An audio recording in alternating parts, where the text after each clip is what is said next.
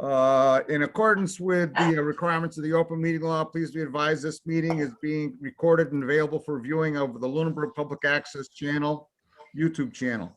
The town of Lunenburg, in response to the COVID-19 coronavirus, is currently following guidance, and all meetings are being conducted remotely.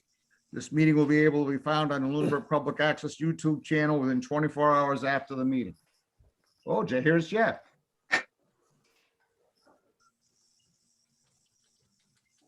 Hey, he is here. To participate remotely on Zoom, members of the public may use cell phones, tablets, or computers with audio and video capabilities. The Zoom meeting ID is 827-3954-6648. But if you don't already know, if you're not already in, this isn't going to be reading that isn't going to do you any good. Since this is not being broadcast. No participant ID is needed. Just press pound when asked. All participants who are not members of the commissioner staff are muted by the chair. Computer and app users may use the raised hand feature to request to speak.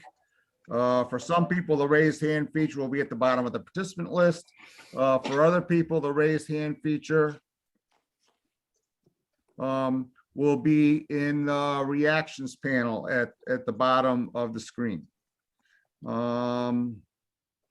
Telephone audio users may dial *9 to request to speak after joining the meeting. Members of the public must give their name and address before they begin speaking.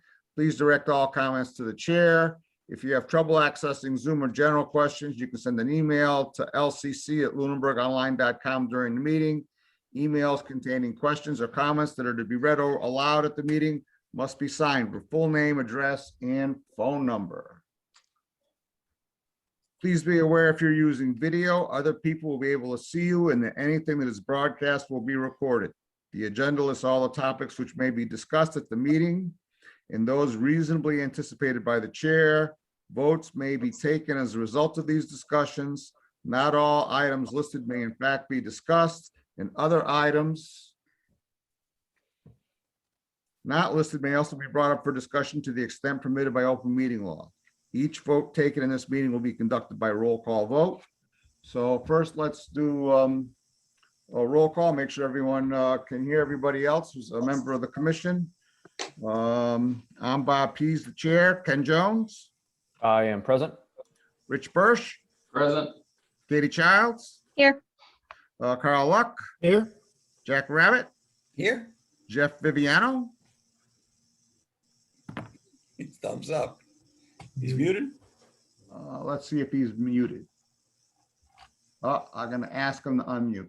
Yeah. Jeff Viviano. Present. Thank you, Jeff. And Thank you. our alternate, and not our alternate, our associate member, Mike LaRouche. Here. Thank you, Mike. Are there any comments from members of the commission? Mr. Chairman. Jack Rabbit. Thank you, sir. I guess in this age of Zooming, we always run into something new.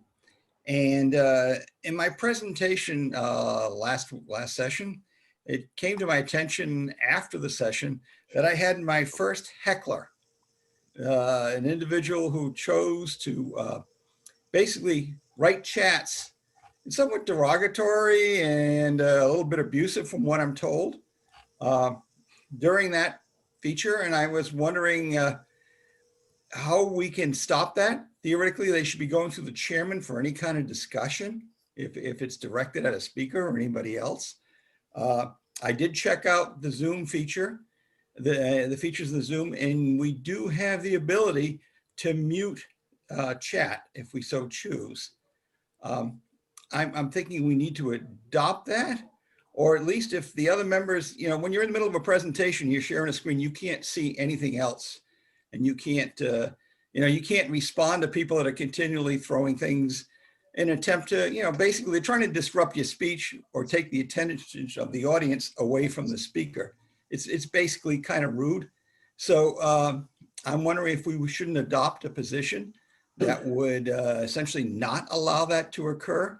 And that, if once you take them out in terms of blocking them, you can't really see them. So I don't think there's a need to throw them out of the meeting, but I would ask that if any of the other members ever witness somebody doing that to them, that it call to the attention of the chairman, because I know, Bob, you got 14 things moving at the same time. And do the other speakers a favor and not let them get harassed.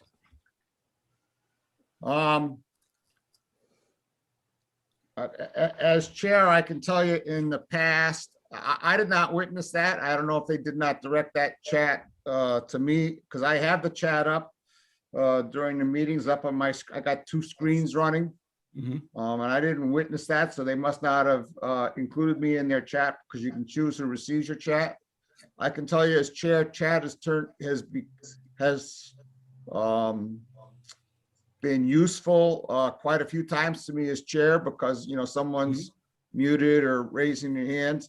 But I do have the ability anytime to go to the security panel and shut down chat. And if someone wanted to take, if someone wanted to take in, and I see Carl has his hand up and I'll call him on in a second. If someone wanted to make a motion and the committee commission as a whole wanted to vote to shut chat off, we could do that. But I did discuss this with legal at our last session. He said there were no, there was no legal reasons to shut off chat. But I'd be happy, I personally would like to leave it on and then shut it down if there's a problem. Right. But I'm happy to bow to the wishes of the commission as a whole. Mr. Carl, Chairman, as a question. wait, I'm sorry, Jack, go ahead. Andrea has made a chat and asked a question. Now, were you able to see that? Yeah, I'm able to see that because it's to everyone. If you're taking a look at it, it says to everyone. But it's very subtle, so perhaps you didn't see. The Mike or Carl, did you see the chat comments? Yes, I did, Jack. And I thought it was, I'm trying to watch your presentation and here's this person commenting, after every point you were making. So it was very disconcerting to me to try to follow what I thought was a very presentation that was really worked on, and sounded a little cowardly, where even though you knew who it was, he mentioned his name, but as you said, it didn't go through the chair. So, it sounded as if you could ultimately react to anything that was being said at this meeting in real time. And I'm not sure if that's the purpose of that chat piece on our website or on this Zoom, but it seems it was out of control the night that you were making your presentation. Okay, I'm going to call on Carl Luck now. Carl? Thank you, Bob. Yeah, I do see the value of chat when there's issues, we need to contact somebody or somebody, needs to be unmuted. But I do think it's been abused, specifically in that presentation. It's basically, if we were sitting in a room, it's basically like someone in the back, shouting out, without being recognized, and that's the problem. I also did have a chat with legal, and you're right, there's no inherent legal issue, but other towns have seen it as a problem, a potential problem, and some towns actually have a policy that they don't allow it in that town. It's not Lunenburg. I think it can, in its worst case, it can create an open meeting law violation, because it is possible to have communications that the public can't see. If the public calls in by phone and they can't see chats. And so I think that one instance that Jack said was a terrible abuse of it. There were statements made that, no one could refute, so they go unanswered and unattended. However, in prior meetings, on our hearings, there were other chats behind the scenes where a person was chatting out, accusing members of violating conflict of interest and, making accusations that were really, really quite serious. So I don't know about just shutting it off in general, but I think we should have a no tolerance policy that if during a meeting or hearing, anyone does use this to express opinions as opposed to, try to resolve an issue, I think we should very quickly engage that function that shuts it off. And I'm happy to hear you, Mr. Chairman, you said that you do know how to do that. So I think we should send out a message that chatting in the background with expressing opinions or accusing people of things is just not going to be tolerated. Have the commissioners help you, Mr. Chairman, identify, and the minute that happens, I suggest we turn chat off. There are other comments from commissioners. Mr. Chairman, you might unmute Matt.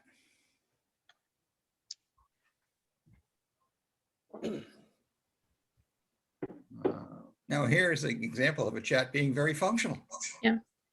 Yeah. Ask Matt to unmute. Here we go. Thank you.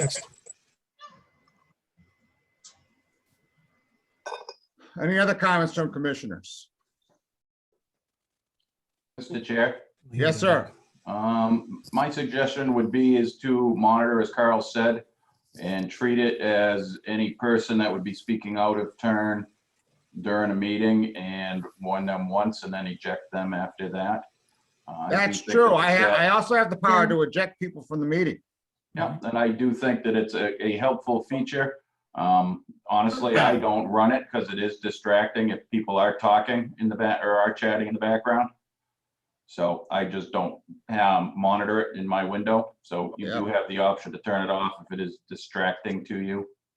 But it's other than that one case, I have seen many different conversations going on in the background as well. And it would give you an opportunity if you do happen to see somebody with a pertinent question or a pertinent comment to bring it up to everybody. Yeah, and I think maybe we ought to include that in our script at the beginning of the meeting. A comment about chat, and one warning and then ejection kind of thing. Mhm. Yeah. Good. Any other comments from commissioners? Any comments from the public? Seeing no hands raised. Minutes. Do we have minutes for March 3rd, March 17th, Matt? I'm still working on the March 3rd minutes. I sent out the revised version of the March 17th minutes this afternoon. Yeah, and I looked at those. Is anyone prepared to make a motion on March 17th? No. Chairman? I would move we approve the minutes from March 17th. Excuse me, Mr. Chairman, I would ask for an amendment, a little bit of an amendment, or not necessarily an amendment, but certainly a comment of omission in that, and I know we're hearing from her tonight, but Cynthia Ritchie did make an effort to point out that essentially filling out the WPA forms were complex, and she had quite a bit of difficulty with it, and thank goodness Matt jumped in, but she still lost November and December and be able to get the paperwork through. She also asked a really interesting question, which you're going to go, oh no, there he goes again. But she did try to find out what, from our website, what are goals of the commission. Yeah, and she didn't find any, didn't see a mission statement or goals on our website. She did go back and pull the state's information down, but there was nothing with regard to what is our mission, what is our vision, what is our strategy. Is this about the minutes, Jack? Pardon? This is about the minutes, yes, and I'm saying please add those comments back in.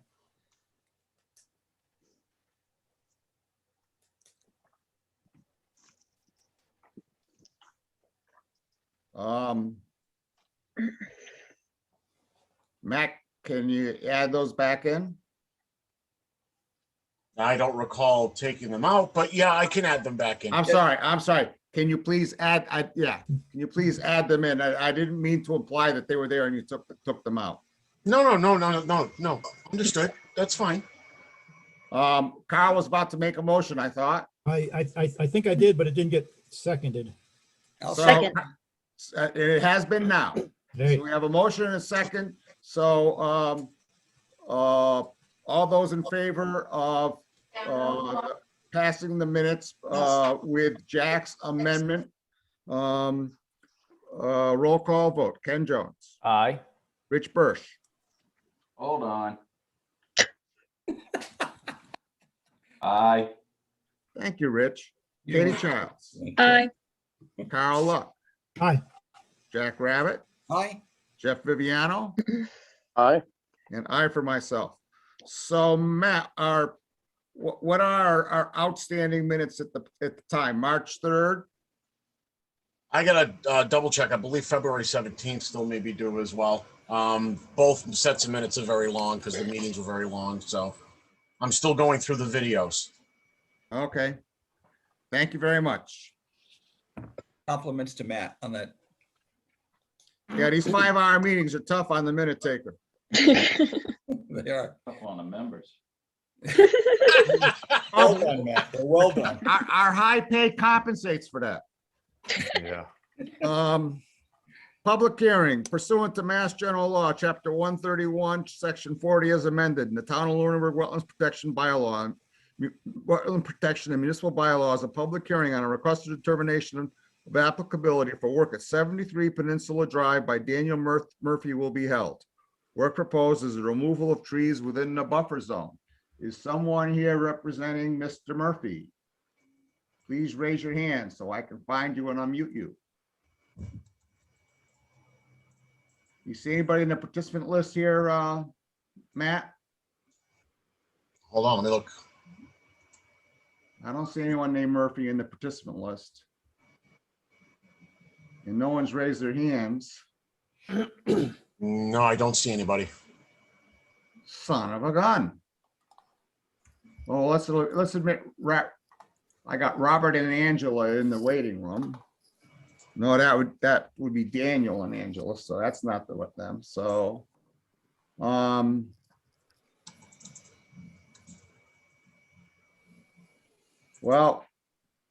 I guess we could either continue it to the next meeting or continue it to later in the meeting, and then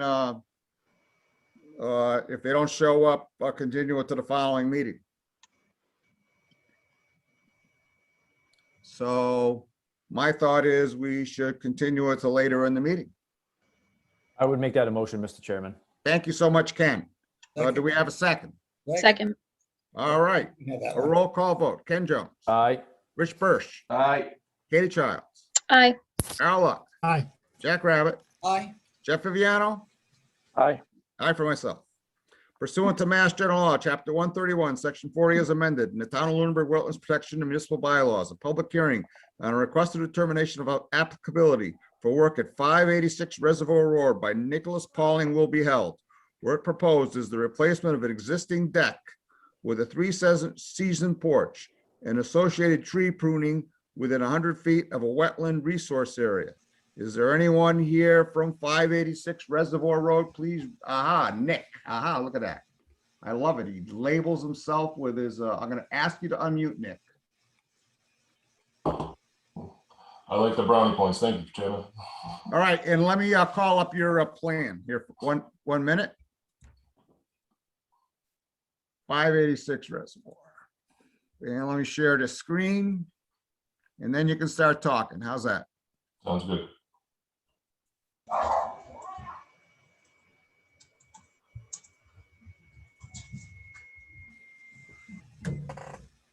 Is this what you'd like to see, Nick? To tell us That'd about be what you fine. want Yes, to do? thank you. So that view is perfectly fine. I'll start with the lower right-hand corner, which is the plot plan. The property is located on the western side of Lake Shirley. Reservoir Road is in the lower right-hand corner. Yeah, I'm gonna try A and little bit blow it off up. the screen now. There you go. So you can see Reservoir Road. I'm on the end of a common driveway, so you can see where the circle is on the left. I'm about 500 feet away from Reservoir Road up a driveway that climbs about 40 feet. The majority of my property is wetland marsh that's connected hydraulically via culvert under Reservoir Road to Lake Shirley. So what I'm proposing, if Mr. Chairman, you could slide the plan over towards the left side of the page. Thank you, sir.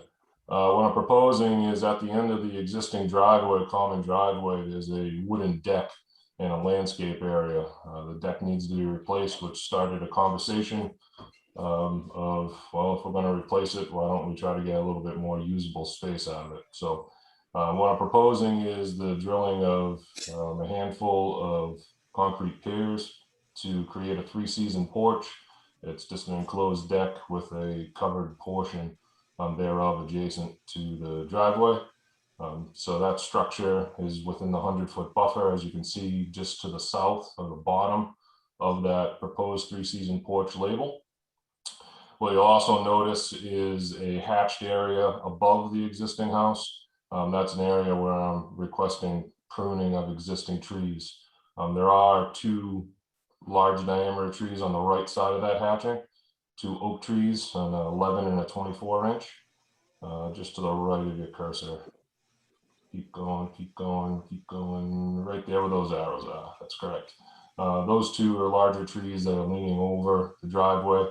The remaining area that's hatched to the left of those 2 trees are limited to 3 trees of small diameter, 3 and 4 inches, where the majority of that clearing will just be trimming back limbs to pull the drip line away from the house. That's really the bulk of it. I can certainly answer any question that anybody has or go into more detail. So do I understand that this entire, like the closest you are to the wetlands is like maybe 70 feet? So right where that cursor is right now Yeah. is 75 feet. If you Okay. pan down, the closest my structure will be, I believe, is 85. If you pan down, you can see the top of your screen right now is the 50-foot wetland buffer. Sorry, the other way. Pan up. I'm sorry. There you go. There's the dimensions for you. So you'll notice the existing proposed structure, the closest, the overhang will be 87 feet away. The trees that I mentioned before are 83 feet away, and the closest encroachment of pruning would be about 75 feet away. Any questions or comments from commissioners?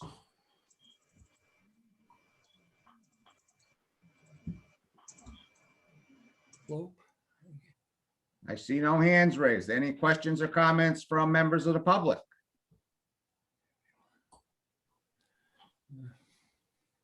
If there are no questions or comments from either the commissioners or the public, I'm looking for a motion for a negative determination. Chairman? Oh, Mr. Chairman, raise my hand. You gonna raise your hand, Jack? I'm Oh, trying. look at that. All right, thank you, Jack. Yes. Okay, just a quick question. Do we have any erosion controls in there? The erosion controls proposed the straw wattles. Yeah, right, just at that. Is that? Just at the addition, correct. Okay. And the slope, what does the rest of this terrain look like in terms of down the wetland area? Is that vegetated or is this lawn or what is it now? It's all forest growth, I guess, bushes, shrubs, trees mixed in. Okay, and there's no intention to remove any of that, Nick? No. Good job. Okay, thank you. Katie Childs had her hand up for here for a second.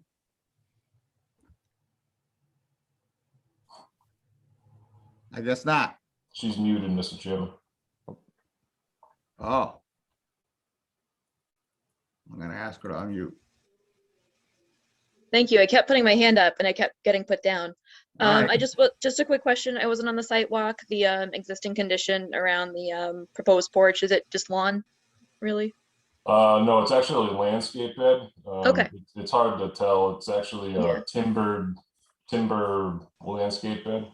Okay, but previously disturbed. Yes. Okay, cool. Any other questions from commissioners or the public? And I go back to my prior statement that I'm looking for a motion for a negative determination. So moved. Moved. All right, I thought I heard a motion by Matt and a second by somebody.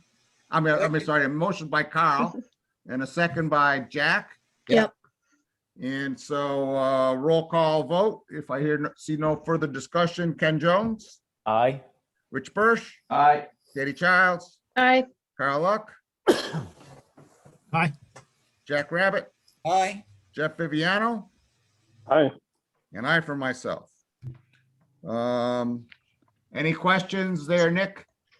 No, sir. Thank you very much. Enjoy You're the all rest of your set. evening.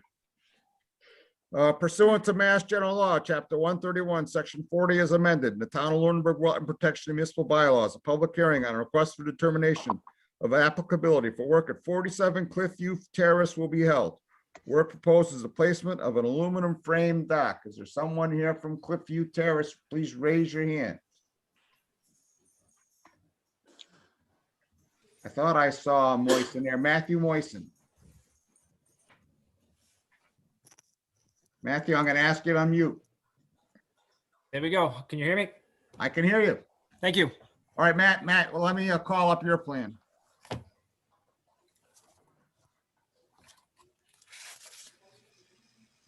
Ah, 47 Cliffview Terrace. All right, let's share this screen. And then we'll let you take it away.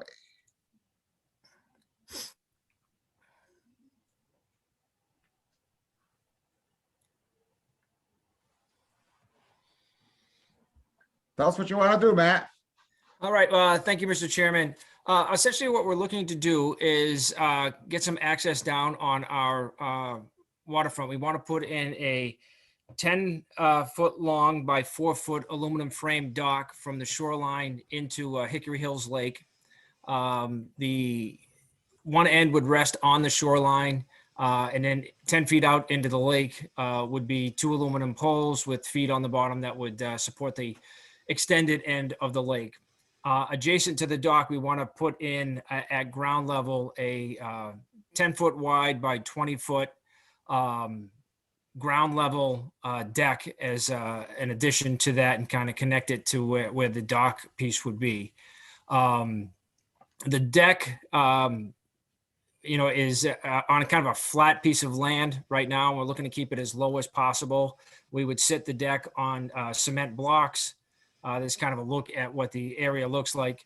The deck would basically sit pretty much at ground level on cement patio bricks or cement blocks, and just kind of be a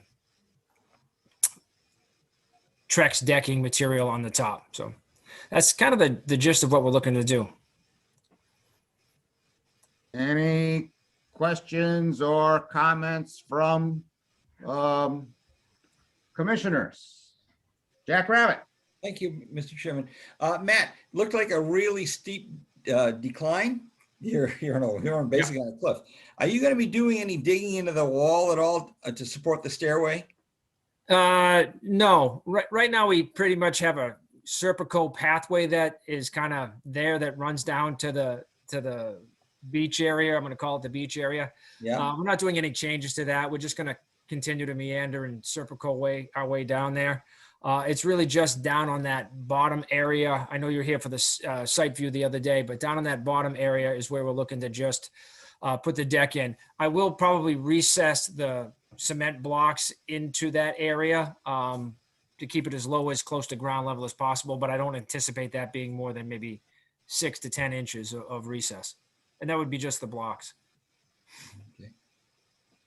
No regrading of any area, just you're digging the hole for the block and just putting it in? Yeah, that's the plan. It's reasonably level down there. And so the goal is to try to keep it kind of to the grade that exists. There might be a little bit as we get closer to the banking side, but I don't see too much coming out of there. Yeah. So I don't know if there'd be any need for any kind of erosion control to support the digging of the holes or anything like that. I just don't know how deep you're going. Another quick question. You received permission from Hickory Hills Lake to put the dock in? Yeah, Hickory Hills Lake is pending approval of Conservation Commission, but we do have that, yes. Perfect. Thank you. Thank you, Jack. Jeff Viviano. Yeah, a question. That stairway that it looks like you're building down to the lake, they look like forms. Are you going to be pouring concrete for steps? No, there'll be no, that's just old wooden stakes kind of driven in. That's just kind of bored with stakes on the outside of it so that it's not so steep. It just kind of terraces it a little bit. There'll be no cement work or no pouring of anything. Okay, so you're gonna put like stair treads going down, I guess? Not in the near future. I mean, that's a project maybe for down the road. Like I say, right now we're just going to use the kind of pathway that is there existing. Okay. What, were there stairs before? Is this like a new project or is this There were something some stairs there before. Some of them I kind of rebuilt a little bit because they were falling apart up by the house. Okay. Okay. But most of it is just kind of like a serpico path that walks downward. Okay. Okay. That's it. Thank you, Jeff. Carl Luck. Yeah, just to be clear, that there's no work proposed other than the deck and the dock, right? So the stairs are not. Yeah, that's part of correct. the We're not application, tackling right? anything else but the dock and the deck. Right. Mr. Chairman, it might be helpful for the people who didn't go on site. There were a couple of pictures that I had sent into you and Matt. Matt, did you put those in the cloud? Yeah, I believe I did. Well, then I better find them. All right, 47 Cliffview. No, I don't see them. Actually, let me put them in now.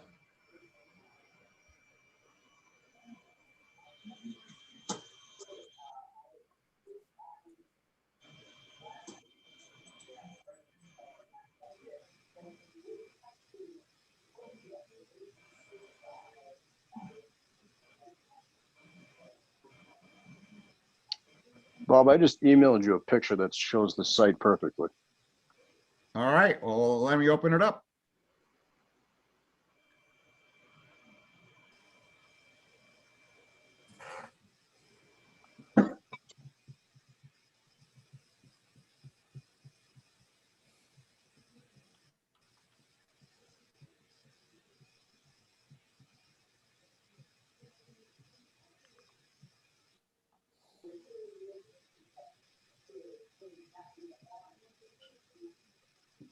If I could share that screen.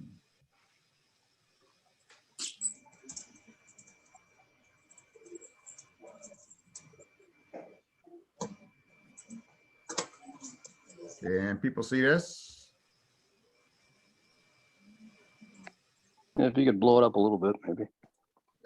Except I'm looking at it in the damn email, darn email, and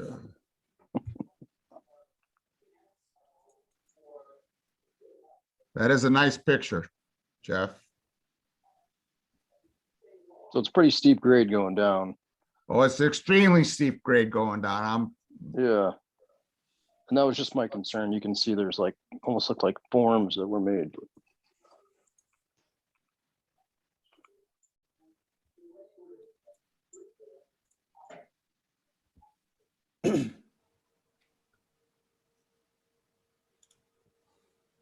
That's as big as I can get it. Okay.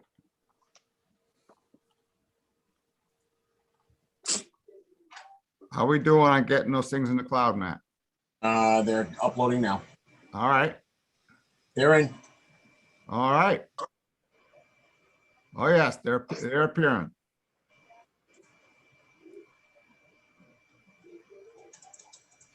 Well, let's share that screen. It's almost the exact same picture Jeff just showed us. All right, so let's see if we can't share that screen.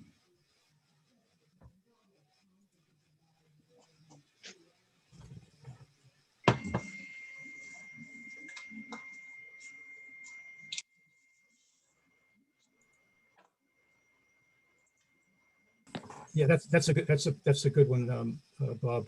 That shows, I believe the owner could correct where that stump is, just to the left of the stump where there's kind of a stick or something that's running perpendicular to the lake. Yeah, I see it. Is the basically runs from there to the right, over towards that post. Is that correct?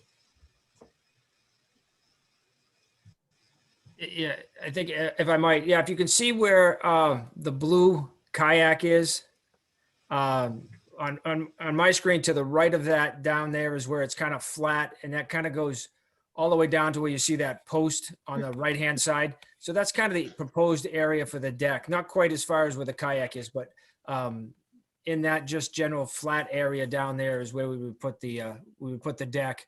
And really right behind that post extending into the water would be where the dock would go out. Okay, any other comments or questions from commissioners? Jack Rabbit? Oh, thank you, Mr. Chairman. Hey, Matt, I'll make you a deal. It'll be hard to refuse. How's that? Far away. Okay, I'm a little bit concerned about the issue of the erosion control, but I just so happen I have a pile of it in my backyard, the fencing.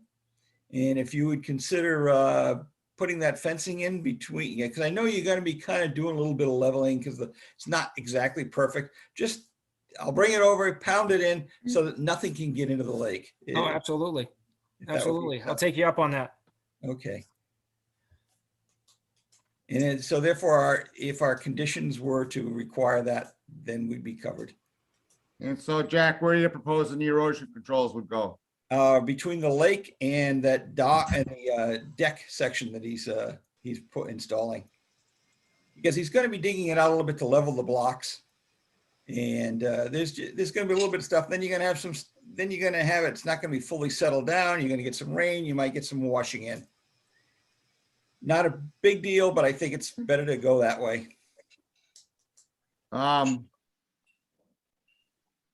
Anything else, Jack? No, that'd be it. Thank you, Bob. Sorry, let me get my hand Any up. other comments or questions? Ken Jones? I guess I just have a couple questions and comments. The picture that we're looking at right now, there's a stump in the middle of the picture. Is that a recent stump or is that old or it looks fairly new? Yeah, I can address that. If you actually look out into the water, and I actually got this out of the water today, you can see a branch in the water. Yeah. So one of those nasty windstorms back right before the winter, I'm going to say it was late October, early November, we had a big windstorm. We went to Matt Monroe. We got emergency approval to take that tree. It actually had fallen down into the lake.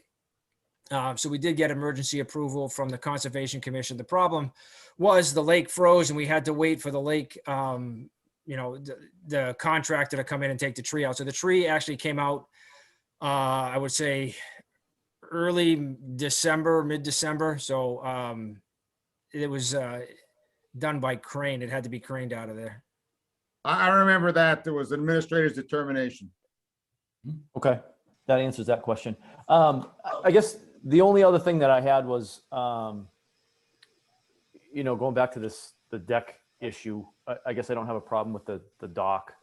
But, I seem to recall a hearing that we had for I don't know if it was a deck or a patio down on Lake Shirley that seemed like it was a pretty similar type situation that we didn't approve. So I guess I'm just kind of thinking out loud as far as that goes. Ken, that was a good out loud thought. Excuse me, Mr. Chairman, I just raised my hand. There was some sort of a decking dock area down there at some point, and it just, I don't know what happened to it, but it did look like that. I can remind the commission on that one. That was one that was put in without prior commission approval. And it was something that the entire patio area was actually dug into the ground. Okay. And the commission that asked that be remediated. It's the prior owner, Matt? That was over on Sunset Lane. Okay, but I'm saying, okay, never mind. I was thinking. Carl, Yeah, I'm glad Ken brought that up because I've been sitting here kind of going back and forth with myself.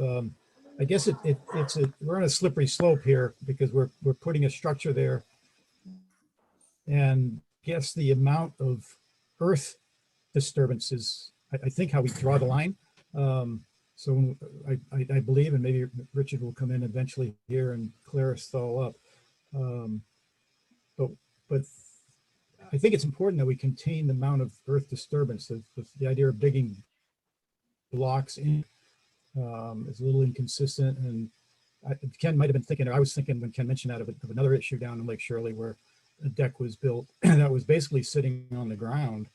I don't think there was any holes dug or anything, and it was removed. So I think we need to be very, very careful here about the details of this deck that's literally on the water's edge. Anything else, Carl? No, I just don't know how we contain and differentiate this from, when someone wants to, I guess how do we not have holes dug? I think when we lay things on the ground, we're okay with it as long as it's pervious, but we don't allow digging in the 30-foot no touch. So. We had done, Crux. I had a comment if you were about Yeah, what you just said. And thank you. Thank you, Carl. I don't understand why we can't that can't be put on blocks with no digging. And you can get blocks of various widths. To get the deck, the supports to level. I'm not sure why it's necessary to do digging and I would be more comfortable personally, if the deck was a little above the ground, so vegetation and critters and stuff could be underneath it. So, but that's just my personal thought. And now I'm going to call on Jack Rabbit again. Sorry about that, Mr. Chairman. Mr. Chairman, I do understand what Carl's saying with regard to the structures within 30 feet.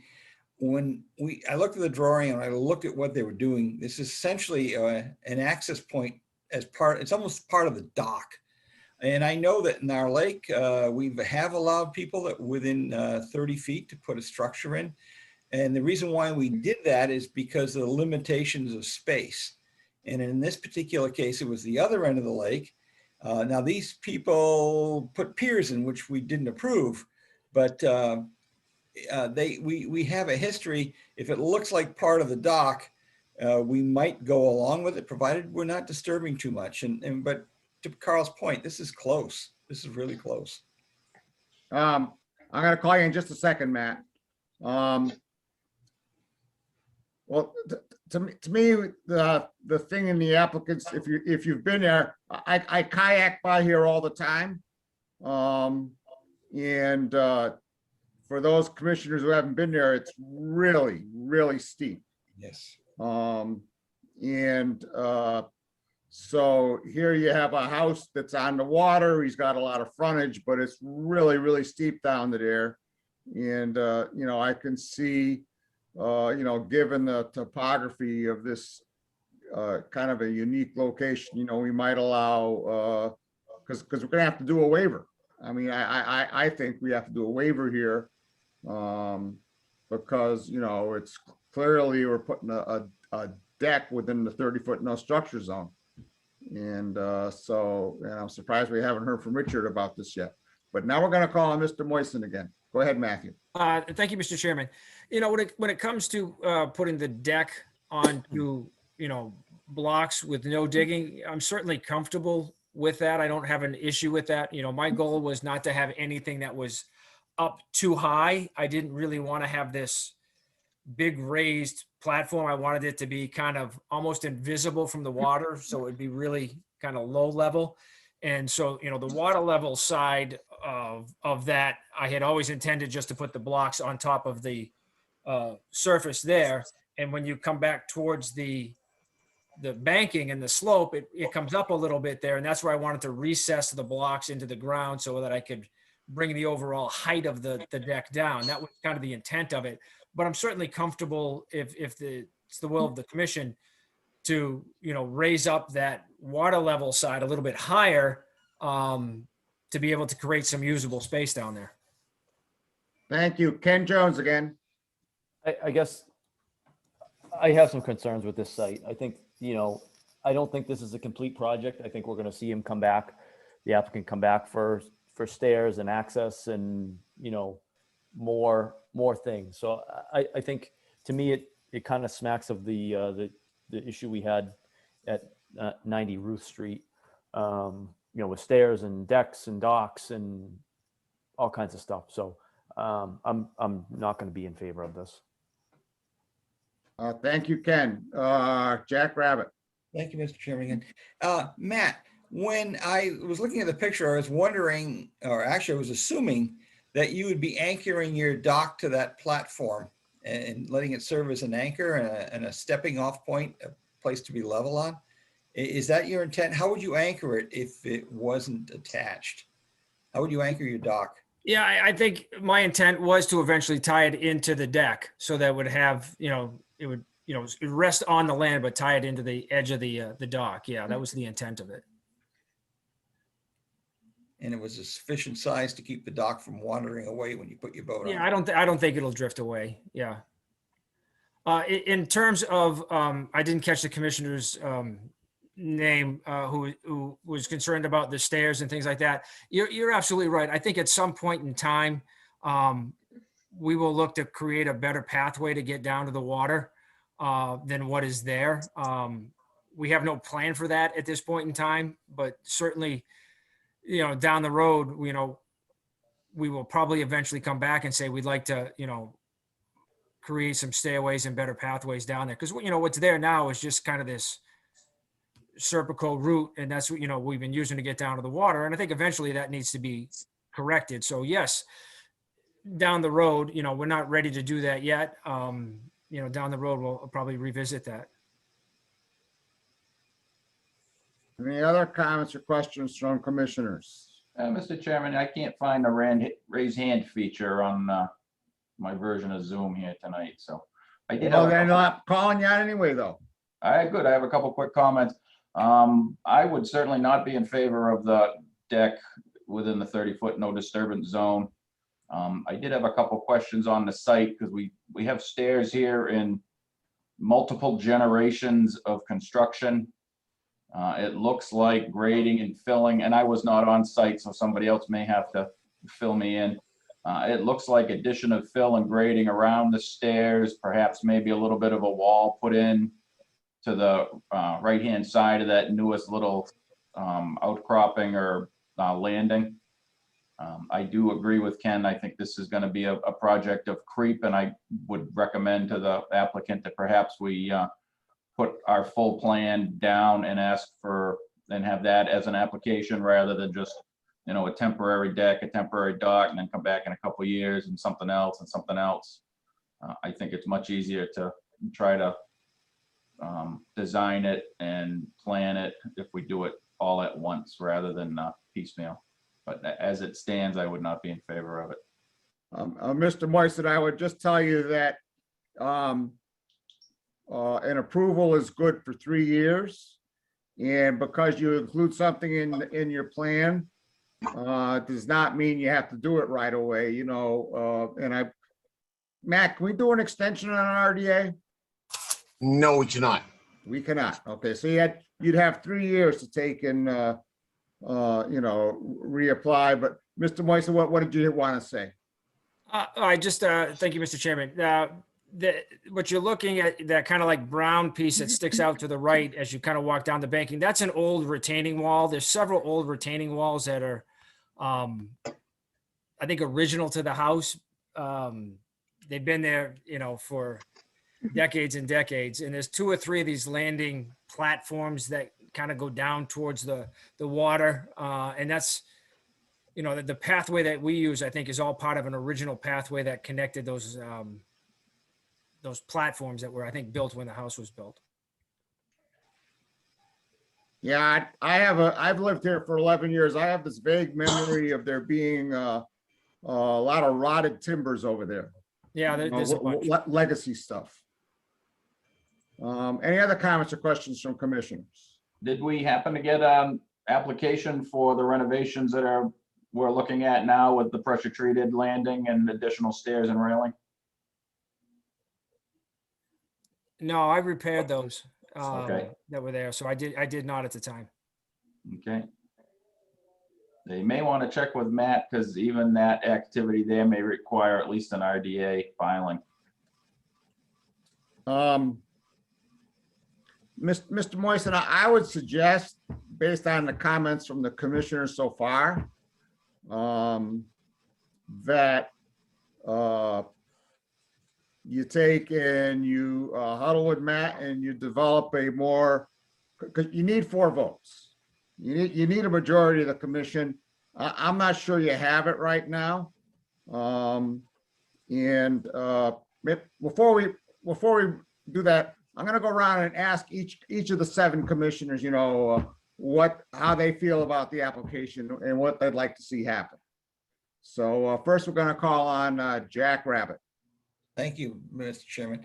I have my hand raised, and I honestly feel that I would love to see Matt have enjoyment of the lake. And so given the fact that we're not happy when anybody puts a platform within the front of it, if we were to consider allowing them to just put the dock in for now and have access and they can bring a boat in on it, I would totally support that.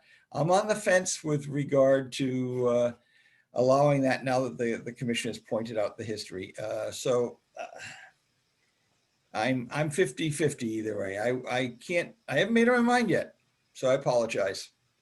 But I would like to see if we could at least accommodate a dock for them in the anchor when they do the classic pound a couple posts in, or pound a couple of pieces of metal down there and anchor the dock that way. At least they'd have access to something. So Jack, I guess what I'm looking for from each commissioner is Yes or no? what would it take? What would the applicant have to do, for you to approve an application here? And, or are you opposed to it in any case? And No, so I'm I not opposed. appreciate if you would address that. That's the question I'm asking each commissioner. Yeah, I would at this point, because I kind of view that dock and the deck as one piece, I would support that, but I would probably try and take down the size of that platform. Thank you, Jack. I'm gonna go to Ken Jones. I wouldn't be opposed to a removable aluminum dock on posts, if that was the only thing that we were looking at with this RDA. Other than that, I would like to see a notice of intent with whatever work is going to be proposed or thought of in the next as the years progress. Thank you, Ken. Rich Birch. I would like to see a complete plan. I would not be in favor of a deck within the 30-foot no disturbance zone. It may be worth proposing some remediation along the bank and within close proximity to the water to help stabilize in lieu of consideration for a deck at the 30-foot or in the up towards the 50-foot no structure zone. I would be in favor of the dock at this time. Thank you, Rich. Katie Childs. I think the dock, I would be in favor of the dock. I think, Mr. Chair, you made a good point. Instead of having the deck flush with the ground, having it on some sort of blocks, maybe so it's pervious, so plants can grow and animals can get under and the rain can get through. But I would like to see at least a more detailed plan.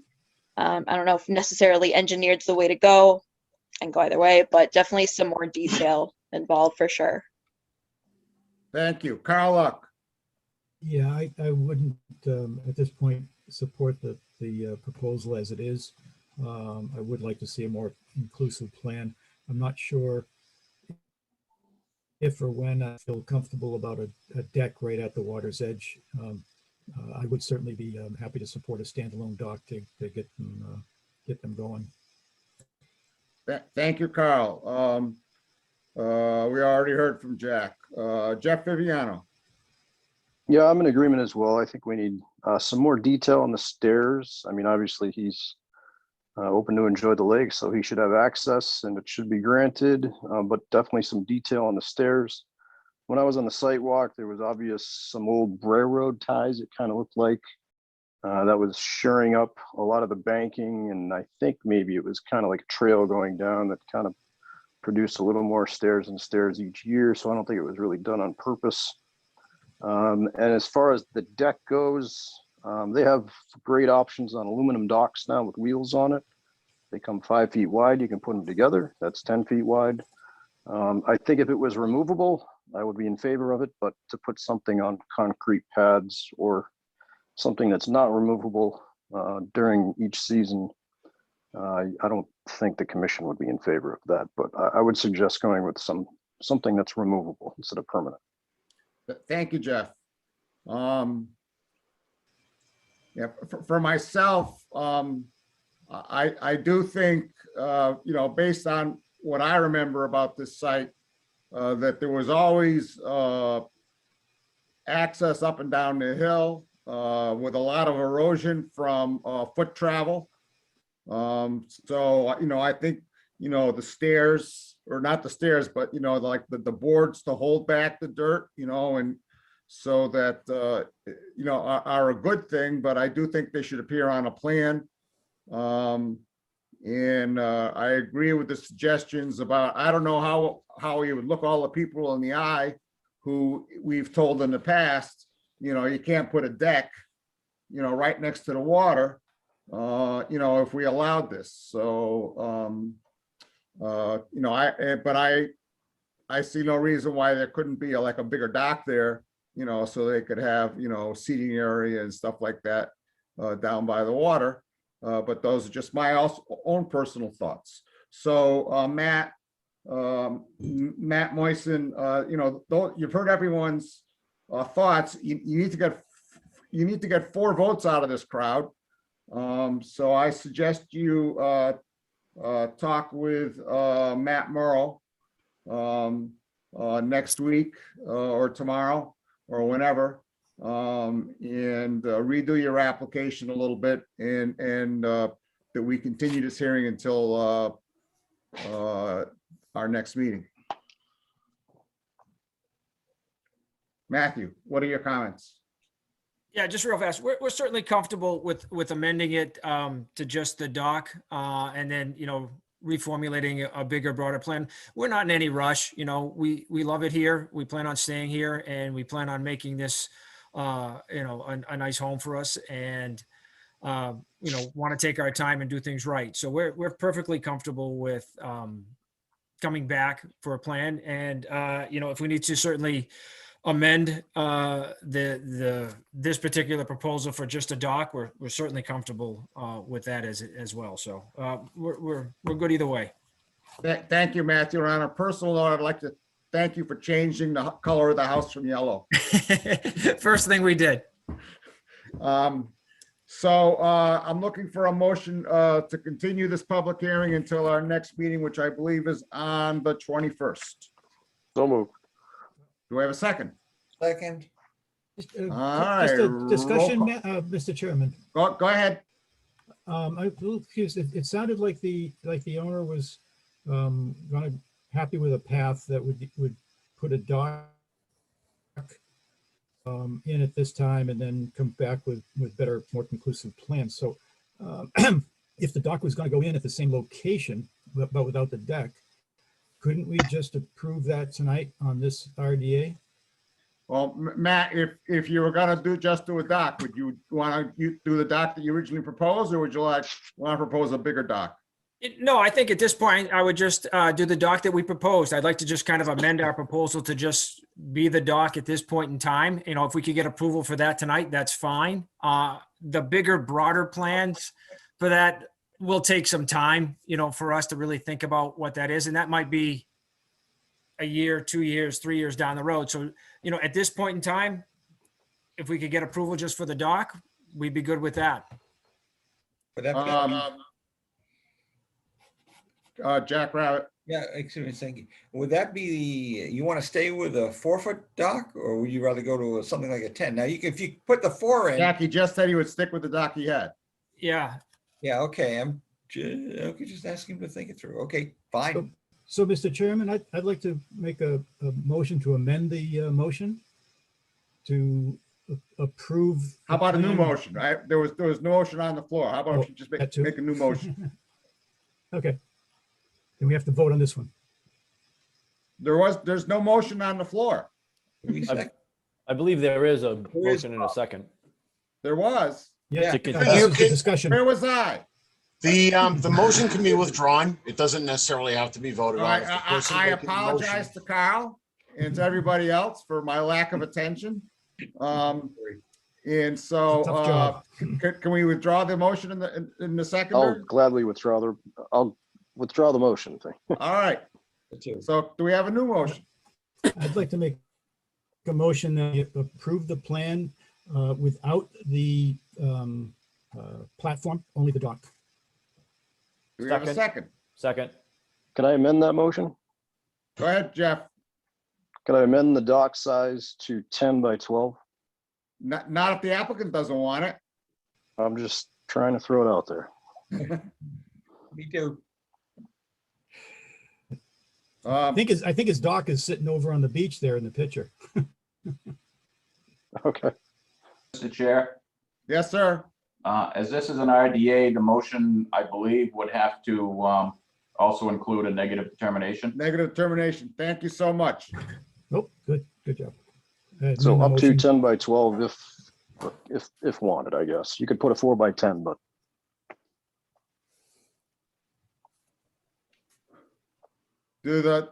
Okay, so let's go back. Who made the motion? I did. Carl did. So Carl, are you willing to amend your motion, A, to make it a negative determination, and B, up a dock up to 10 by 12 or whatever it is? I would amend the motion for the negative determination, but not the elder. Okay, I and do you would- accept that amendment, Jack? Ken Jones seconded and I accept that. And thank you, Ken. I'm glad someone else other than me is paying attention here. And team so that we're gonna vote on that motion. We're gonna vote on that motion. It's on the floor. Ken Jones, Aye. Rich Birsch, Just to clarify, this is a negative determination to allow only the dock as described in the plan. correct. Aye. Katie Childs, Aye. Carl Luck, Aye. Jack Rabbit, Aye. Jeff Viviano, aye. and I for myself. Any questions, Matthew? No, I think I'm good. Thank you for your time. All right, thank you. Good night. Am I still screen sharing? Yep. No. No, good. All right. Matt, do we have to continue, Mr. Wu, to the 21st meeting? Or was that already done on the prior motion? No, he would have to be continued to the 21st. All right, pursuant to Mass General Law, Chapter 131, Section 40 is amended, and under Lunenburg Protective Bylaw, Chapter 335, the Conservation Commission will hold a public hearing on a notice of intent by Thomas Wu and Scott Benjamin for work at map 137, parcel 12 at Fire Road 12 for the restoration of the buffer zone. And this is to be continued until April 21st, 2021 meeting. Do I have a motion to continue? So moved. Second. All right, motion that is Discussion? seconded. Ken Jones. Hold on, there's Discussion. discussion. Oh, discussion, there is. Yes. Richard. Yep. I was just looking for an update as to why we're still continuing and when should we expect to hold this hearing? Matthew has an update. Yeah, actually, we do have an engineer that's volunteered on behalf of the town to draw out the plan, because it is technically a town project that Mr. Wu and Mr. Benjamin filed for, and Heather had to sign off on it. That engineer is going to be drawing up a plan showing the parking area to be removed and to be restored, and that will be added to the filing, and then we can reconvene the meeting.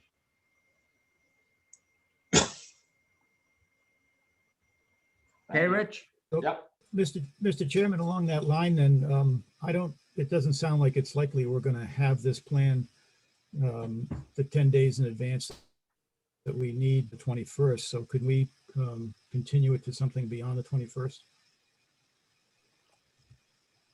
You got a suggestion, Carl? First or second meeting in May? whatever the heck the next month is. Thank you. Chairman, Greg is raising his hand. Greg. I reckon meeting if the plans are just being drawn. Well, what, how come Greg's raising his hand doesn't show up on my participant list? He's physically throwing his hand up. Oh, I see. Well, let me try and, here he is, Greg Roy, asked to unmute. I've asked Greg Roy to unmute. I'm your volunteer engineer.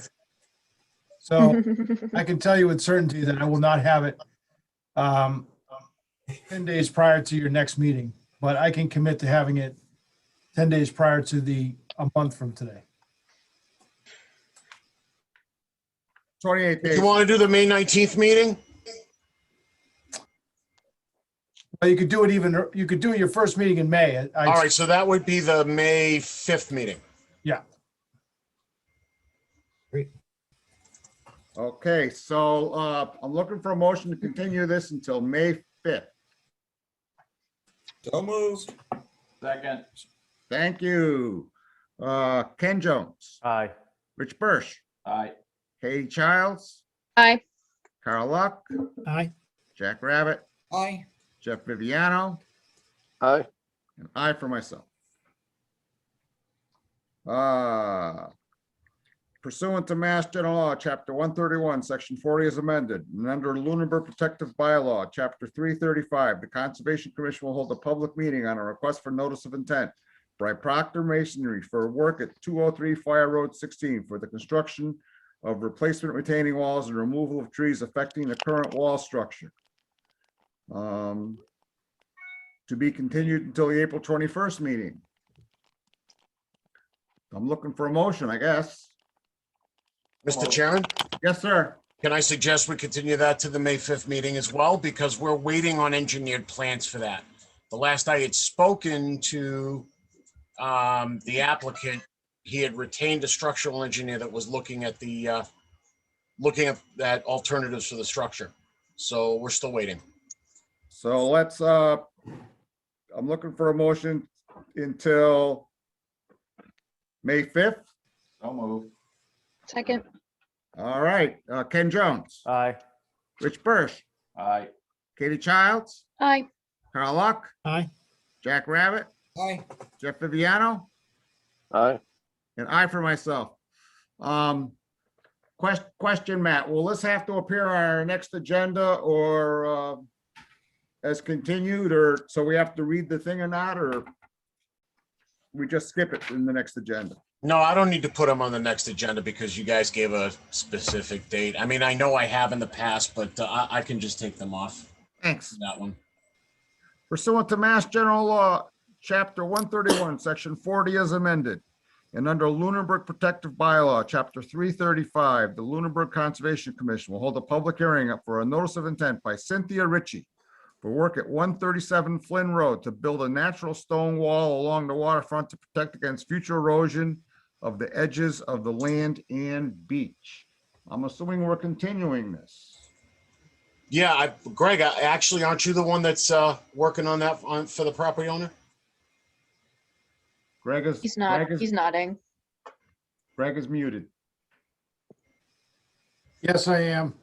We were retained shortly after your last meeting by the applicant, and it is in our pipeline.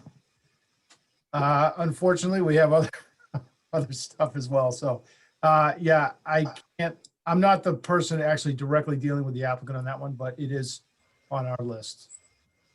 So we're not prepared, obviously, this evening. But I would suggest on this one, because I don't know exactly the schedule, if it would be possible to request that you push this out only 2 weeks. I'd hate to tell you 4 weeks and then have my project manager yell at me because he's got the thing halfway done and ready to submit early next week. So if that would be, we'd appreciate a 2-week continuance on this one. So I'm looking for a motion to continue with this until the 21st. So moved. Second. Do we have a second? Second. Thank you so much. Ken Jones, Aye. Rich Birsch, Aye. Katie Childs, Aye. Carl Luck, Aye. Jack Rabbit, Aye. Jeff Viviano, Aye. and I for myself. Under Lunenburg Protective Bylaw, Chapter 335, the Lunenburg Conservation Commission will hold a public hearing for a notice of intent by Joanne McGurn for work at 238 Fire Road 16 for the construction of a single-family home with a driveway crossing. Do we have someone here for this application? I see Joanne McGurn. I'm asking her to unmute. Do you have an engineer, Mr. Butler? I see Brian Butler. I'm asking him to unmute. Attorney Levine. And Attorney Levine, Bob Pierce. Levine, let's see. I'm looking for Gloria Levine. He's masquerading as Gloria, yeah. All right, I'm asking Gloria to unmute. Have I? Lou, you're good? Oh, good, great.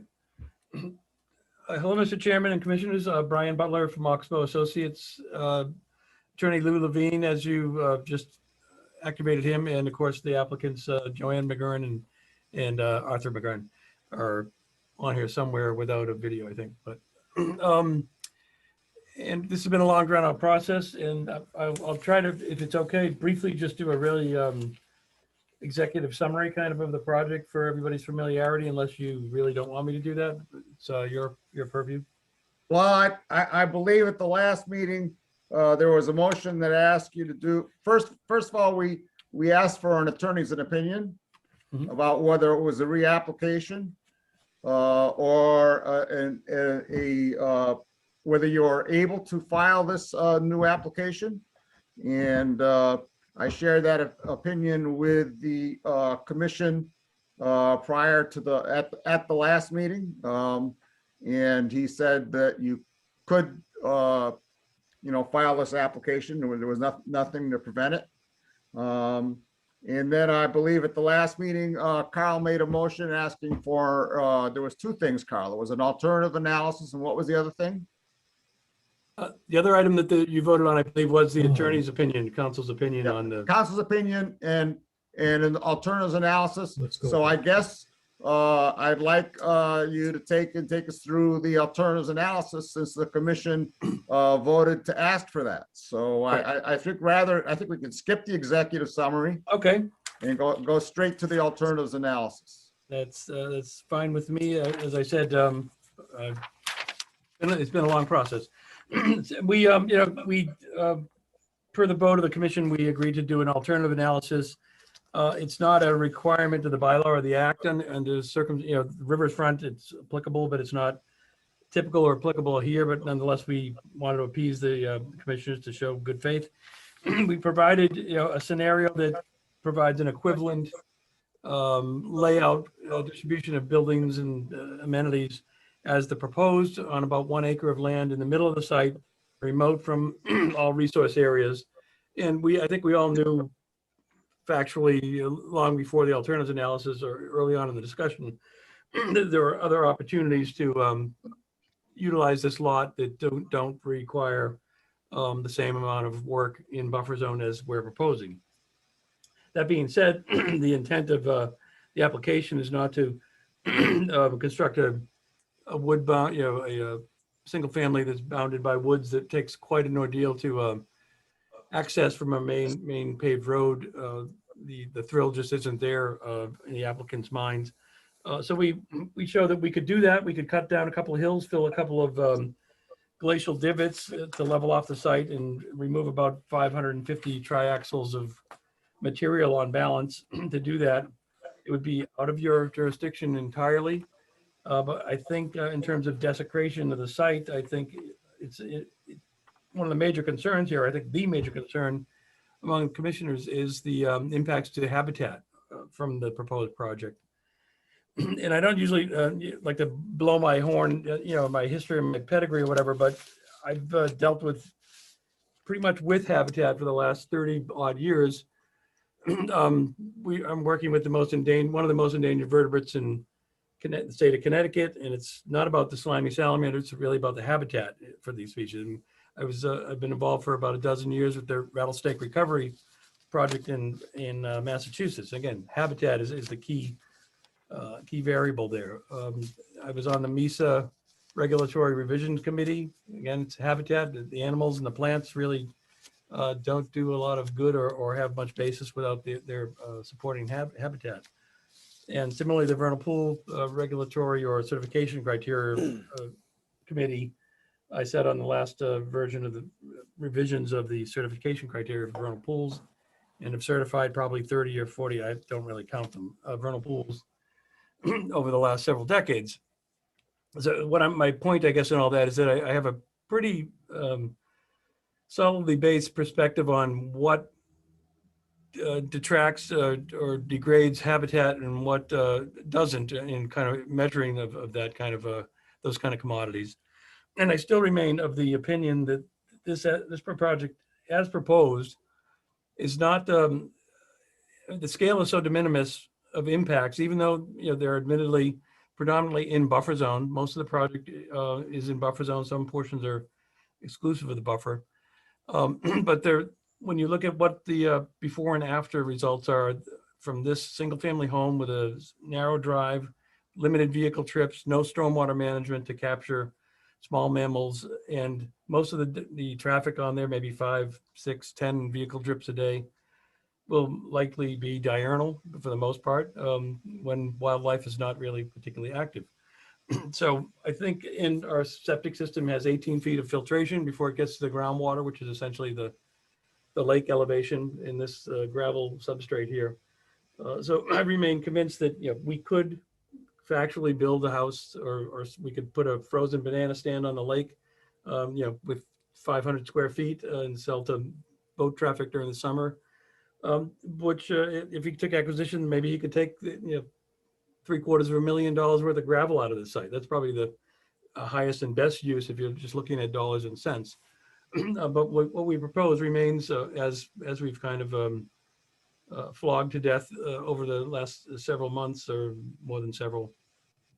We have a project here that runs down the spine of an esker with a stabilized substrate with the paving at 10 feet, which is reduced from the preferred. We have a de minimis impact to floodplain in a area that will never flood because it's all gravel underlayment there. That the lake, as the lake rises, it's going to be absorbed by that outwash plain there. I don't think the floodplain is real, but it's technically or theoretically real, so we're compensating for that. The home will be 50 feet from the resource area as prescribed or as required by the bylaw. Basically it's not a too ambitious or too consumptive of a house setting. It's going to be set amongst trees with the exception of those that are dangerous to the proposed dwelling. There's no intent here to just strip this peninsula and make it an open canopy situation. And the 13 plus or minus acres of mostly upland rolling oak woodlands will remain entirely intact from this. And that's the nugget in this formula. The juxtaposition of the leatherleaf bog that we toured on one of our site walks over on the easterly side, a couple of vernal pools on this site that will be essentially untouched from this proposal. As I said, the very infrequent trips that Butch and Joanne might be making on that driveway at 2 in the morning during a rain in April or March, when the salamanders and amphibians are migrating, is probably going to be pretty infrequent. So the mortality and just the detriment to those interests is de minimis or immeasurable. So we think that on comparison to many of the other propositions that the commission entertains on a routine basis, again, I'm not being a shill for the clients in this. I sincerely believe that this is a very much a sustainable imposition onto the landscape that really is not going to change the dynamics, the character, the water quality, any of these features that you're seeking to protect with the bylaw. I don't think there's a palpable or measurable impact here, and I hope you'll consider that. Again, we provided an alternatives analysis. I don't think we needed to do that, except that we agreed to do it and you voted to have us do that. I don't think it enlightened any of us, including myself, but I think when on the bottom line here is that we have a 16-acre project site, 13.1 in town, predominantly upland, 1,000 feet of shoreline, and we are really treading extremely lightly, I think, despite the fact that it's been kind of pilloried as a 5-bedroom house. It could be a 3-bedroom house with the same dimensions. There could be a bigger outbuilding. There could be much more land disturbance. I think the project is wholly suitable and really in keeping with the protective interests of the bylaw. And I guess I'll stop blathering at that. Lou may want to weigh in, and his mic is on, I guess. Thank you for that executive summary. Are there any comments or questions from the commission? Chairman, can I speak? Sure. Go ahead. Just in retrospect, I wasn't involved in this until the board had substantially gone through the first application. And I think Brian got involved, correct, Brian, towards the end of that? We was involved with the filing, the original filing. Yeah, but so I had suggested that the applicant engage Brian because of his habitat background, his biological background, and the board's concerns. Okay, so I'm not taking credit for that. I'm just saying that it was the applicant's intention through me to bring the most qualified person with respect to habitat, biology, and wetlands. Number one. Number two is I've sat through 2 hours of your meetings, the last waiting for the continuance and tonight. And I appreciate the board's cooperation, congeniality, dealing with lake properties. Obviously, there's 2 large lakes in Lunenburg that I'm aware of, Lake Shirley and Hickory Hills. And, I've listened, to your very cooperative, basis dealing with, people's requests to, build near the lake. And I think that's good. A lot of conservation commissions, in my opinion, wrongfully would create a different bar and making everything way too complicated than it needs to be. So I appreciate that. When the McGurns, through my advice, we appealed to DEP, but we purposely didn't appeal to the courts because the only person on the screen that benefits from that is me. Nobody else benefits except me. And I suggested that, the board should have an opportunity to reconsider what they did. And I think as you're aware, which Brian, I don't know if mentioned, or maybe you mentioned in the last hearing, that the plan that's in front of you is revised from what you initially disapproved. Instead of 1 culvert, correct me if I'm wrong, Brian, just don't say anything if I'm right. It's 2 culverts. The width of the driveways, I think, been reduced from 12 feet to 10 feet. And there was mixed discussion at the board meeting, the Conservation Commission meeting at the last go around about whether or not paving would be better than crushed stone. So we proposed paving to meet the concerns of some of the commission members. So it's not the same application that you had before. And again, it's the intent to cooperate, not to wind up in court, to work it out with the commission. I think the applicant has done it. I'm not going to say, I'm Lou the lawyer. I'm not Bob the biologist. And, I'm just a knucklehead lawyer. And I'm not going to in any way give expert advice, with respect to wetland stuff. The only thing I suggest is based on my experience, this is not a significant wetland filing. Now the board can feel totally different and that I can respect that. But, it's not, it's the buffer area, you were abiding by your 30-foot no touch zone, and otherwise we just have some floodplain, which is minimal, to be honest. And like Brian says, he's not even sure if it is a floodplain. So in all the myriads of applications that I've been involved in, and obviously Brian and you guys have been involved in a ton more, this is not a major, wetlands event. And so I only respectfully ask you, we're trying to move forward. It's been a long process, but the McGurns have done everything to cooperate and to work with the board, not to make this a conflict situation. Again, so we refiled, we re-amended the plan. With the alternative analysis, just finally is something that's required on the riverfront. It's really not required, under a non-riverfront situation. That being said, we're cutting down a ton of trees. having a much bigger, biological, ecological effect. So I appreciate the board's time. I also had a good time watching the board deal with the lake properties, and I would hope that you would approach this property in the same way. That's it. Thanks. Any comments or questions from commissioners?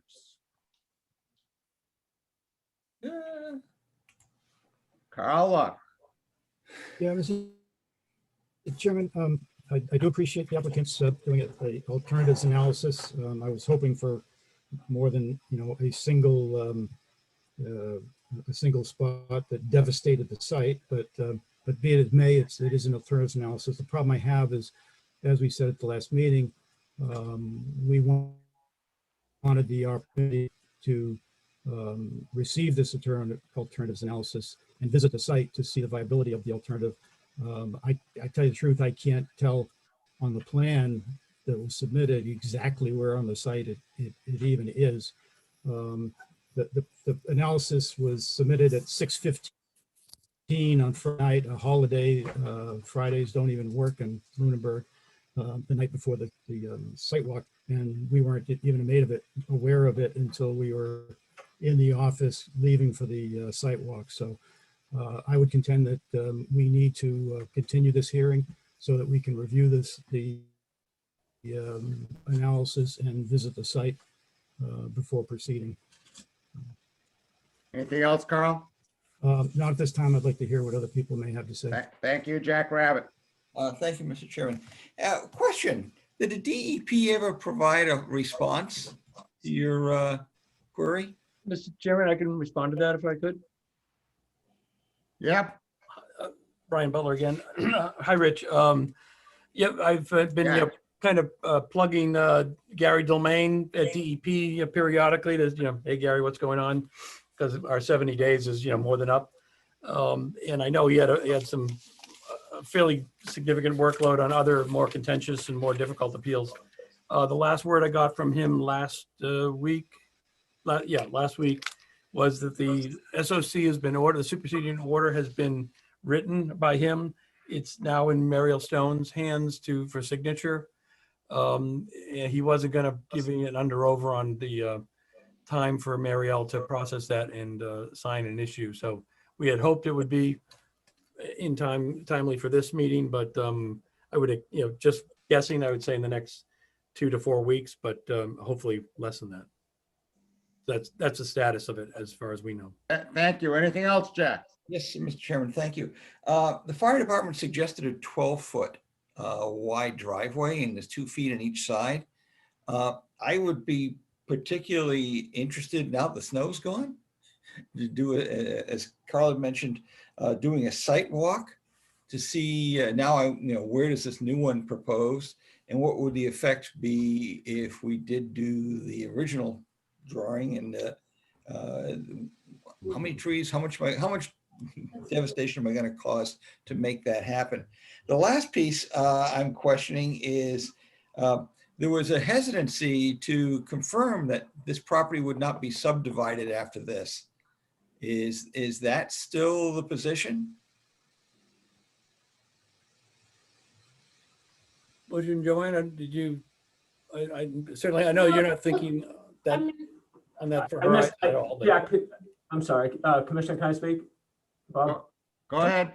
Jack, we were talking amongst ourselves. What was the direct question? I apologize. Okay, the question was, and the concern is that would this, if we did go along with the house further back, would there be then would you subdivide another chunk out of that and put that house potentially where you now looking at the alternatives location? And I know that there was a hesitancy, or at least I believe there was hesitancy to commit that there would not be anything subdivided and it would be recorded in the deed. I don't recall that, Jack. But we did want to always leave that open for us or for the next potential buyer of that property. It is outside the buffer zone, as we all know, because that's what we just designed. I don't think you even have jurisdiction over that parcel, that area of the parcel. So I don't think that would be something I would entertain, as putting a deed restriction on it. Mr. Chairman? Anything else, Jack? No, that's it, Mr. Chairman. Thank you. Are there any other comments or questions from commissioners?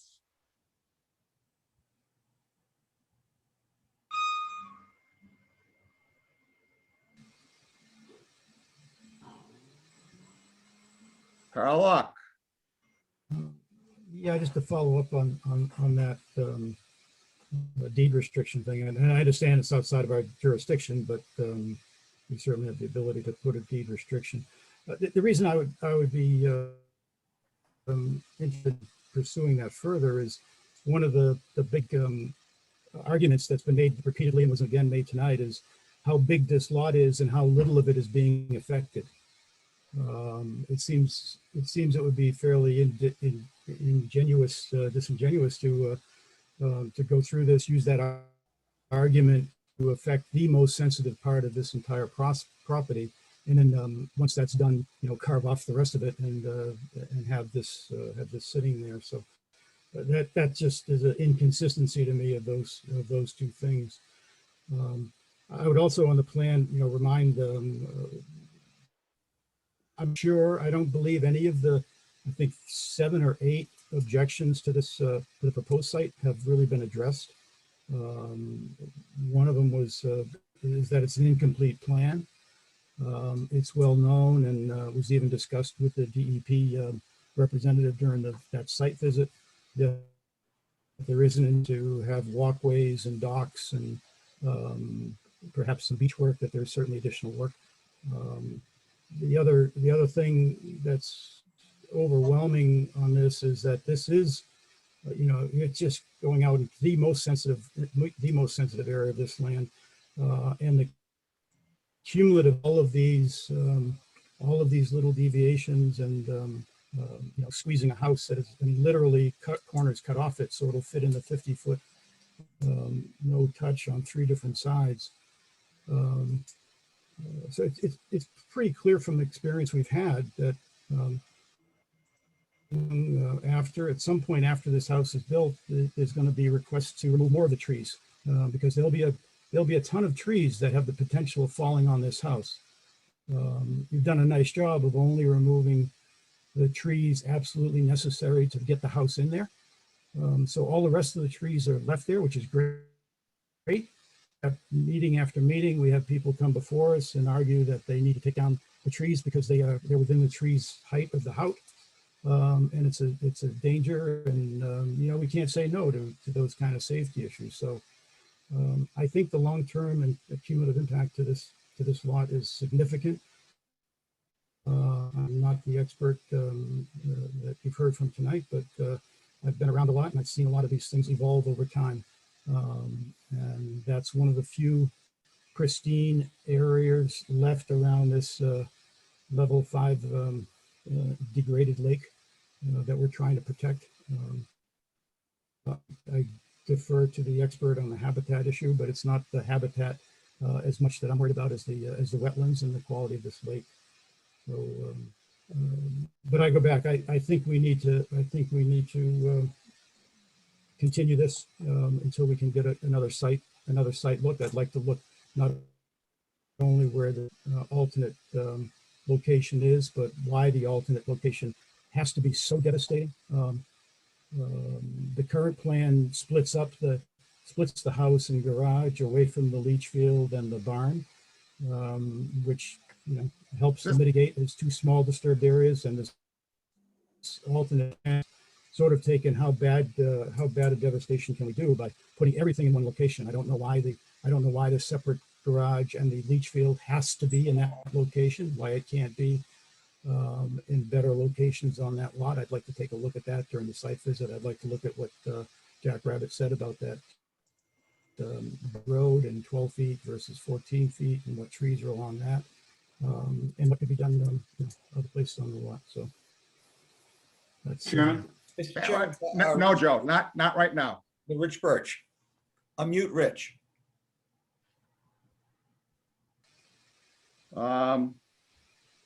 Rich. I've asked Rich to unmute. Thank you. I had a computer crash. Rich, did you have a comment? I did. I had a couple comments quick. First, unfortunately, I dropped as Jack was asking his question about further development on the site. And the response, Rich, was they're not going to take and do any warranties that they won't at some point further subdivide the land. Okay, which I guess would disappoint me greatly, given the speech that Mr. Butler just gave about the alternate site that they have chosen. That is fully outside of our jurisdiction, and he really quite eloquently described a devastating act by putting a house in there. So I think that should be something they should think about.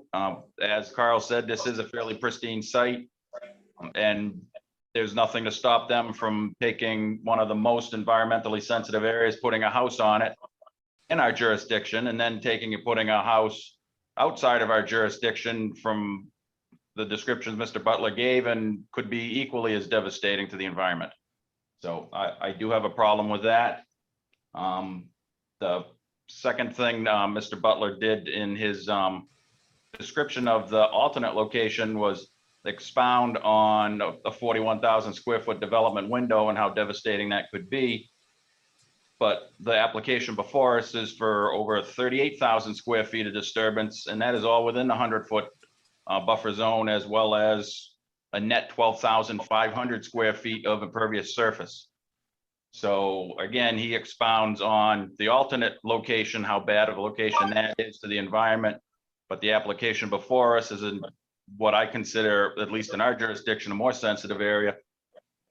So I guess I'd like a little more explanation as to that.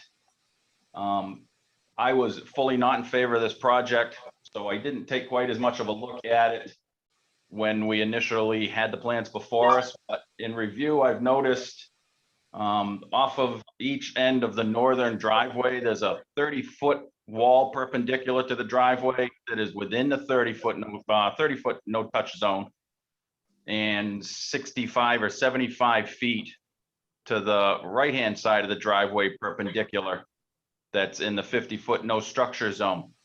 In looking at those two walls, it looks like the purpose of those walls is for filling in the 30-foot no touch zone and allowing for a larger development window. I think that we should look at this site without those two wing walls put in to add filling and to increase the development site. That might go some ways to alleviating some of the concerns that we have about the maximum build out in this site, where they are artificially increasing the size of it with their walls in the 50-foot no structure zone that generally don't have any need for the driveway, or the driveway doesn't have any need of those walls in those locations. The third thing I would like to just say quick, commissioners are individuals when we deliberate and debate. As a previous chair, was always my philosophy that once the commission spoke, it was our duty as commissioners to fall in line and follow along with that decision. I know, Mr. Chair, you have stated that many times, that if there's decisions that you don't agree with, you still as chairman follow through with the commission's wishes. Regardless of how we got to the last decision, the commission did make a decision by a majority vote to deny this project. So I would ask commissioners to just think about that before we go back and change a decision that the commission has already made. Anything else, Richard? No, I'll wait for answers on those questions. Thank you, Mr. Chair. Speaking for myself, I thought that when the commission denied this application, everyone knew that there were 4 commissioners that were in favor of it. Everyone knew that. They had said it on the record. And yet that night, someone made a motion to approve and then voted against it. So because they knew on that night, if the vote happened on that night, it would fail. To me, that is not a commission decision that I will stand behind. To me, that is using the process, not really trying to take and, reach the will of the full commission. It's trying to take and impose the will of a minority of 3 on a majority of 4 because of who happened to be at the meeting that night. And I'm a little concerned that all these questions that have been brought up by that minority of 3 tonight, or by those same three individuals tonight, are a delaying tactic to try to move the vote to a meeting when, we don't have a full board. So those are my thoughts as the chair. Mr. Levine, did you have something you wanted to say? You said it for me. Thank you. Are there any other comments or questions from commissioners?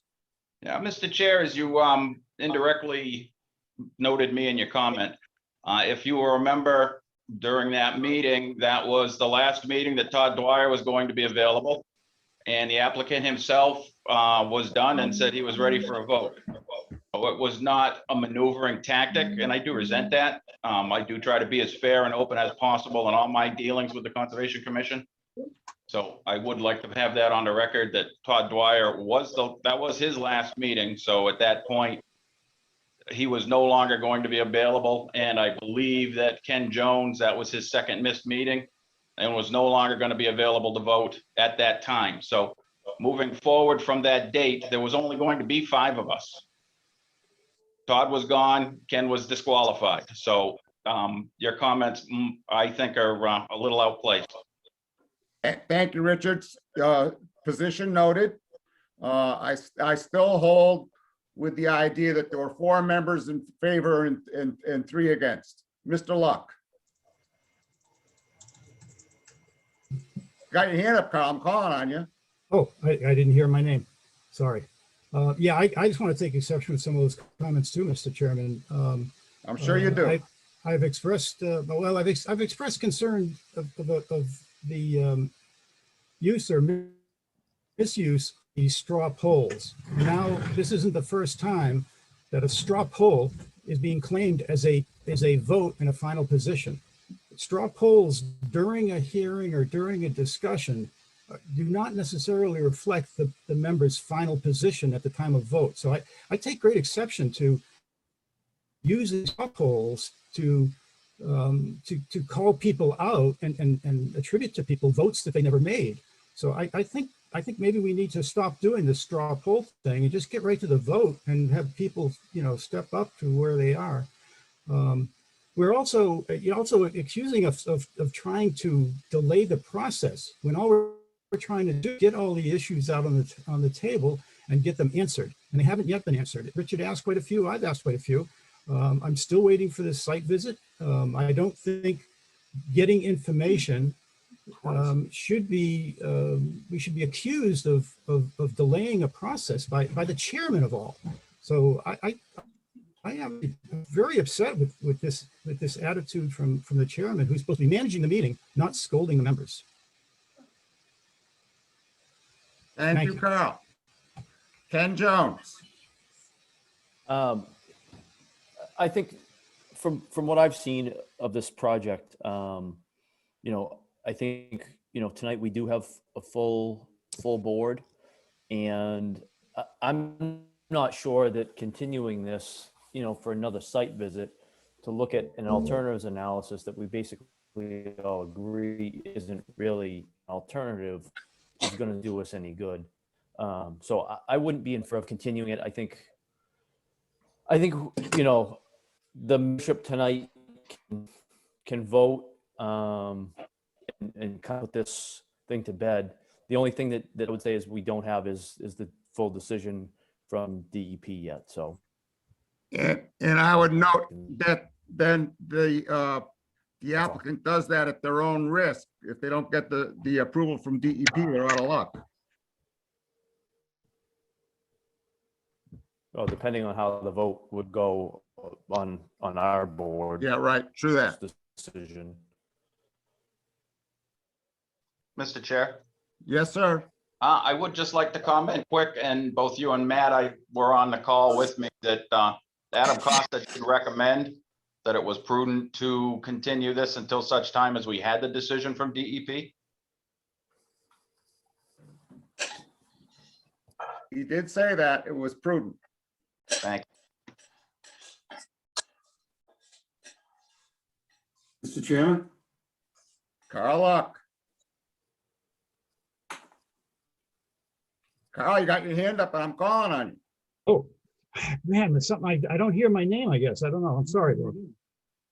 Yeah, that's something, it doesn't cut out. Anyway, I apologize.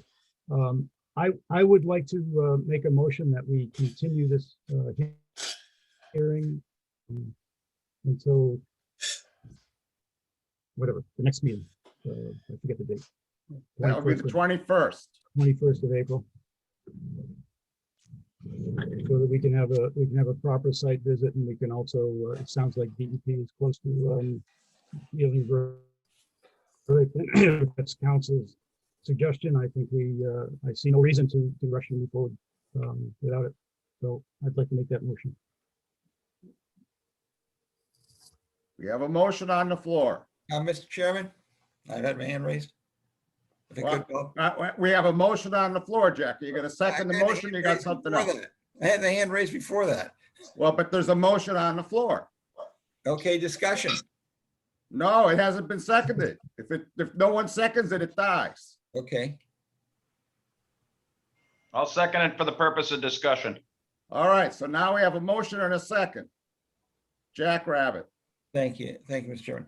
Mr. Chairman, the poll sampling methodology is an interesting way of making progress, and I give you that. But it's not a vote. And hopefully the members are listening to the ongoing arguments, and they feel very comfortable and free to change their positions as they learn more. And the more you learn, the clearer the issues become. So just because the other members had stated that earlier that they were polling in that direction, it wasn't their vote. They hadn't voted yet. And therefore it might, to bring it up is not necessarily the best strategy. To say that in fact it was taken away. As it turns out, yeah, the member didn't show. We lost a couple of the members, but it turned out to be a legitimate vote at the time. It was a legitimate vote. No one's arguing that. Yeah, there was nothing going on behind the scenes. And I would hate to think that, this would turn into something that would be divisive to the whole team. So honestly, we don't have the vote. We don't have the information back from the DEP. We've got new information from the fire chief with regard to the width of it. We've got, now we have an alternatives that we can make a better decision. I don't feel the overwhelming need to make any kind of decision at all tonight until we hear as much information as we possibly can get. And honestly, the issue of subdividing the piece didn't come up until after the vote. So after our vote. So I think that it behooves us to keep studying this because this is going to have a significant impact on that esker. Thank you. Katie Childs. I just want to say that I personally would like to see this continue just because I do want to see what DEP says. And hopefully that'll come before the next meeting. Just want to make it clear. Okay, Katie. Jeff, did you have your hand up or no? I don't. I'm sorry. No, I thought I saw He Jeff said raise Jeff. his hand before. Mr. Levine does. I think he's muted, Mr. Chairman. I unmuted Jeff. Chairman? Am I here? Yeah. Jeff, did you Jeff's want on. to have something you wanted to say or no? Yeah, I'm sorry. My Zoom crashed for a second there, so I had to log back in. But I guess I am so did interested Rich. to see. What's that? So did Rich. I just had to readmit Rich. Oh, okay. Yeah, I'm not sure what happened about 5 minutes ago that just crashed, but I guess I am curious to see what DEP has to say, but I'm also curious. We have a full board tonight. This has just been getting delayed and delayed. It's a good filing, says our attorney. We can proceed. I would really just kind of agree with Ken that I just want to move on from this, and let's just do a vote tonight since we're all here.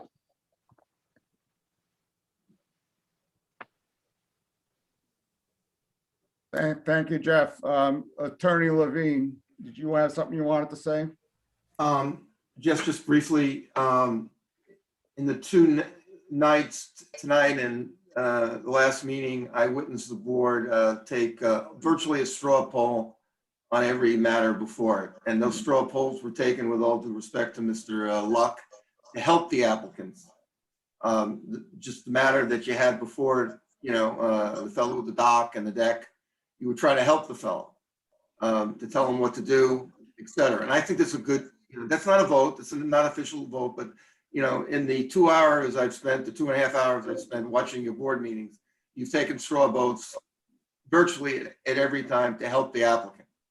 I don't understand why Mr. Luck is creating a brand new line in the sand right now.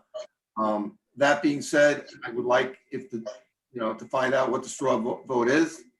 And if the straw vote is to approve it, or continue it, then we know. Obviously, with respect to the DEP decision, they're going to issue a superseding order. If for some reason it's at variance with the application that we submitted, it shouldn't be, but if it is, we'd have to come back for you for an amendment. But I like to move forward. Again, I don't want to, if the board was to turn this down, we'd reapply tomorrow again and start the whole process all over again.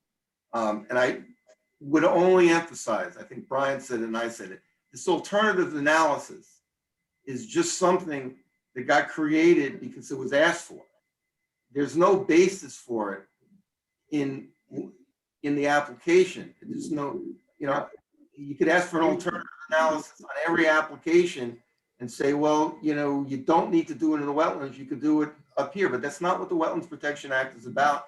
And that's not what your bylaw is about. It's to, permit development in or within the wetland subject to reasonable restrictions. And, in the buffer area, there's preponderance that you can do it. In the wetlands, that you do have restrictions.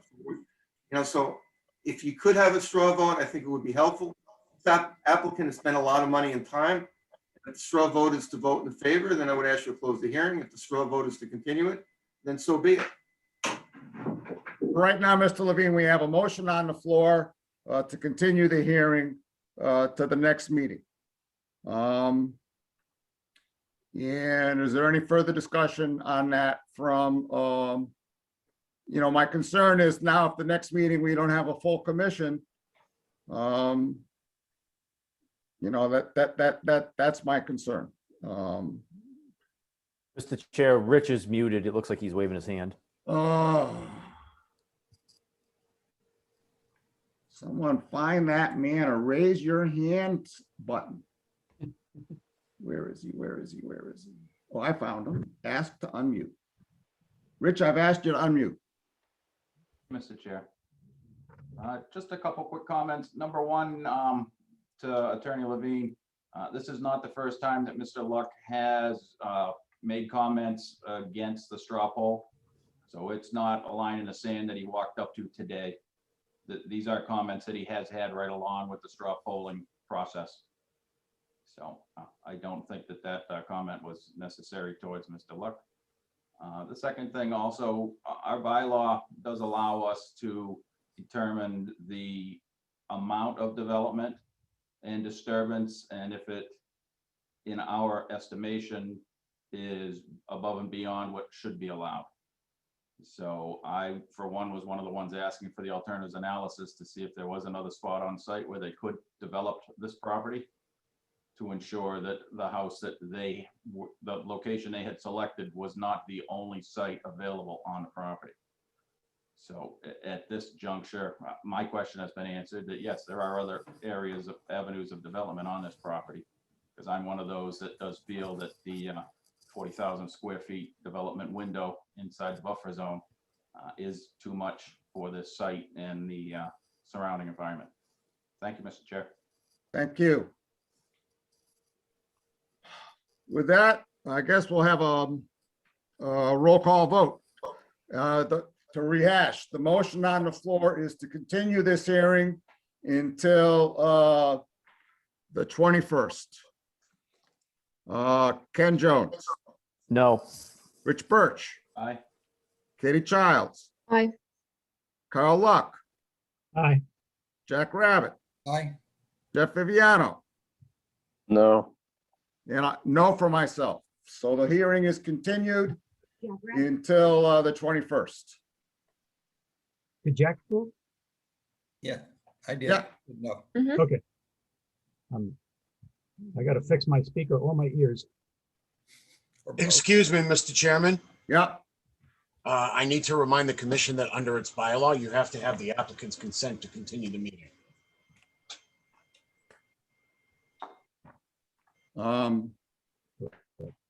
Chairman, go ahead. we'll consent to the meeting. I would appreciate it if Matt could let Brian know whether or not a full board is expected at the 21st, because we're not going to have a full board. We would ask to have it continued again. Okay, and we would grant the continuance if that was the case. Is that okay with the chairman? That's fine with me. Mhm. Yeah, it's fair enough. Thank you. Thank you very much, Mr. Chairman. Thank you, members of the commission. All right, on to the next one. Thank you. Good night.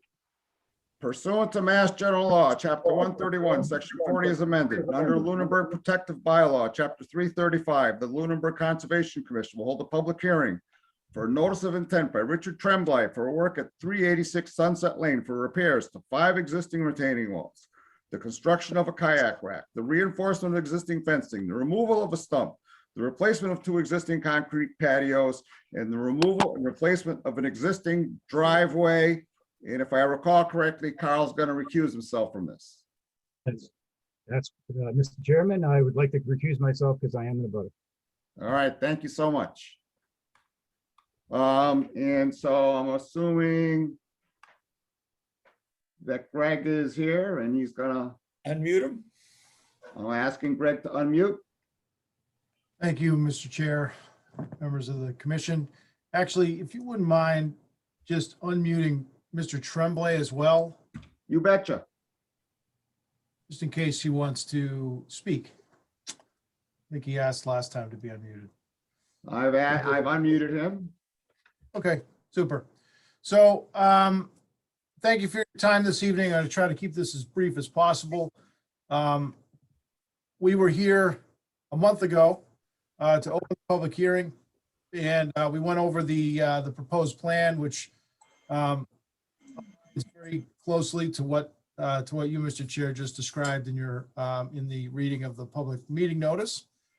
At the time, we were given I'll call it a short list of items to address from comments from the commission members. And we have indeed made those revisions. We have also included some additional information relative to the proposed terminations of the retaining wall at the southerly property line, which is the property line with Mr. Luck.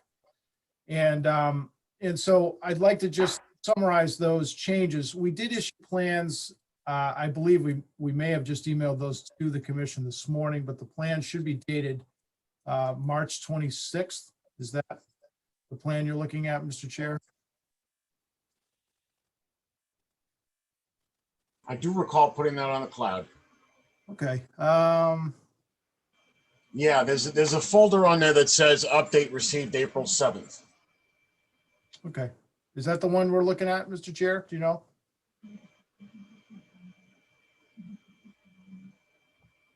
Bob, you there? I'm here. Does the plan that's on the screen, Bob, is it the one that's dated March, revision date March 26th? Well, let's take a look and see. I thought I pulled it from the most recent. Yeah, you got it. You got it. I can see it. Perfect. That's what I thought. No, thank you. So I'll just go through. I also issued a letter dated the same, and I'm just going to go through and bullet what the changes that were made, and I'm going to go over this fairly quickly and then turn it over to the board for comments. So the first comment we received from the commission was to update the annotations on the plan. We had a couple of notes on the plan that were not jibing with the cross-sectional details that we had provided. So we cleaned up the plan accordingly to so that the cross sections corresponded to the notes corresponded to the correct cross section. We clarified the proposed materials to be replaced for the patio areas. You'll see those notes on the westerly side of the property. We added some hatching to denote where the limits of those remove and replace areas are, and added notes to clarify the materials. We extended, this is actually something that was not discussed at the meeting, but subsequently discussed between ourselves and the applicant. We extended the retaining wall, which is adjacent to the shed. So this is east of Sunset Lane. There's a shed right to the just east of Sunset Lane, and a retaining wall just on the easterly side of that. We extended that approximately 6 feet further to the north, right there. Thank you. Just to better retain that soil. We thought there would be a better termination. Studying that a little bit more with the applicant, we thought that that would be a help to retain the soils and tie that wall in a little bit better. So that's a change that we made. We clarified we had some clouds shown on the plan where we're proposing to brace the southwesterly existing fence and to limit it to clarify the limits of work a little bit better. So I think we had some, we were a little bit liberal with our clouding for last time. So we've clarified that a little bit. We've included an additional note that indicates that the adjacent fence must be repaired following the removal of the 17-inch oak trunk. So again, that's on the southerly side of the property, and we've included a note there to clarify that that is our intention. Let's see. So the most significant thing we've done is to further advance our thoughts, thinking surrounding the wall terminations at the southerly property line. There's 3 of them, one on each waterfront, and then also the wall that's behind the shed, the southerly side of it. So we've updated those details. We received feedback from Mr. Luck that the original plan that we were proposing, that I don't think we shared with the commission before, was, well, let me back up. Just to remind the commission of what we're of the issue at hand. So the retaining walls were built contiguously, Tremblay property and the abutting property to the south 50 years ago, roughly. So thinking about how to terminate them, we've spent a great deal of time considering that and working with Mr. Luck and also Mr. Tremblay to figure out the best way to do that. Initially, we had proposed, and actually are still proposing, to more or less saw cut the wall right on the property line. And then in an effort to try to not create an issue with the retaining wall that will remain on the abutting property, we're proposing to tie back, to sort of interfinger some tiebacks, rarefied tiebacks immediately on the abutting property. And then we would reconstruct our wall, starting at our property on the Tremblay property and continuing into the site. We have gone back and forth a few times relative to how that would be done. I think we've revised the detail in a manner that will work and will minimize the amount of disturbance that would be required on the abutting property. Of course, doing that would require a permission from the abutting property owner, and Mr. Tremblay is aware of that. I guess, so in all three of those cases, we've detailed what that would look like in all three of those cases. We understand that prior to the work, of course, there would need to be an agreement between Tremblay and Mr. Luck and that property to agree on to allow the work to commence or to be done on that property. So I guess it's the applicant's position that he is willing to do that tieback in the location that we're showing on the plan. Again, provided we can work through the permission to work on the property. And we feel that we've included some hatched areas you'll see there. We feel that that would be what we would need, thinking about needing to excavate in a sandy soil. We've thought kind of long and hard about that. We would need that, the limits of that shaded area to be able to work on the shaded area in order to get that tie back to excavate down to the level that we need to ensure that we wouldn't need to go past those limits. So certainly, when that was installed, we'd be looking to minimize disturbance on the abutting property, but we think that would be represent the worst case scenario and a limit that would be reasonable. So I guess I would suggest that that the commission could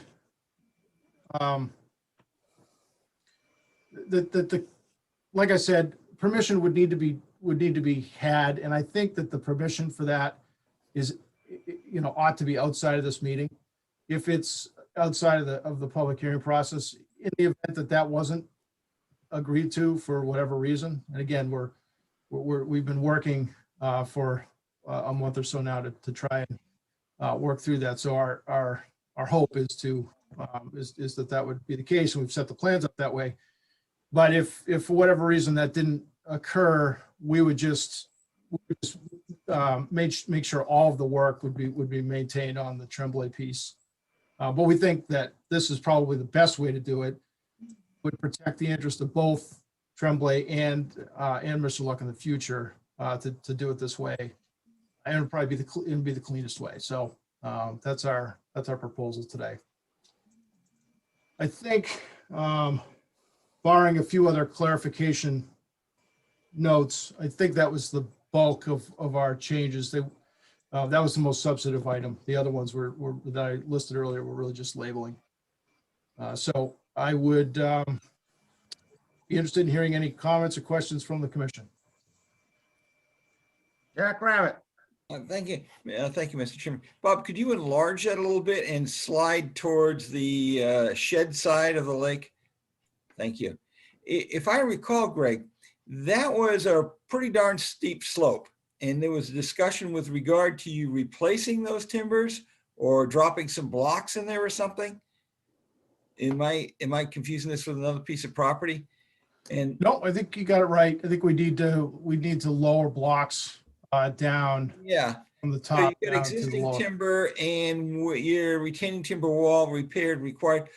So one of the things we noted, there are quite a number of trees coming down that slope. And how in the heck are you going to ever drop large blocks with a concrete 2x6 or something, 2x2x6 or something along that line? How are you going to get them down there?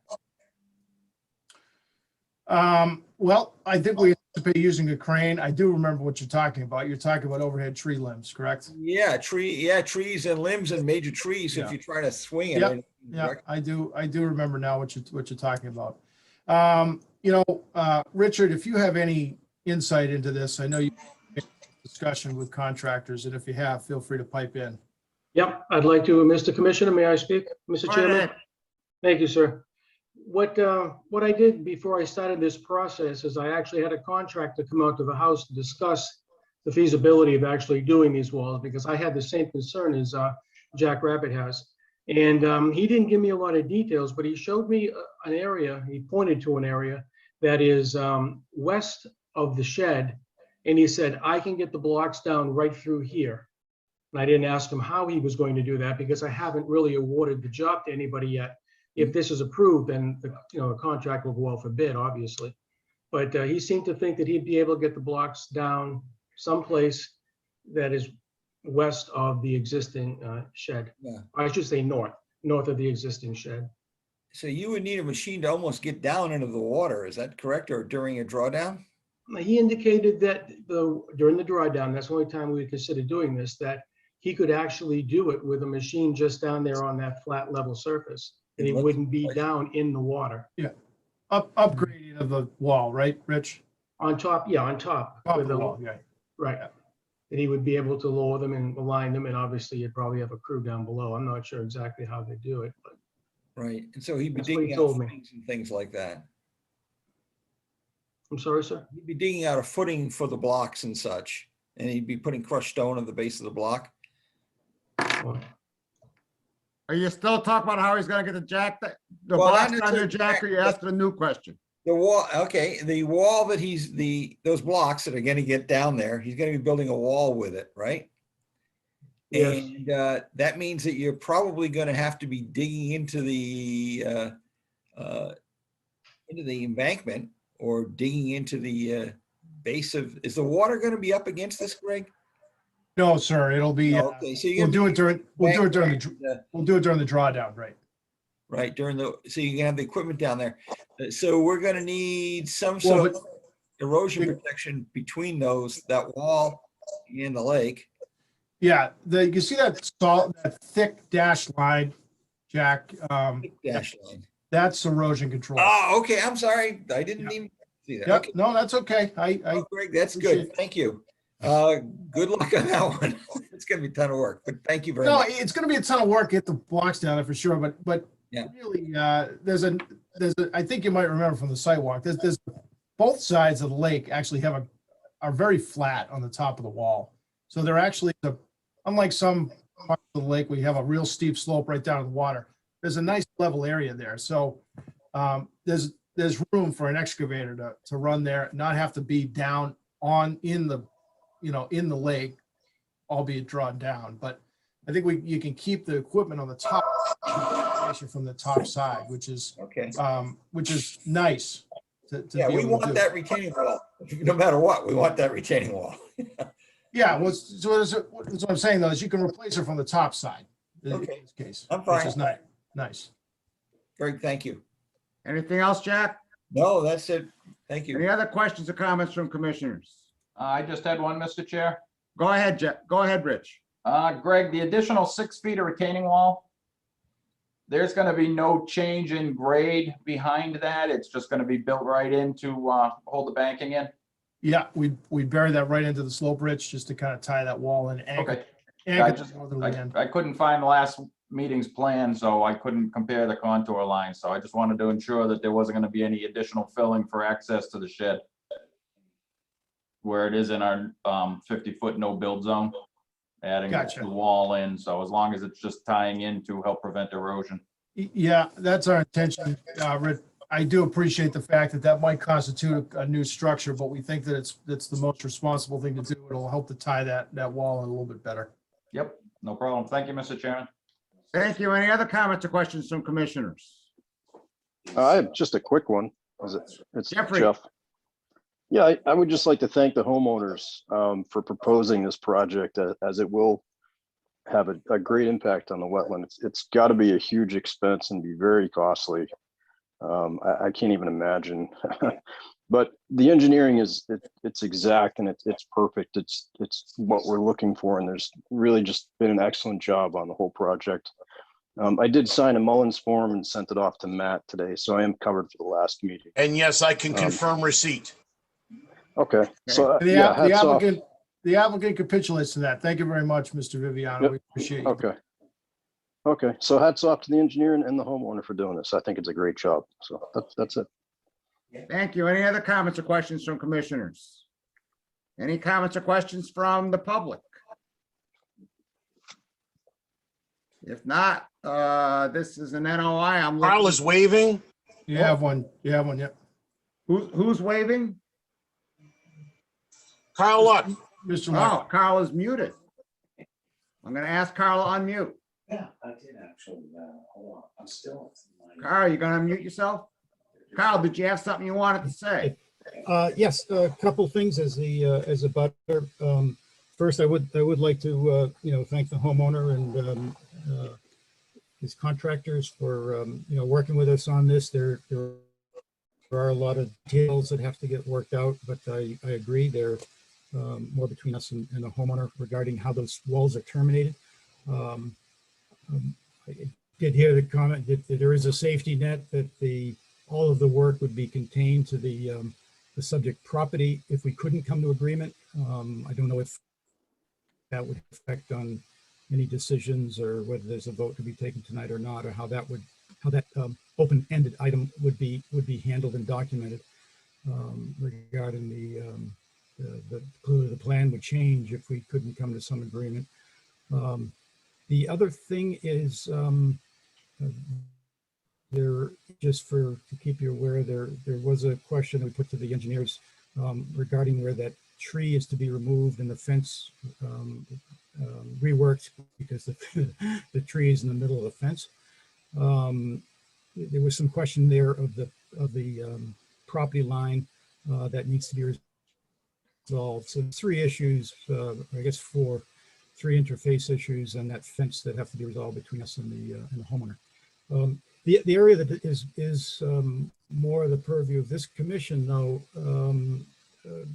Mr. Abbott pointed out the concern which I have about that backside. We've lost a lot of trees backside on other properties along here, and I'm sure Mr. Tremblay doesn't want to lose any trees. But I would suggest that the commission have the trees, anything over whatever 4 inches, added to this print, so that when there is a site inspection or a state of compliance or whatever, there's good documentation of the trees and the condition of the trees. There's some very big, very healthy, nice trees there. And I too am amazed at how they're going to get those blocks down there. I'm sure there's a way. I'm sure there's good ways, and I'm sure there's easy ways. The other thing I would like to point, very familiar with that backside and the lake levels, and that wall, just like our wall, they're basically all at the same height at the base of the wall. Only on a very good drawdown year are those walls out of the water. This year they were out of the water for quite a while.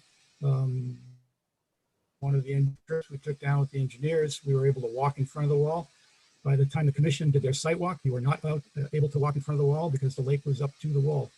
I think the lake has to be down nearly over 4.5 feet for that wall to be away from the lake, and it drops off extremely quickly. So I think there is really no room there to put erosion barriers normally, and I think it's going to have to be a very, very good year that stays down in order for that not to be in the lake, quite frankly, where that wall goes. It's a real problem. It's going to be a real timing problem. How we're going to protect against literally working in the lake, because the lake is not easily controlled. The LSIC does as good a job as they can with something that's as unmanageable as the lake level in that lake. But if you can get a foot away from that wall in a 5-6 foot drawdown, you'll be doing well. So those are my concerns: what goes on that back side, and staying out of the lake, and making sure that when this job is done, the significant tree coverage is still there. Thank you, Carl. Are there any other comments or questions from members of the public? Hearing none, I'm looking for a motion to approve. Mr. Chair? Yes, Richard Birch. Sorry, the hand thing's not working. Could I ask Mr. Luck to just clarify which wall is the back side wall and which wall is the front side wall? I'm very sorry. The east wall. The east wall is the backside wall. is the backside wall, sorry. The Okay. camps, the cottages and the houses are on the other side of the road. This is the east, this is the west. Yeah, the front, the west side wall is, it's only maybe 2 feet deep max at the wall. So you've got lots, and it's very shallow and it goes out a very long way. The backside drops off like a rock. And if the lake's above 4 feet, which it normally is, they struggle to keep it at 4, the base of that wall is in water. I think it's got to be at least 4.5 or 5 before the base is separated from the lake. And then only a small amount, and it's dropping off, and it's still dropping off like a rock. It probably goes down a foot in, well, probably goes down 2 feet in less than a foot. Wait. It's going to be a challenge.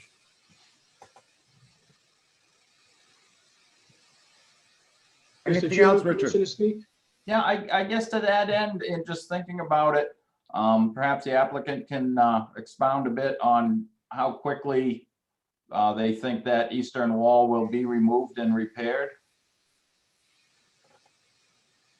And perhaps, and Matt may have a little experience with this, perhaps we have an emergency action plan in place should construction start and we do happen to get a 2 or 3 inch rainstorm that brings the lake level up. A storm of that size can bring the lake level up well over 2 feet in a matter of a day. So given the added information of the water coming up and possibly inundating a construction site, I do think it's a concern that we should have addressed, or at least a plan in place for an emergency and some sort of monitoring in the wintertime with Matt to make sure that the construction is taking place during a positive weather window. Thank you, Richard. Mr. Tremblay or Greg, do you have any comments or response? I do, but I'll let Mr. Tremble, I'll defer to Rich if I think I saw him. Yes, Mr. Chairman, permission to speak? Yeah, absolutely. I thank you, sir. I think we need to continue this so that we can digest what we just heard this evening and see if we can come up with some workable solutions and not vote on this evening. I want the project done. I want it done correctly, but we all have to be in agreement and work with one another on this. And so, well, let me add. What are the things that you want to work on during the continuance? Well, the most important thing is I have to have an agreement with Mr. Luck in order to work on his property.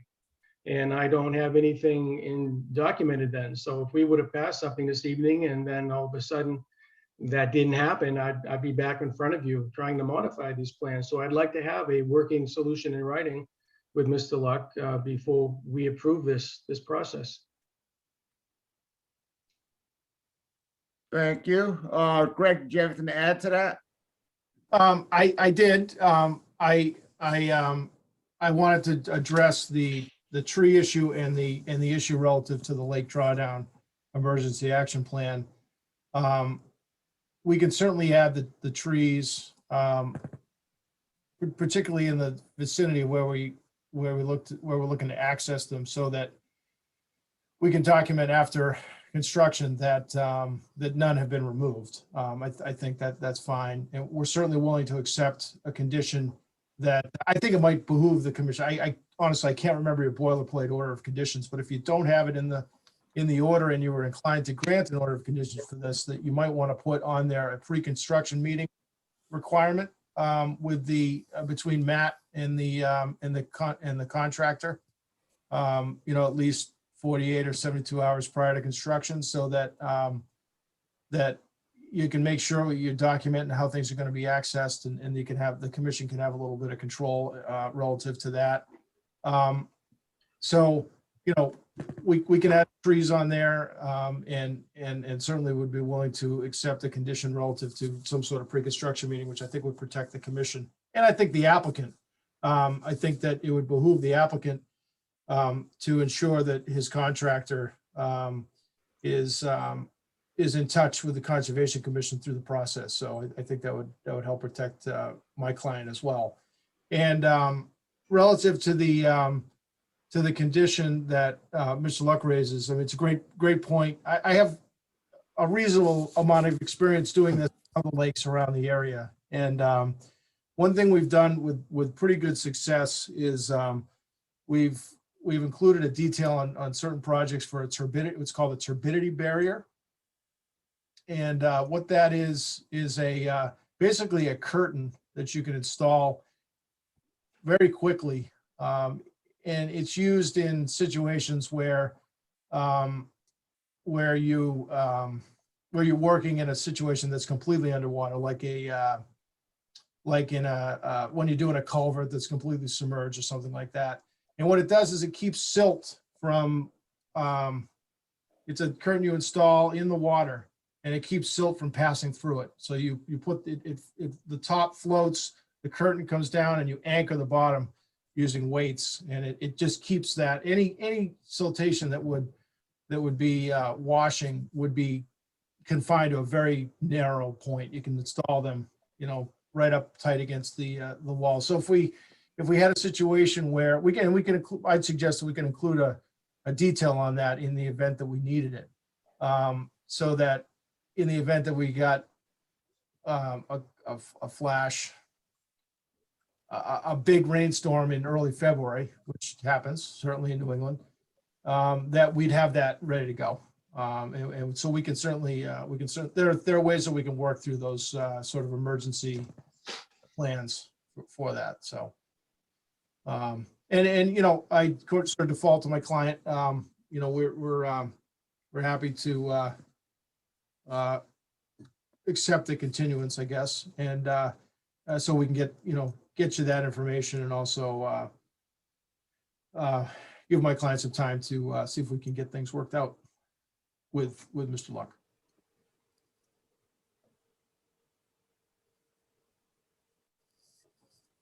Any other comments or questions from commissioners?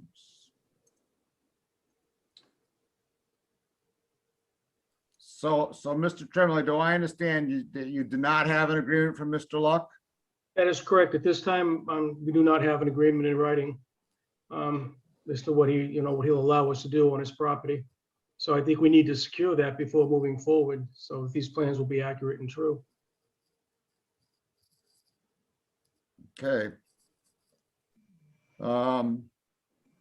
Thank you. The applicant is suggested a continuance. I guess I'm looking for a motion to continue. Make a motion to continue to April 21st. Second. Roll call vote. Ken Jones. Aye. Richard Bush. Aye. Katie Childs. Aye. Carl Luck. Oh, He's Carl Luck has recused. recused himself. Jack Rabbit. Aye. Jeff Viviano. Aye. And I for myself.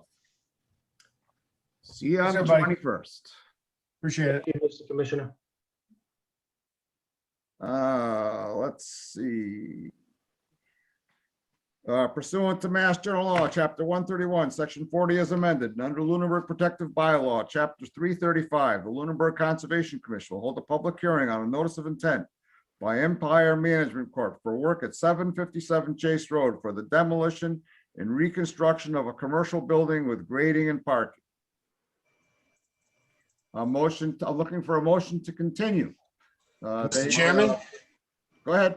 The applicant sent a letter today asking for the continuance to go to the May 5th meeting. Looking for a motion to continue to May 5th. So moved. So moved. Second. Second. All right, motioned and seconded. Roll call vote. Ken Jones. Aye. Rich Bush. Aye. Katie Childs. Aye. Carl Luck. Aye.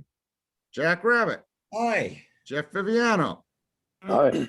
Aye for myself.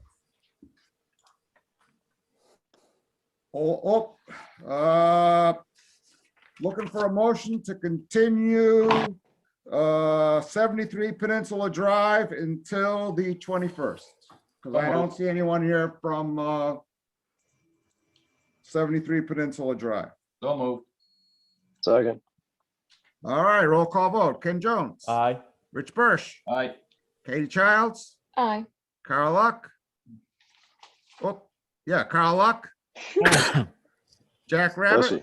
Aye. Jeff Viviano, Aye. and I for myself. We're done with public hearings. Old business, continued workshop for continued discussion of changes to the land use regulations and the creation of a document to inform the public about land use regulations. Excuse me, Mr. Chairman, Go ahead. if I could ask the commission's indulgence for a minute.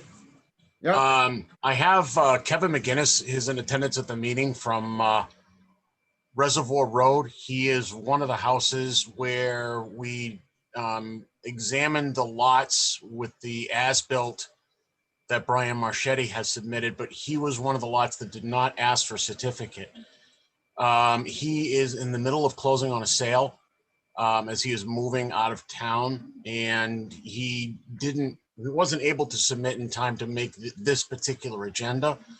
And due to the timing of his closing and the timing of the nature of his request, I'm asking if the chairman could make an exception as allowed under the open meeting law to consider issuing his certificate of compliance. We've already gone over these issues and we've had the as-built submitted for a while. And I was just wondering if the commission could take it up now.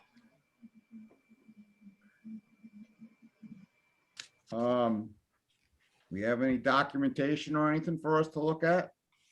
I don't know if I have anything that I put on the cloud. Like I said, it was a later request. I mean, we did have the prior documentation that was submitted by Brian Marchetti that I could try to call up.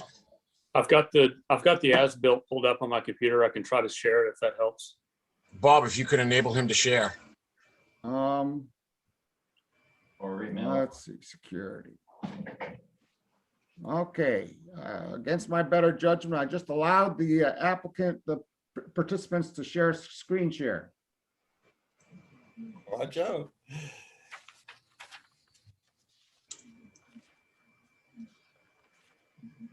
So can you guys see this? Not yet. No, your video isn't on. Yeah, Kevin, you got to turn your video on. Yep, just turn my video on. I'm trying to share the content.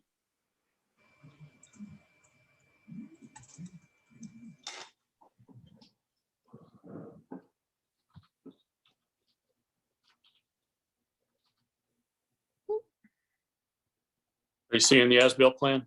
Mm-hmm. Yep.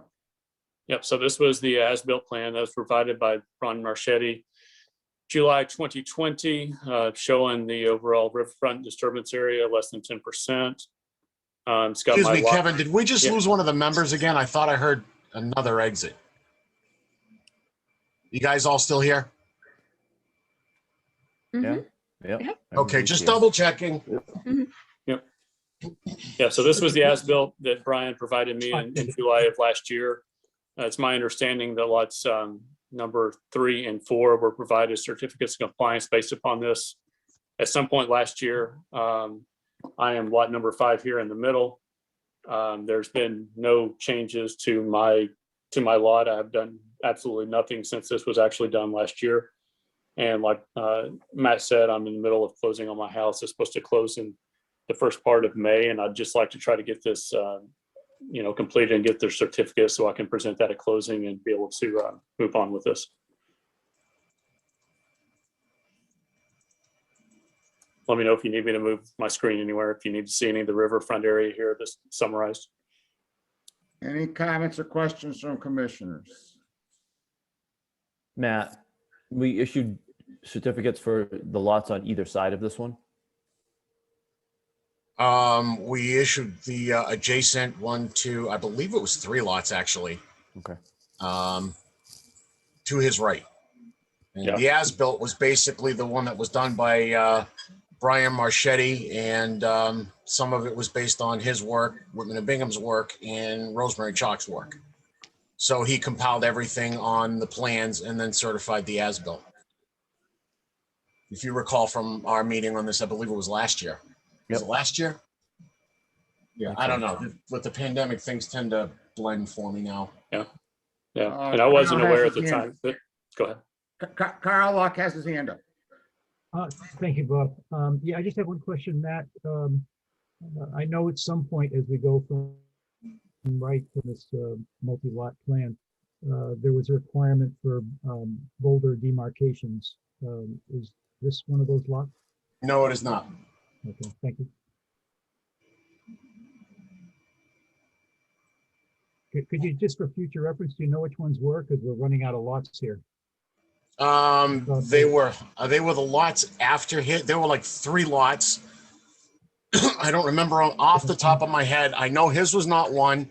Okay. And the ones we had considered were not. There was one on, actually there were 2 on the opposite end and then one on the very end that hasn't been released yet. Okay. So you have the ones where you have, I believe it was Smith and Allen, and then the one after Zaffino on the right. Beautiful. I'll try to remember that, but next time remind me again. Thank you, Matt. Carl, if you send me an email next week, because I'm going to be off tomorrow, I have to take my son for a medical appointment. But if you could email me on Monday, I can email you the lot numbers. I'll email the commission the lot numbers so that they have it. They can store it away. Okay, great. Thank you. Any other comments or questions from commissioners?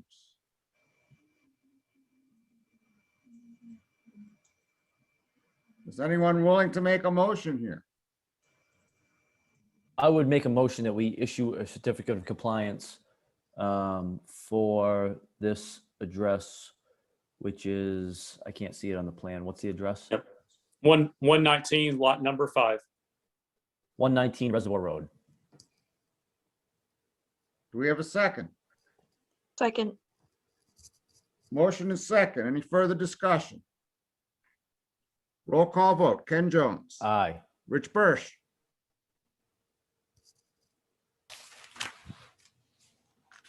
Rich Birsch is not Yeah, muted. hold on. Rich Birsch. Yeah, I'm just pulling up the plan. I'm just looking at it quick. Okay. Move on. If you get 4 votes before me, then you don't have to come back. All right. Katie Childs. Aye. Carl Luck. Aye. Jack Rabbit. Aye. Jeb Viviano. Aye. Aye for myself. And Rich said we didn't have, Rich said we didn't have to go back to him. Yep, I'll abstain. He's abstaining. So I think you're all set, Kevin. Thank you very much. I really appreciate it. Thanks, Matt, for getting me on here tonight. No, you're welcome. Good luck, Kevin. Thank you. All right, continued workshop for discussion of changes to land use regs. Mr. Chair, I have to take 5 minutes to go pick my son up down the street. I'm going to leave my mic on. I'll be right back. All right. I just have to I'm excuse gonna- myself for 5 minutes. Okay. So, to me, we have 3 pieces of unfinished business on our land use regs. One, we have to consider the input of the town attorney.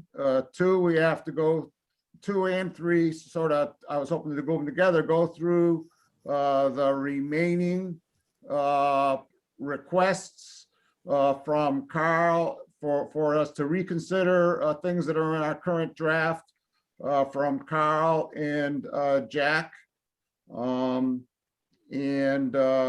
see if they can garner 4 votes using our straw poll process, which not everyone I understand is fond of.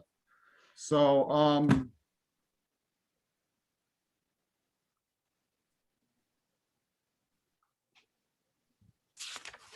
would it be all right with people if we started with the town attorney's input?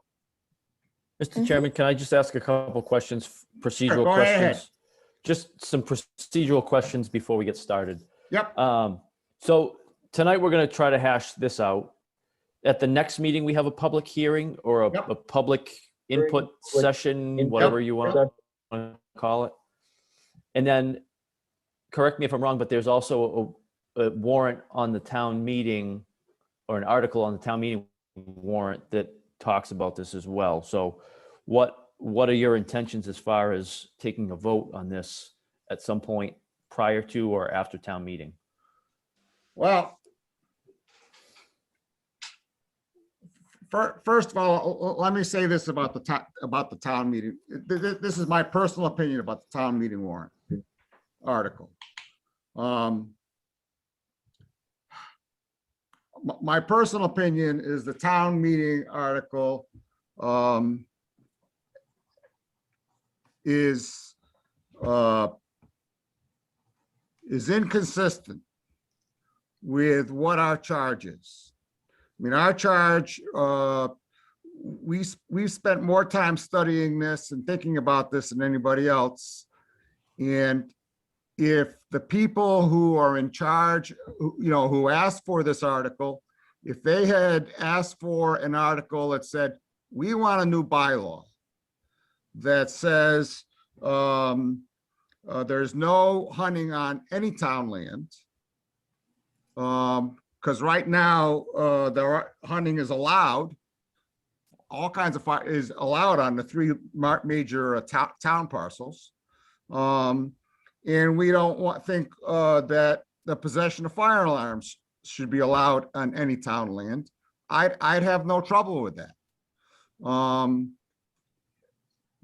But what they're asking is they're asking for a vote to influence the Conservation Commission in our vote. And so on the one hand,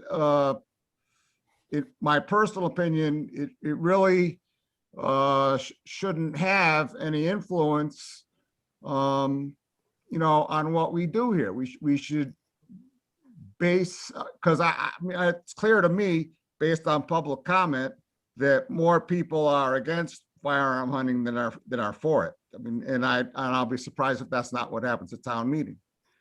On the other hand, I don't know that we'll get to deliberating at our public hearing meeting on the 17th. So it won't surprise me if we don't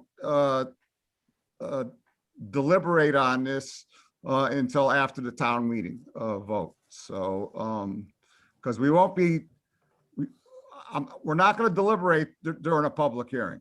I'm not mixing deliberations and public hearings. We've done that before, and it, I don't think it leads to productive discussion.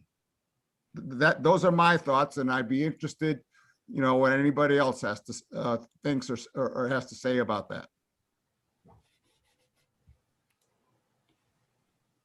Jack Rabbit. Thank you, Mr. Chairman. Mr. Chairman, if I Jack, can you hold on one second? Oh, sure can. Go ahead. Going back to the chat, there's someone in the chat that's inquiring about a hearing that didn't happen. So I just wanted, before we continue, just to make sure that question gets answered. 210 Arbor Street. Does anybody know anything about that?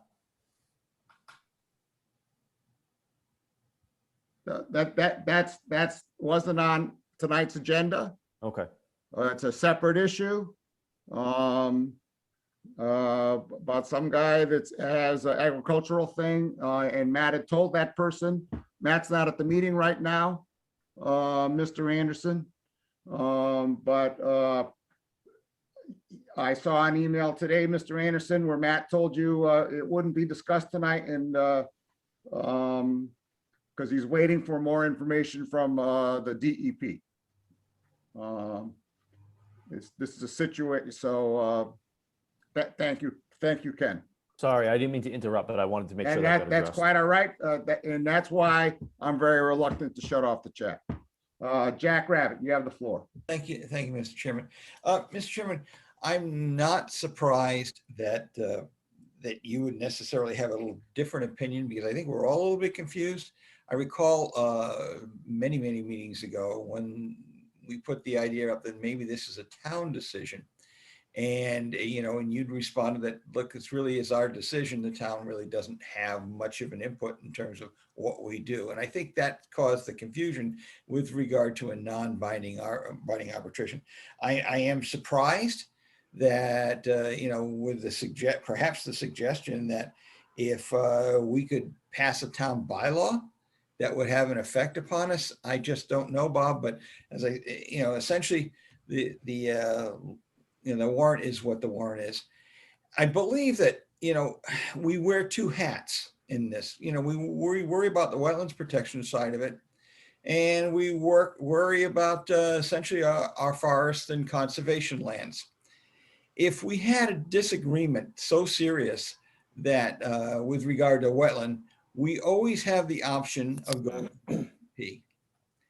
In this particular case, we're not dealing with the DEP side, we're on the conservation side. There really isn't an outlet for a higher level of protest or, you know, appeals. So I believe these town people took the position that this is the legitimate route to take with regarding to attempting to influence the decision of this Conservation Commission with the sheer magnitude of their feelings. And the reality is that this is a very, very, very significant issue. And, you know, a simple majority perhaps should be an overwhelming consensus for a change like this. So therefore, I totally understand the reasoning for this particular behavior going to the town to seek a consensus. The initial data, as you've indicated, would support that the town is not in favor of the two really big changes. And I think that we need to recognize that the town needs to be listened to more.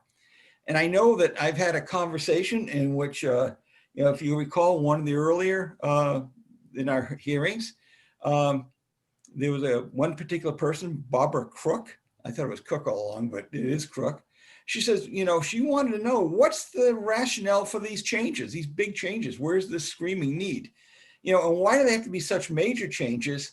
And then the question they put to us solidly, and is that what will the Lunenburg Conservation Commission's response be to the public opinion? Does public opinion have an effect on our team?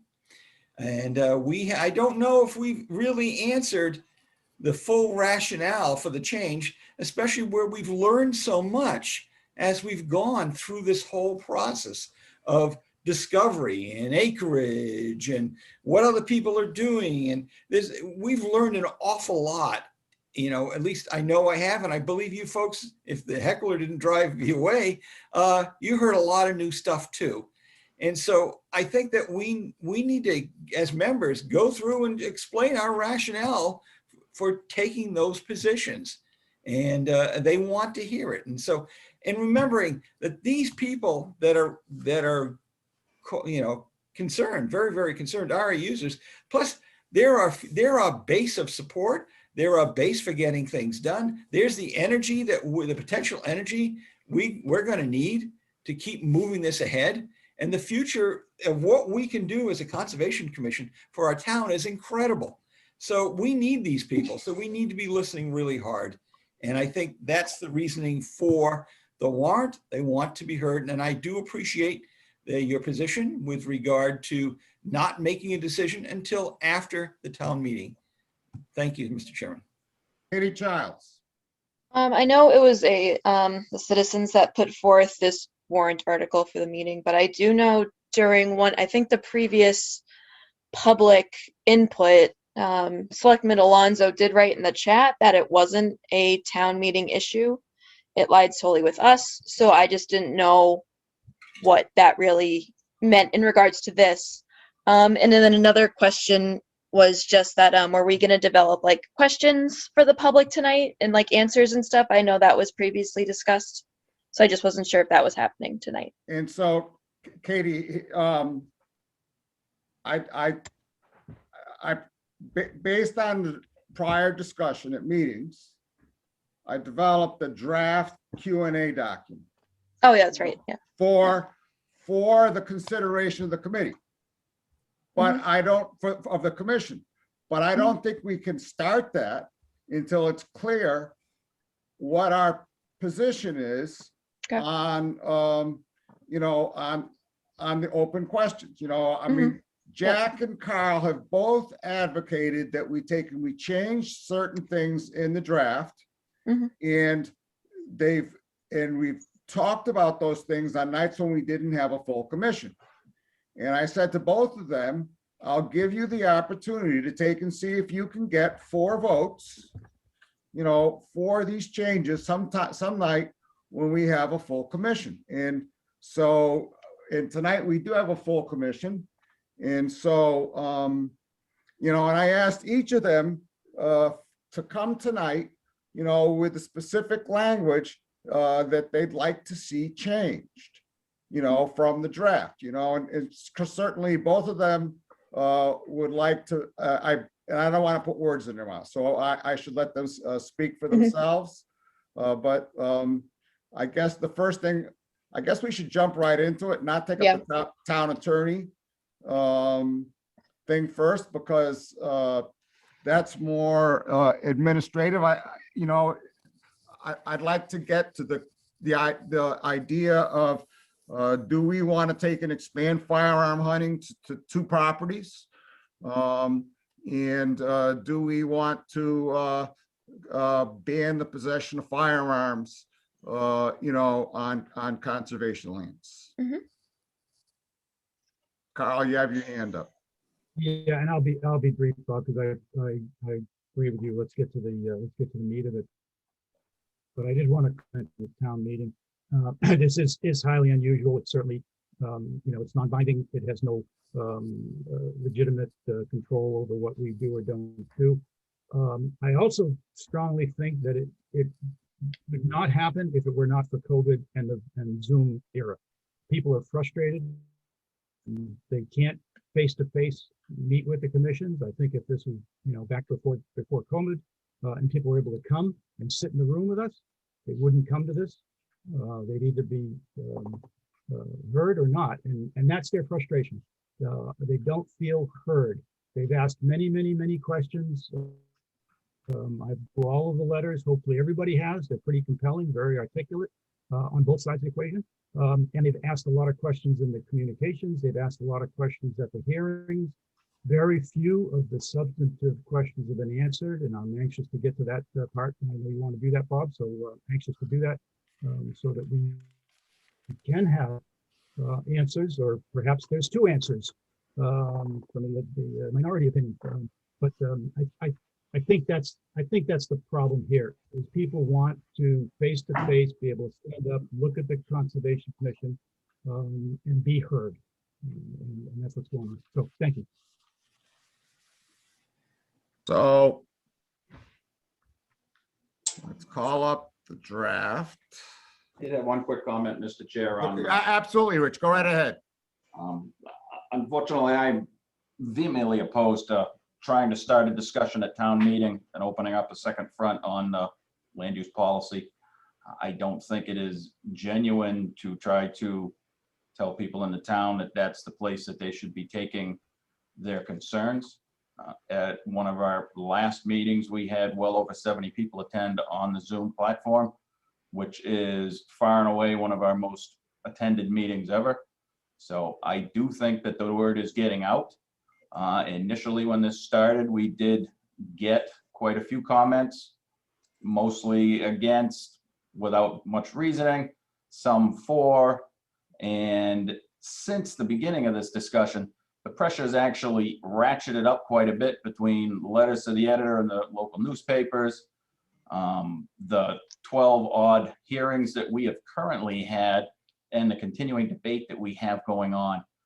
For people to say that the townspeople want to be heard, you're not going to get heard at town meeting. It's 15 minutes of say your piece, they vote, and they move on. There's no discussion, there's no debate, there's no going over what we can change in the regulations, how we got to where we were. So to try to bring this, or to tell townspeople that they should be taking this to town meeting, I think is very disingenuous. You've done a good job at trying to keep this open and moving. I can only speak for myself. I think I have tried to answer all of the questions that were put forth as to why I am voting and have the opinions that I have. Other commissioners do so at their leisure. I don't think being in person or being on the Zoom platform has any difference as to how individual members will express themselves. But as far as town meeting goes, it's a non-binding question. that really doesn't tell us anything other than whoever's rallied the troops to get to town meeting for or against. We don't know if the people for have already voiced their opinion, so are we talking about more people involved?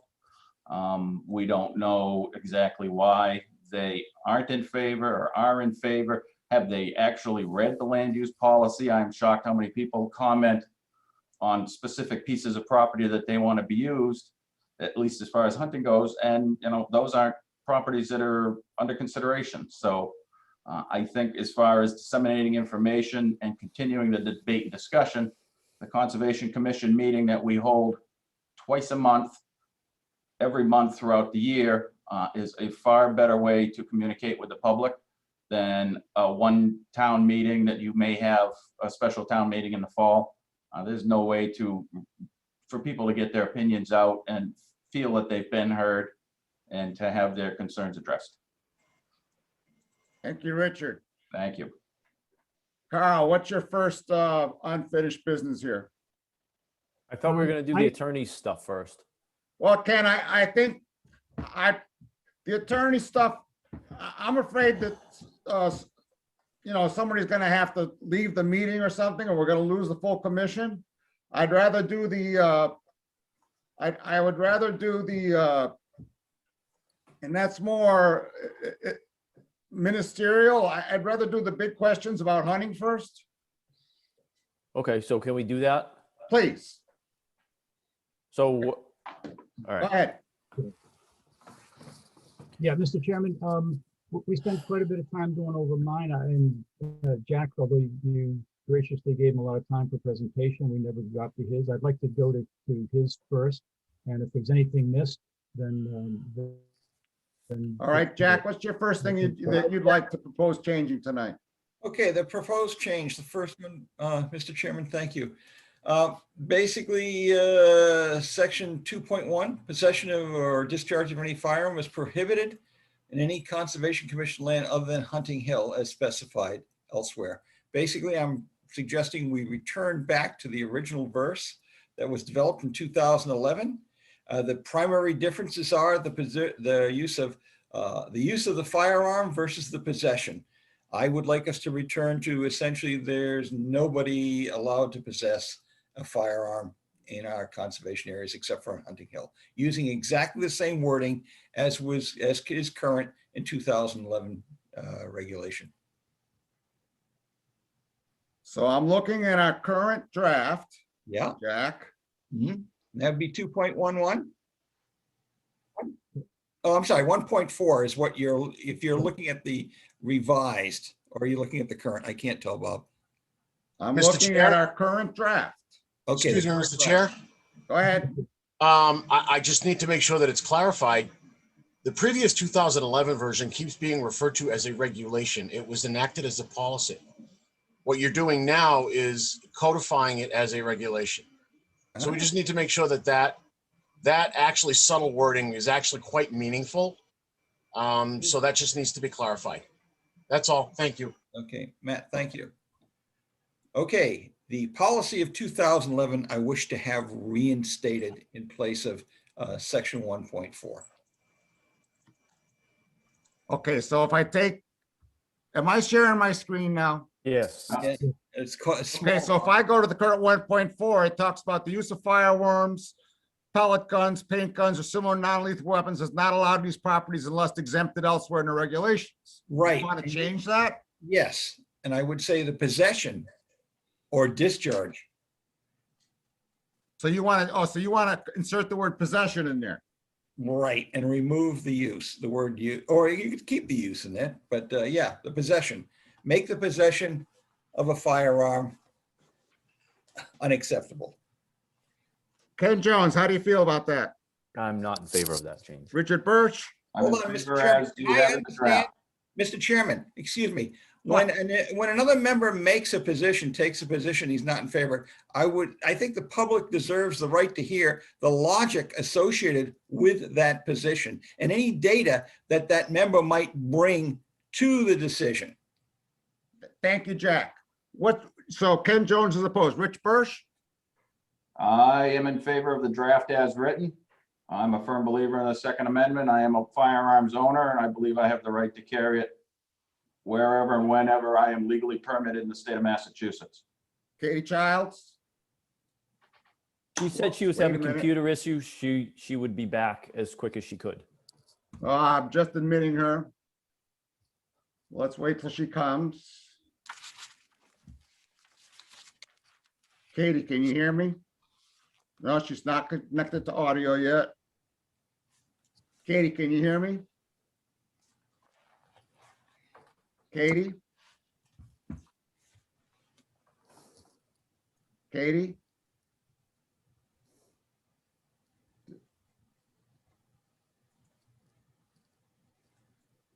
Katie?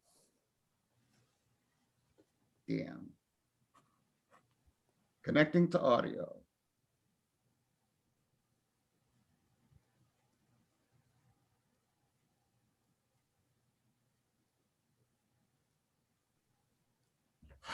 We'll come back to Katie. Carl? Yeah, I think this is a pretty good example of the problem with our process. If a member makes a suggestion, expresses his opinion, and then there's a poll taken, there's no, and everybody just says what they've always said. There's no discussion, there's no rationale, there's no debate. You know, this is what we've been doing for months, but doing it for a long time doesn't mean we've actually discussed the issues and find out people want to change something that's existing. Why aren't people, nobody seems to have any concern about the people who use this property and the fact that they don't feel safe when there's firearms and hunting. I don't hear anyone, you know, really sort of saying why, you know, why isn't that important? People saying about what they want to do, but that's not what we're supposed to be doing here. We're supposed to be doing what's right for the community to get the best, highest use out of this property and let people enjoy it. So I would like to hear, as Jack said, I'd like to hear why is what's in place now a problem? Where is the problem? And why aren't we concerned about people who don't feel safe when they know that there's guns and hunting on the property?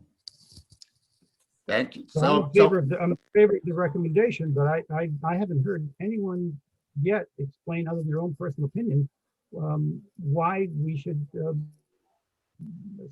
this. Thank you, Carl. Jeff Viviano? Yeah, I'm in favor as it's written right now. I think we've discussed this at great length, and I'll point to the Second Amendment as my reasoning. Thank you. Katie, can you hear me now? Yeah, but I missed a whole bunch of that Okay, before. so Katie, due to here's my where we issues. are. Okay. Okay, if you look at the screen share, Yep. we're looking at 1.4, Mm-hmm. and Jack would like to take and change that so it says the use or possession of firearms, blah, you know, so on and so forth, is not allowed. So it goes back to the way it is in our current rules. How do you feel Okay. about that? Well, can we necessarily, if someone has an LTC or something like that, can we ban the possession of firearms? Like, is that something that we can legally do? We can do that. Okay. We can do that. The town attorney has said we can do that in his humble opinion. Mhm. I'm asking you, Yeah. you know, where your position is on this. I would be okay with that because of where it says unless exempted elsewhere in the regulations. I would accept that.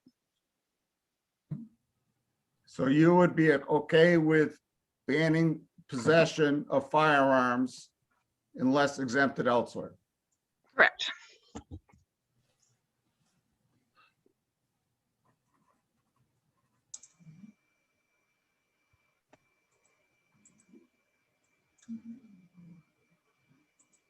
So that makes it so far 3-3.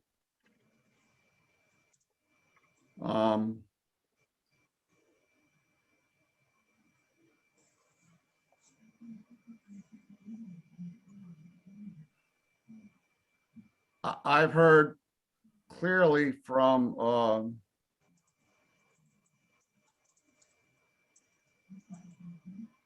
both sides of the issue here.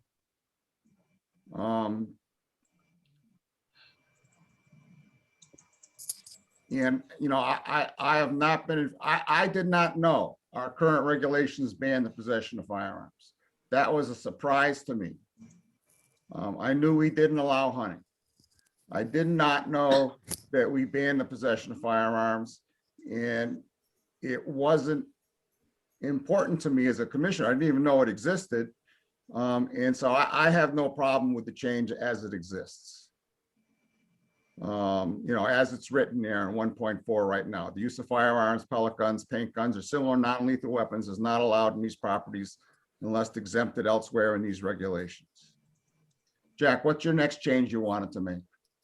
Thank you, Mr. Chairman. And just to clarify, basically you're going back to the original, essentially they're banned? No. No, you did not say that. Okay. I just wanted to kind of be clear. Okay.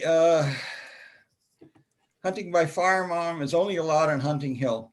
I'm going back to the 2011 So in our current draft regulation. You're saying current one is your section 2.5? Okay, here we are. Okay, and I'm saying that hunting by firearm is allowed only on the Hunting Hill property, property jointly owned by the Lunenburg, Shirley, and Mass Fisheries Wildlife Department in accordance with the MGL 131-section 1 at SQ. Discharge of firearms shall comply with Article 9 of Section 2 of the town bylaw. Essentially, we're using exactly the prior wording that was going on. And basically, the original premise of this that started us out was that, and Rich, you can correct me if I'm wrong, if I believe there was a concern that there was not sufficient area for the townspeople to hunt. Rich, can you hear me? I can hear you, yeah. Okay, was not sufficient land. And in fact, the amount of properties in town had diminished with regard to the availability of hunting. Would that be correct? That is why I put it forth, correct. Yeah. So upon investigation, we learned. Jack, I don't want to hear the rationale. I want to hear the word. What words do you want to change? I just gave you the words. Okay. And so I'd like to break this down into two parts. Okay, because you proposed a lot of stuff in here. The first thing I'd like to take and do a straw poll on is, do we want to continue to expand firearm hunting to small town forest and Northwest town forest? Ken Jones. Yes, I believe that it's my opinion that we should allow those two properties to be opened up to firearms hunting as a sort of, you know, middle ground between, you know, where we are right now and opening up all the properties to firearm hunting. I think this is a compromise. And I think that for a host of reasons, these are the two properties that are the best suited for it. So yes, I'm in favor of it. Richard Bursch. I am in favor of the changes. You have it listed there, Mr. Chairman, for many of the reasons that Ken Jones brought up. They are a reasonable compromise. They are bounded by state-owned hunting lands or state-monitored hunting lands. There is also very close proximity to both of those properties with parking and trail systems that would allow people that don't want to use the lands that could possibly be hunted on to still have sufficient access to lands that are equal or larger than the lands that are hunted on. I also think that one thing that is being overlooked at this point is, you know, we do have comments from 100 some odd people, mostly against, some in favor of. Lunenburg also did issue 260 hunting permits last year. So there are 260 people out there in town that do hunt, have put forth funds to hunt, have purchased the licensing to hunt, have purchased the weapons, have gone through the education. So I do think that we should be not discounting that 260 people that have already voted in favor of hunting on these properties. So I'm in favor of the change as you have written there. Mr. Thank you. Chairman, I would like to formally protest at this particular moment. I am lodging a formal protest against this. I have not been allowed to make an argument that further reinforces my statements, right? Now we're having arguments with regard to my, with all due respect, Ken, you looked at that as a fair exchange. I only look at that as essentially taking away an enjoyment of a part of the population. That's your opinion, Did Jack. not give me Jack, the your chance to make opinion. the argument, Jack. Chairman. You asked Jack why we were voting the way we were voting. That's all Ken and I have That's said. correct, but he did not allow me to reiterate my concerns and my new concerns. No offense, you had 45 minutes at the last hearing. Yeah, I had a heckler at the whole time. But I didn't meantime, hear him. I didn't see him. there is new information, and I would love to hear your response to the new information that you got. When you made that presentation, Rich, you forgot to mention that it was adjoining acreage that was as great or not greater than the amount of area that we've got right now in the whole Jack, conservation area. Jack, I most From the certainly. Jack, parking it's lot. not your turn. Jack, if you don't stop, I'm gonna mute you. Okay, thank you, Mr. Chairman.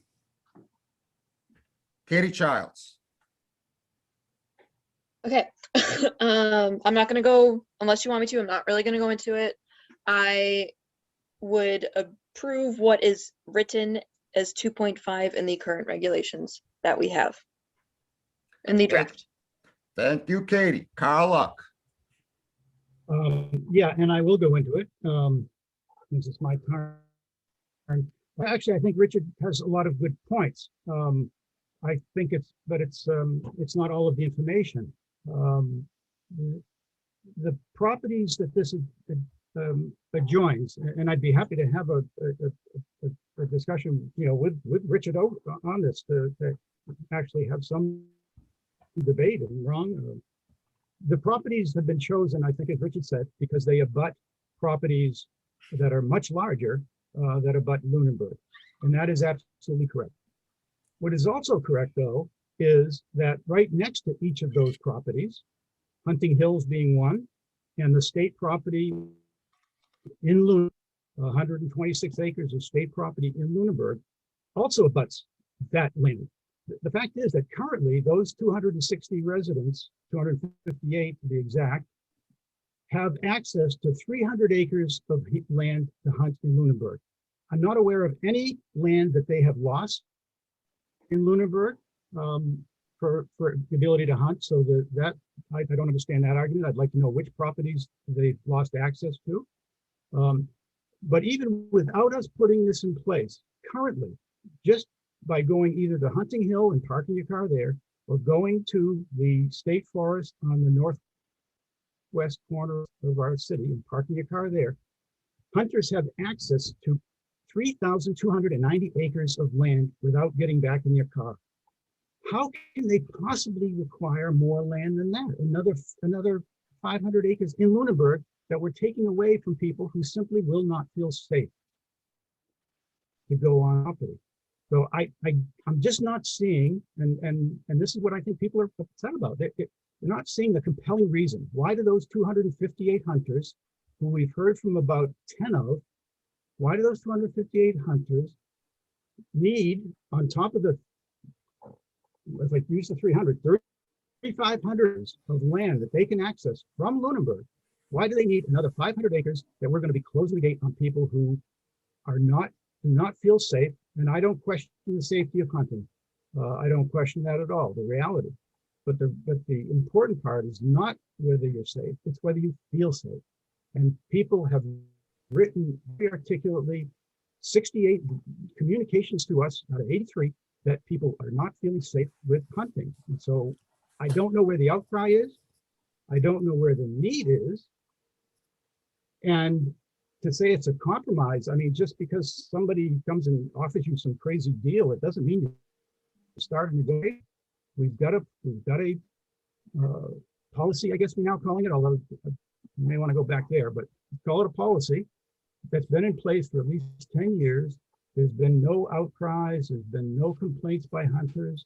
So I'm not seeing the compelling reasons. And this is why people want to do face to face, because they've been asking this for all the months that we've been having all these hearings that people talk about and all these discussions, which are not discussions, they're polls. And there's no back and forth. There's no trying to listen to the other side, trying to understand. So I'm in favor of removing, basically what they're saying is removing those two new pieces of property. Thank you, Carl. Jeff Viviano. Yeah, I guess I won't say exactly what Rich and Ken said, but I mean, I've researched this and I've looked at this kind of from a different perspective. And the big thing is hunting is a very safe sport. It's part of passive recreation, which is part of our goal here. I also think, you know, some have pointed to COVID as being constraining, but I mean, we had a very high attendance at a lot of these meetings, which without COVID and these Zoom meetings, I don't think we would have seen nearly the numbers that we did. So I think that this whole experience has actually helped this process. I think the straw polls have worked. I mean, how are you going to run through all these regulations without doing straw polls? So I kind of have to say that I agree with doing the straw polls. And I also think that, you know, although hunters do have a lot of land to hunt on currently, each day, each week, each month, each year, it's becoming more and more restrictive with development.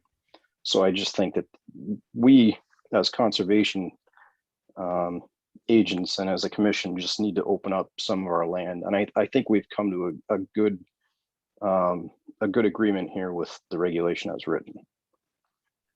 Thank you, Jeff. Jack, what's your next change you want to make? Mr. Chairman, do you have a, you haven't taken your poll yourself? You're right, I didn't. Jack, what's the next? I would like to hear, Mr. Chairman. I'd like to- So you're just gonna skip? Come on, you can do it. I mean, I'm not in favor of firearm hunting. thank you, sir. I'm not in favor of firearm hunting. What's your next change, Jack?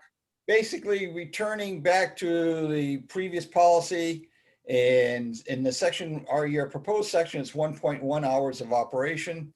I would propose that we say in section 2.1 that the hours of operation, everybody is welcome to enjoy conservation lands at no charge from dawn to dusk. Hours may be extended for a specific event if written permission is obtained from the Conservation Commission for a specific time. I believe that essentially this change was initiated to accommodate hunting after hours, to allow hunting of certain particular animals up until midnight. And I would not support that.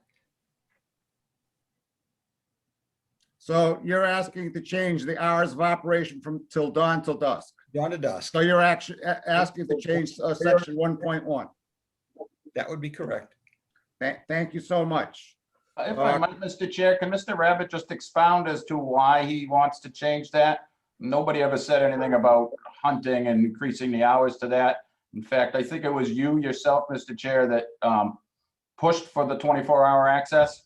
So It I was, don't and accept you're Mr. right. I've never heard anyone connected to hunting other than Mr. Rabbit. So that's a fair point.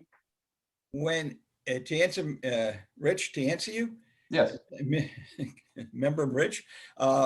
Basically, when we first started out, I never imagined we would actually have hunting.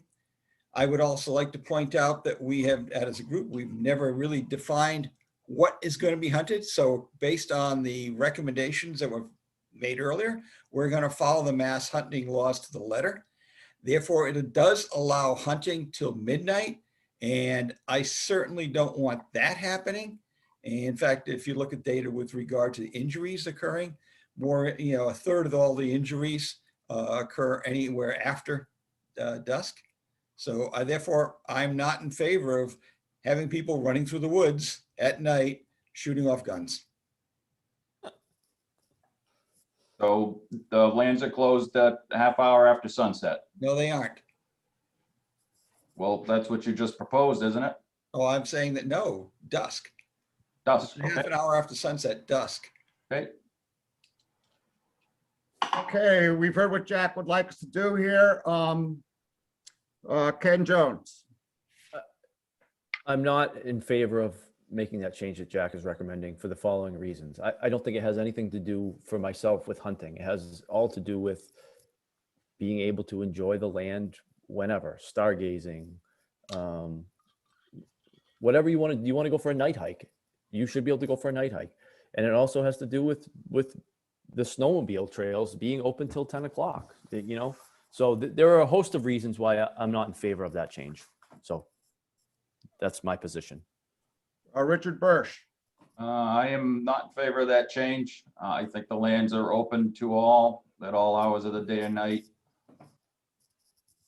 I think people run a far greater risk of crashing on their snowmobile at night. I think there's a lot more noise due to snowmobiles at night, but I'm still in favor of allowing them the access that is currently granted. So I am in favor of keeping that for everybody.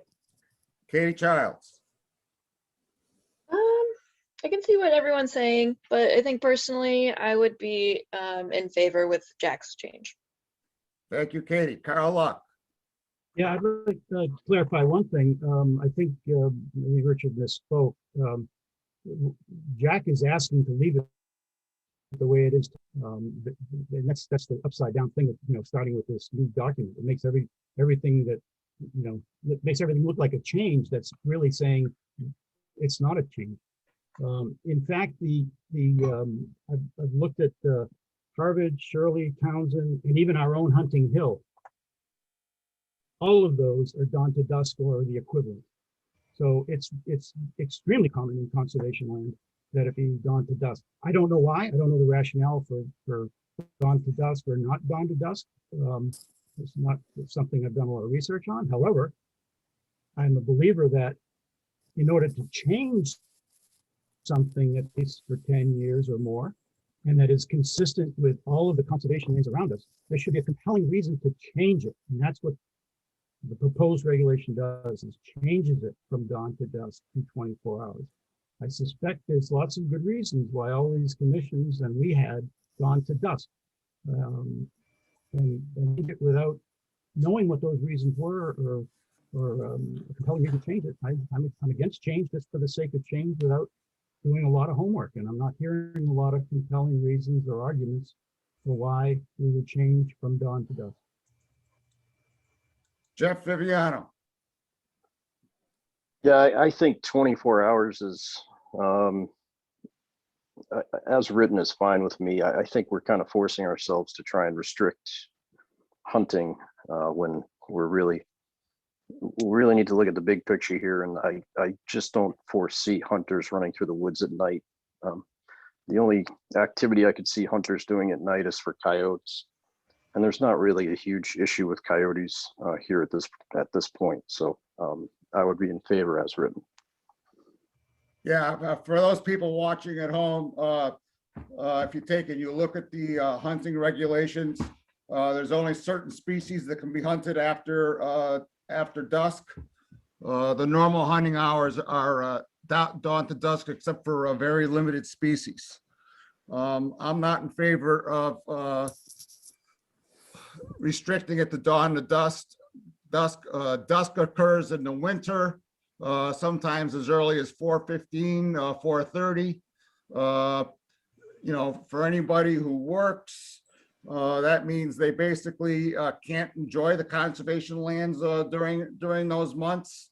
When most of these regulations were written, you know, LED technology and you know, cell phone battery technology had not developed to the point where they are today, where you can buy a little light that goes on your helmet and will glow like the middle of the day for 3 hours. I know I ride at night all the time. It's great fun. The snow riders use it at night. People go out stargazing. I'm not in favor of limiting it to dawn to dusk. What's your next change, Jack? Okay, the last one. Well, okay. Basically, you've removed it, but it used to be section 2.7. Drunkenness, breach of the peace, disorderly conduct are prohibited. Alcoholic beverages and glass containers are prohibited. Yes, I understand that it is in our other town laws that you shouldn't be out there becoming disorderly or drinking in public. However, if you don't put it up there and if you don't remind people, it doesn't, they go, well, I never knew. Well, that must be another town regulation. This is just common sense. Well, seriously, one of the, if you go look at it was the town of Harvard, I believe, has essentially a one-page document on all the regulations, and that's in there, So, and you look at all the others, all the others say something similar. Why are we choosing to remove that in order for brevity, when the other people are even more brief than us, and they keep that in there? I think we need to be reminding people, you know what, keep the glass containers home, and seriously, we don't want any drunks, and we don't want any people making any loud noises and getting, a group of 15 kids running down, harassing and breaking things. We don't need that. And I do agree that there's there is verbiage that says you've got to act like a normal human being there, but I think that we need to put something like that in there. And so do you have some exact language, Jack? Oh yeah, I basically am saying that we, drunkenness, breach of the peace, and disorderly conduct are prohibited. Alcoholic beverages in glass containers are prohibited. Okay, so you're advocating that we add those two things back in? Yes. Okay, and so I'm going to go around and ask people about those. And they can choose to include their rationale or not as two separate issues. One is the drunkenness and disorderly conduct. Did I get it right, Jack? Yeah, hold on a second, Bob. Hold on here. Steering me. Drunkenness, breach of the peace, and disorderly conduct are prohibited. And then what was the other one? Alcoholic beverages and glass containers are prohibited. It's exactly the wording that we've had for the last 10 years. Yep.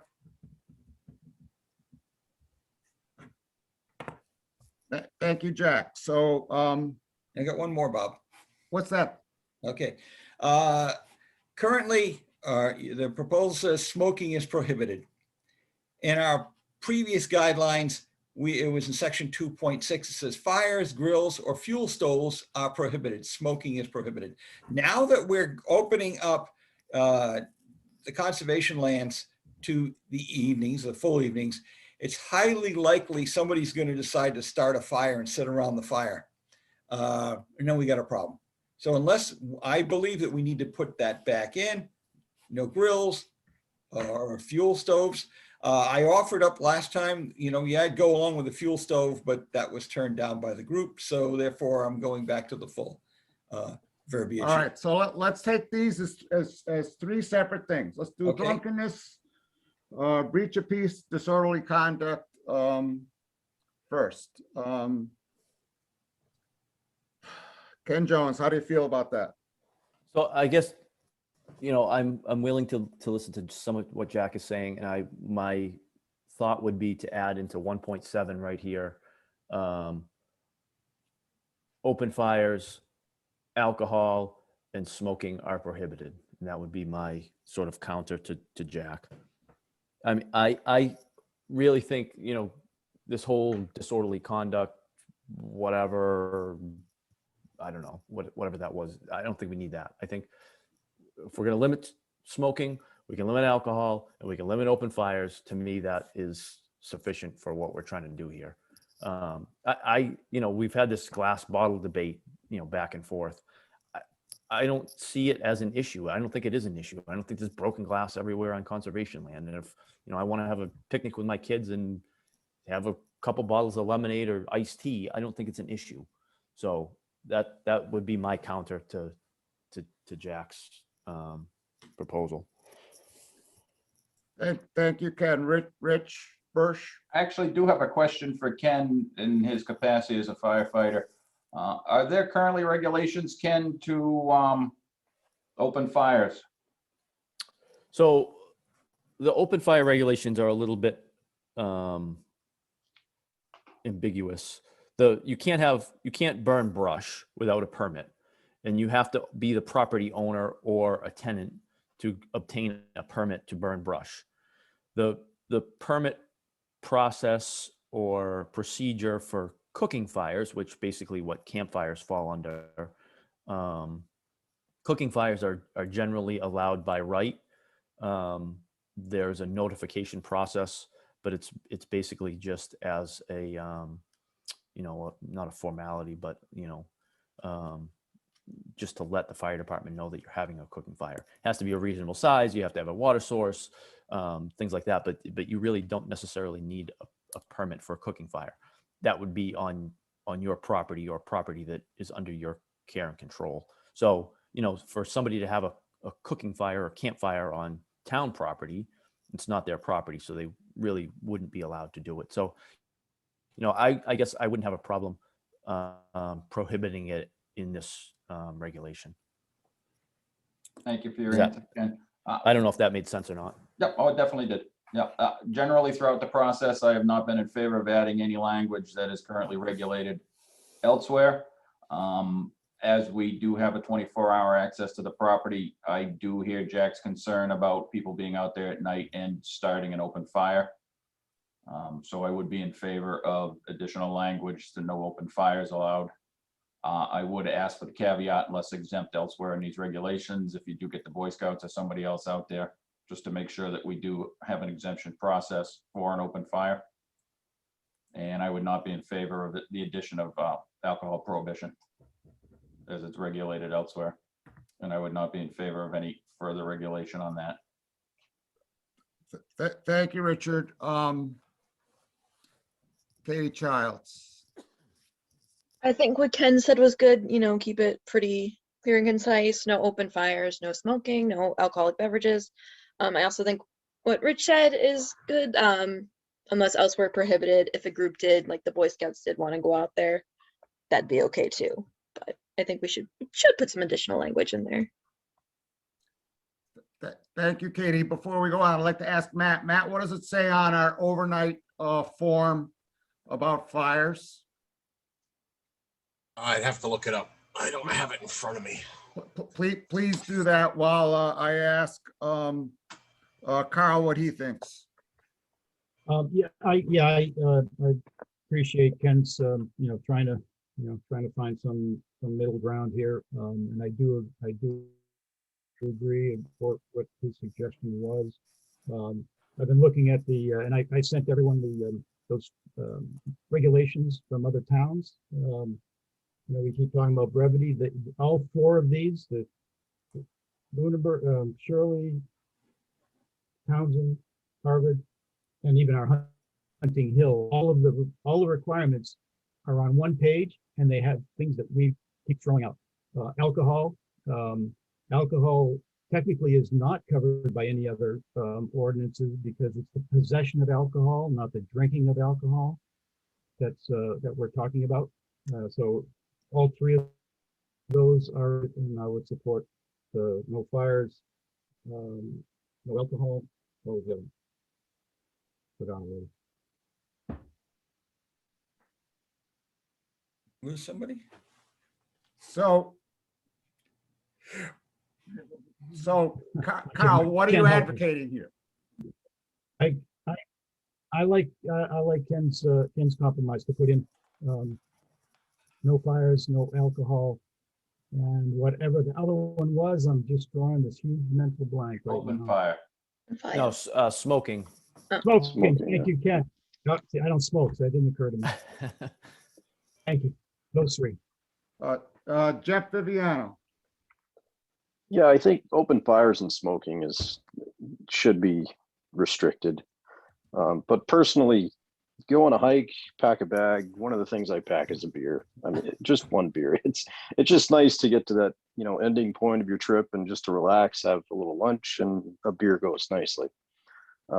So I guess I'm against the alcohol prohibition. I think the people that you're going to have in the woods breaking that regulation are going to do it anyway if it is written in these regulations, and they're not really going to be the ones that are going to be reading these regulations before they go out into the woods. And I'd hate to be the first one to get the $100 fine. So I would not be in favor of the alcohol prohibition. So. Mr. Chair, just to clarify for everybody who's listening, drinking alcohol, whether this regulation says it or not, is against the law on public property. So Jeff, I don't think leaving it out of here makes your drinking alcohol on public property legal. So why would you carry a beer through the woods, I guess, is the question. I'll to drink it. And Like, who would- same reason I do. Same reason I do, Jeff. Yeah, again, we all, To break the law. They're going to be watching you, Jeff. yeah, exactly. It sounds like we need to watch Carl also. You knew that, Bob. And so it's clear to me that everyone supports the open fires.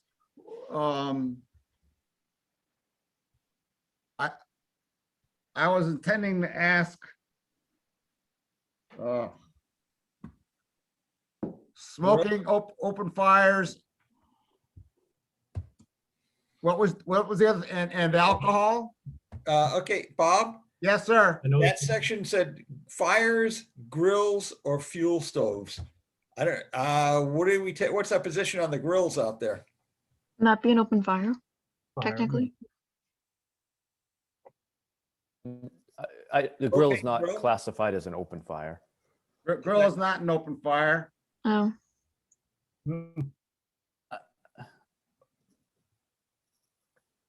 I mean, honestly, I don't have a problem with somebody, if they want to schlep their hibachi out there and cook a steak on it, I don't have a problem with it, as long as they clean up their mess. Just like everything else, you can take a 12-course picnic lunch out there, and as long as you clean up your mess, it's allowed.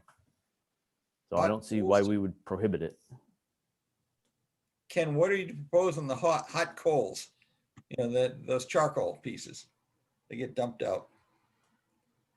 I mean, if you do it, you have to figure out how you're going to get them out of there. Bring a can with you or something. I don't know.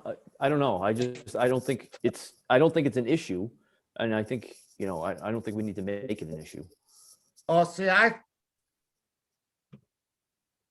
thought when we banned open fires that banned, I was thinking it allowed fuel stoves, but I wasn't thinking that it you know, allows someone to bring like a fire pit out there or something. I think it's a very gray area. I think, you know, I don't know. So how about the drunkenness, breach of peace, and disorderly conduct? Ken, you were not in favor. I'm sorry, people, but I want to go through that again. Ken, this drunkenness, breach of peace, and disorderly conduct? I don't think we need to put that in there. Rich? I don't. The police are going to be patrolling in that circumstance, and I believe there's already rules, regulations, bylaws, and statutes in place that the police will be enforcing. I don't think adding another line here is going to make it go away, nor give the police any more authority. Katie? my mind, it goes with the prohibition of alcohol on the land. So I would not put it in. Carl? Yeah, I don't think it's necessary because it's clearly against the law. Jack proposed it. Jeff? I don't think we need to put it in. No. Yeah, I wouldn't mind putting it in, but it doesn't have the support of, I mean, because it is, if you take and you scroll down to the end, you know, to our appendix, it is right in the appendix, you know, for Hunting Hills. But Jack, what else did you have for, where's Jack? Basically, specifically to suggestions with regard to the new regulations, nothing more. I think that basically, never mind. I'm done with this tact. Okay, thank you. Thank you.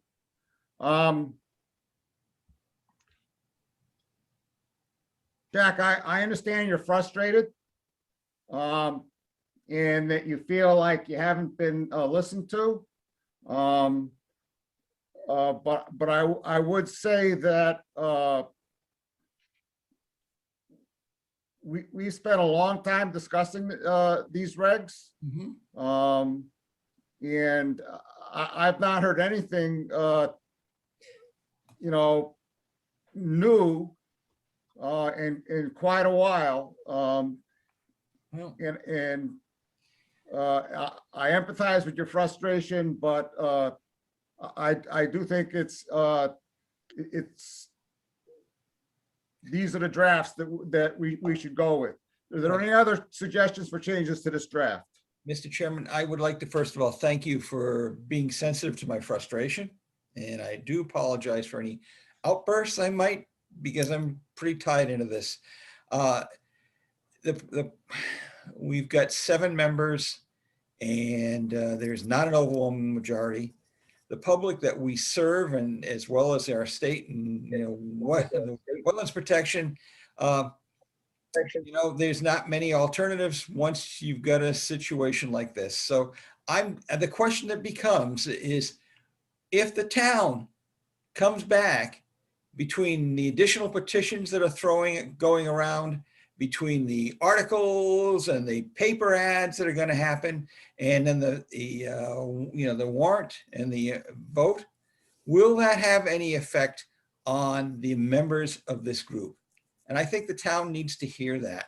If you're so dug in right now, then I can't tell you what's going to happen.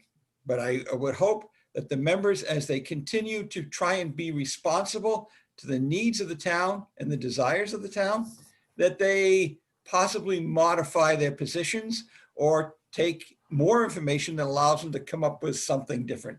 Right now, I'm not going to win on this playing field. Thank you, Jack. I'd like to go now to the attorney's comments. So I'm going to switch to a new screen share. If I can figure out how to do that.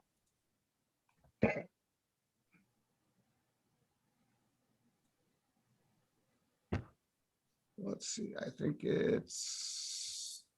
While you look for that, Mr. Chairman, I did want to just respond to Jack as they are looking for reasons as to why we are voting the way we are individually. I can't give you an answer, Jack, for myself as to a hypothetical. I do listen to each and every concern. I have read each and every comment that has been sent before us. At this point, we're a town of 10,000 plus people, and we've heard from 1%, 2%, 3% of them. So it's very hard to make an overwhelming judgment based on such a small sampling. I do hear and I do understand Carl's comments on people's fears. There are plenty, and that's why I've stated this many times. That's why I put forth the 2 pieces of property that we did. There are comparable pieces of property very close by. These are areas that are not well populated. To answer Carl's question on lands that we've lost, just right now, and I did state those, Carl, in my comment maybe a month ago. The 2 most recent ones were Lane property and Saliba property, which when they came under conservation control and will continue to be non-hunting areas. So those were areas that were open to hunting. We also have 4 large-scale solar projects that have been put in place in the last few years. 2 here in my backyard, down off of West Street and just behind Electric Ave here, that has impinged on hunting, on my ability personally to hunt, and others that use the property down there. So I can certainly speak for myself, as well as every other development that's gone in place, Butterfly Lane, Stone Farm, down off of Burridge Street, down off Reservoir Road. So there has been substantial development in the last decade that has impinged on hunters' abilities to be out in the woods. Now, I speak for myself, but I'm sure I speak for most hunters. We are looking for a nice, quiet, faraway piece of property. We don't want to be along the trail. We don't want to be where other people are. Hunting does tend to be more of a solitary or 2 or 3 people out doing the activity. So it's not something that you can just do in a small piece of property. Again, going back to a town of 10,000 people where we have, 1 to 2% of the people that have voiced concern, a lot of them voice safety as their issue, not fear. And I mean, even in Jack's presentation 2 weeks ago, in North America, Canada and the United States, you're talking 370 million people, and there were fewer than 1,000 hunting accidents last year.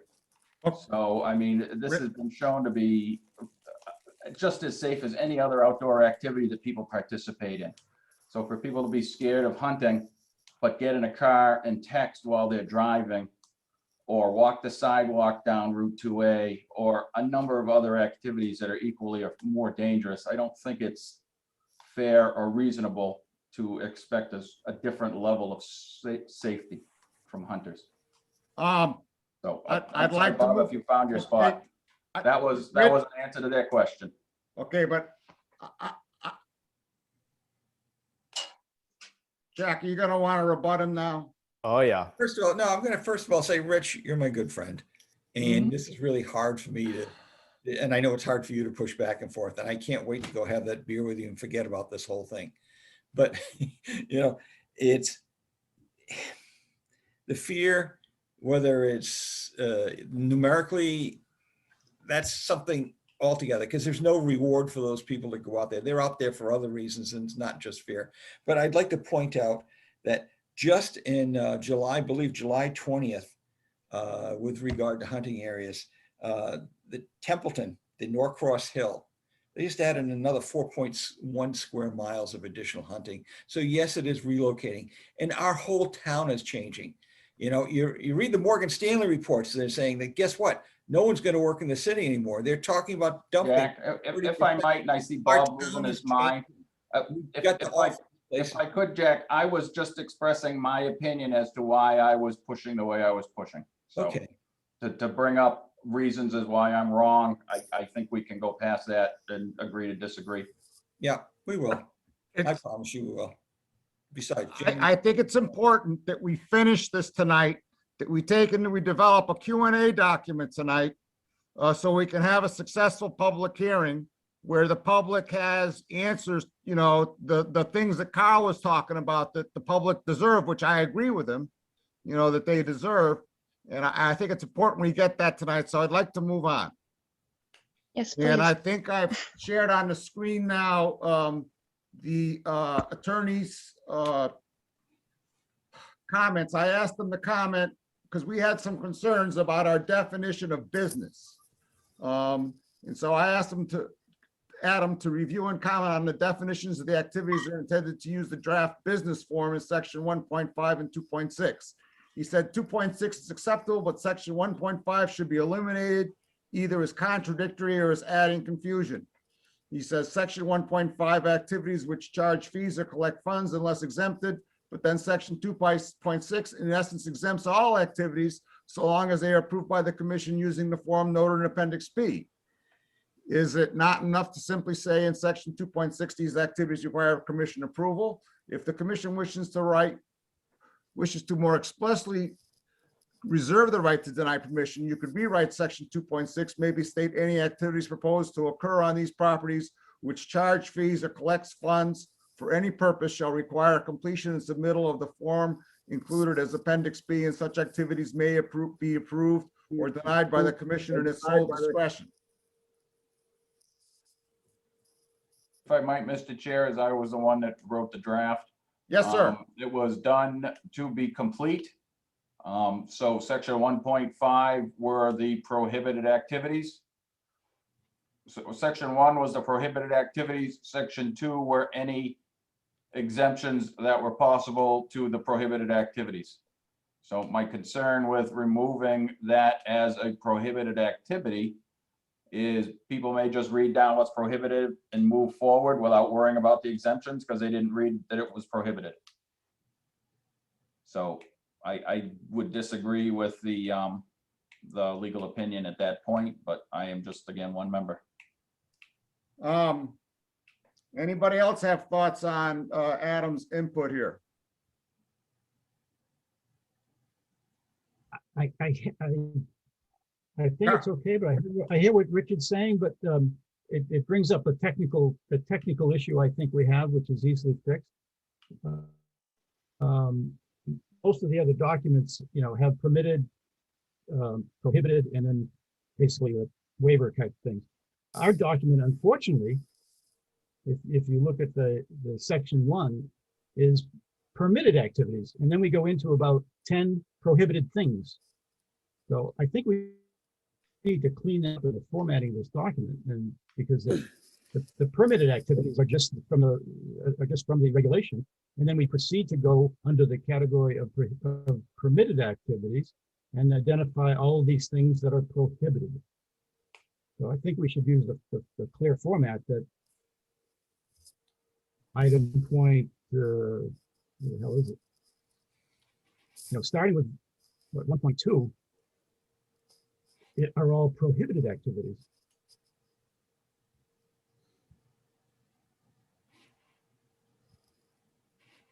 Not permitted activities.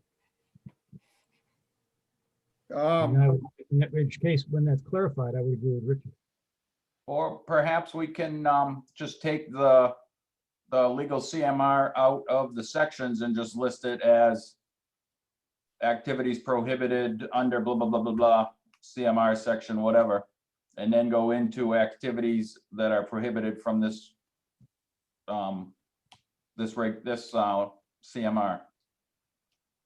That just gets rid of the CMR as part of the sections. Then we go into just prohibited uses and then exemptions. We could do that, Rick. Every regulation, which are all on one page again, they have 3 categories. Activities that are permitted, which are basically that list of things from the CMR, and then activities that are prohibited, and then activities requiring written permission. And that's almost every other land use document I can find. And Carl, if we were starting tonight,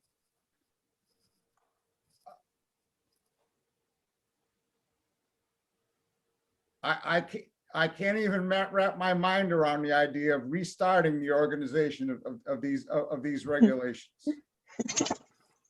Well, I can. You just throw this whole thing out and let's stay with the good one we got in place now. What's the hurry?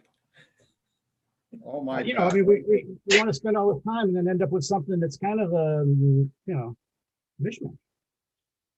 It's a heading issue. It's not a rewrite. As Richard said, you relabel this thing.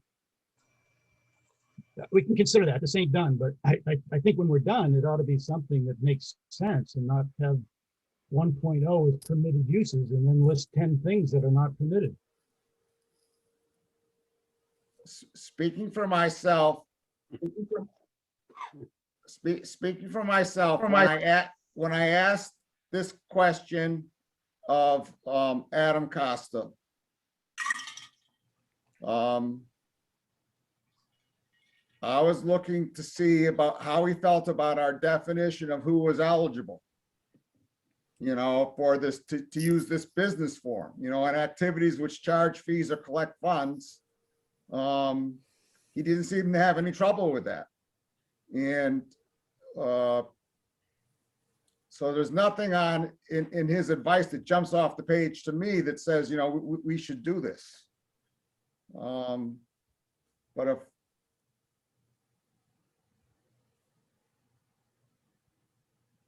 and I haven't heard anybody else tonight say, oh, yes, we should eliminate section 1.5 and rewrite section 2.6. Because that's the question I have before you, because I want to move on to our Q&A document. I get one. Jack Rabbit had his hand up, Thank Carl, you, Mr. then I'll Chairman, come would it back make to you. sense? Carl has gone out and benchmarked other towns and they have produced documents that are considerably shorter and for that matter, perhaps more straightforward.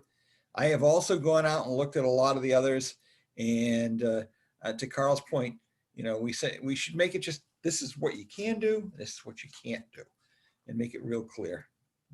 So I think clarity would help this. And Mr. Chairman, the question is, what's the, not that we shouldn't be working on this, but what is the hurry? Why do we want to produce a product that's not the best we can possibly produce? Bob's head's gonna explode. No, I'm not. Don't jump out the window, Bob. I think you're talking from the basement anyway, aren't you? Yes, I am. Yeah. So, I mean, at that point, Jack, the CMR, that's what you can do. The next listings, that's what you can't do. And the section 2 point is any exemptions. I mean, it's basically the same thing. It just is written in sentence form and not 3-word form.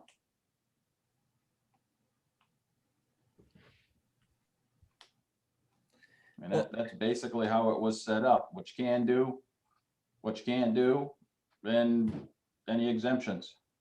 Right, so you get permitted in section 1, and then you get section 1.2, no alterations, no motor vehicles. Right, so just, well, get rid of the numbering and just have the CMR. Make them close, make them sit That's closer. what you But can the do. point is, Rich, let's also go look at the other stuff that other folks have done. I don't think we've spent the time trying to assess what other people are doing, what's the current state. Well, to bring that argument full circle, I mean, most towns allow hunting. They allow limited So it's hunting. not, you know, this is Lunenburg's, this is the work of us 7. So, I mean, if you guys want to throw it out and start again, if there's a majority, we certainly can. Now, I'm Harvard not says no in hunting. favor of that, but I mean, it's set up in that basic format now. Yeah. Am I If- wrong, if you Carl? look But at Harvard the doesn't numbers. allow hunting. Harvard doesn't allow any hunting, even bow hunting. Yeah. So what are the other towns doing? How are they treating it? All right, I'd like to call up on the screen the question and answer. Well, Mr. Chairman, the problem I had with how I felt about the lawyer's comment was I've never seen this business form. Where do I find that? It's not on the public. It's not on the public access. Sure it is. Where? I just went to the town webpage and looked at the proposed land use regulation, and there's no business form. If not, we'll post it.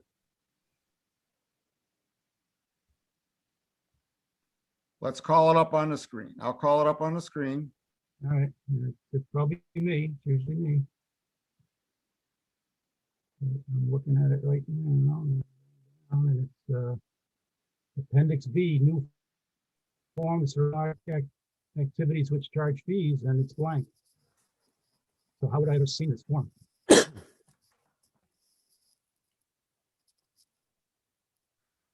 That we're discussing legal input on. Matt, do you know if you put that up on the cloud? I up don't on the- see it. I don't see it, and I can't find the email. Okay, I'll find it. I saved it. Matt, Carl, if you haven't seen that yet, I apologize. That's okay. I mean, we're trying to do a lot of stuff, but just I don't know how to comment on something I've never. Yep. So let's call it up. That's an important point. Let's call up the business form.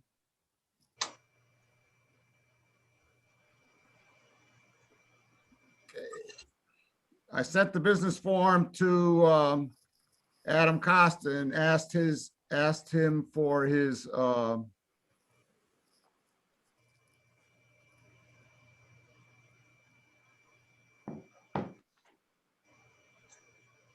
asked him to review and comment it, and he said it was fine. Well, now let's screen share it.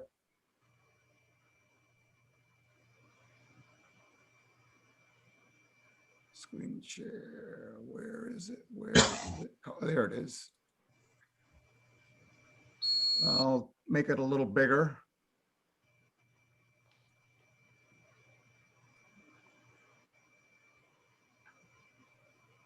It doesn't.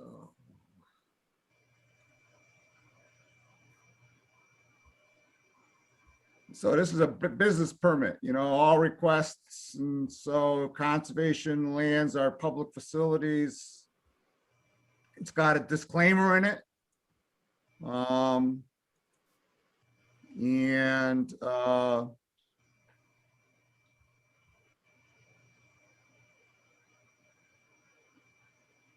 it doesn't have anything about insurance.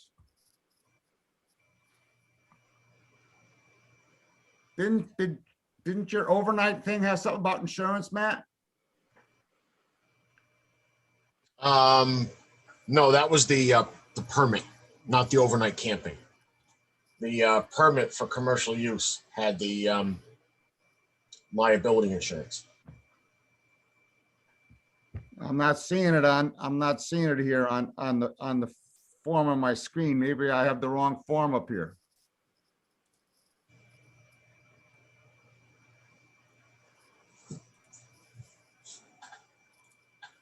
Mr. Chairman, Yes, sir. I'm gonna respectfully bow out. I got about 3 hours of sleep last night, and I am falling asleep at the wheel here, and I'm not gonna be of any use to anybody. So I am gonna have to say goodnight. I'm sorry. Thank you, Ken. I Good night. can. Good night. Ken. I can. Good night. Yeah, Mr. Chairman, these forms are important, but they're probably not the most important thing. I think the commission should see them. I know the one that I had looked at, we got a while ago, I had some comments, but it never came up in the agendas. So I think we should make sure everybody, you and Matt are happy with whatever forms we have, and that we should have the commission review them and make them. I totally agree, Carl. I also think that that's something that we could do, you know, that doesn't have to be accomplished completely tonight, that we could do it, you know, after our public hearing, you know, at our next meeting. Absolutely. So I'm gonna ask Matt, because like this, I think this should definitely have something about an insurance, and I don't see it, but I don't think Matt's original form was this short. I think this is not the right form, so. I'll double check it when I get in the office on Monday, Bob. All right, thank you. Stop share. So.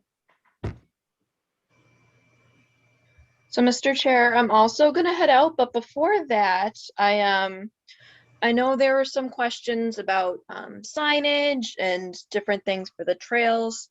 So I did just want to say I had sent you and Matt right before the meeting. I did a little mock-up of a possible signs we could put up, one at a trailhead and some at some of the other entrances in the woods. You don't have to look at it now. I just wanted to let you know. Okay. Obviously work in progress, but something that could look like. And I messed it up a little bit. And one of them, if you happen to look at it, I switched May and January. But other than that, so I just wanted to go to bed. So Okay, and so, and Katie, before you go, I would just say that, you know, I have this grant, you know, and we're gonna have, put these "You Are Here" map signs. Yeah. At every trailhead, in every trail intersection, and every and every conservation property. Yeah. And certainly if the commission ends up allowing firearm hunting on some properties, you know, we're gonna have to definitely develop signage. Yeah. And those trail map signs will be part of it. So cool. Yeah. But thank you for your effort. I'm no pro, but just something they could. Thank you for your efforts and your initiative there. Mr. Chairman, before we leave. Go ahead. Katie, I just wanted to acknowledge and thank her. Katie, in preparation for tonight's meeting, Katie and I have been going through all the letters, trying to pull out questions from people to hopefully get answered. And I just want to thank her for that effort, because I know it's painful going through everything and making notes, and but you did come up with a nice list, and I have one too. So thank you. Awesome. Well, good luck, guys. Good night. Thank you. Hi, Katie.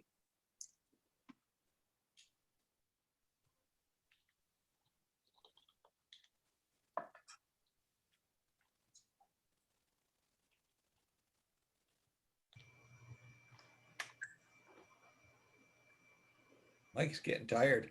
And I had a cup of coffee at 3 o'clock. Yeah. 5 o'clock's gonna come quick. Yeah.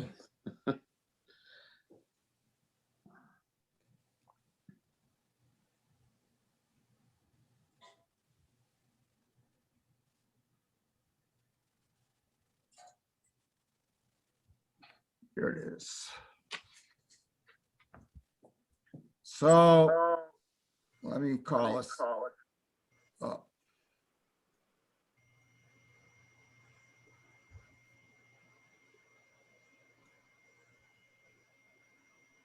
So this is what I'm proposing. It's just a proposal for questions and answers, Conservation Commission Land Use Regulation Review. What Mass General Law grants the Conservation Commission the authority to adopt land use regulations, and it gives that. What town agreements with the state may impact the adoption of such regulations? The Hunting Hill easement, the land management plans, and the grant. Actually, the only thing, yeah, no, that's how long have they been in effect? What open space lands are subject to these regulations? Hey, Bob? Yes, sir. Matt brought up a good point. One was policies and these others are regulations. I don't know if you want to clarify that or just. I disagree with Matt about that. Okay. And I don't want to spend any time debating it. I don't think it's not really material at this point in this. Yeah.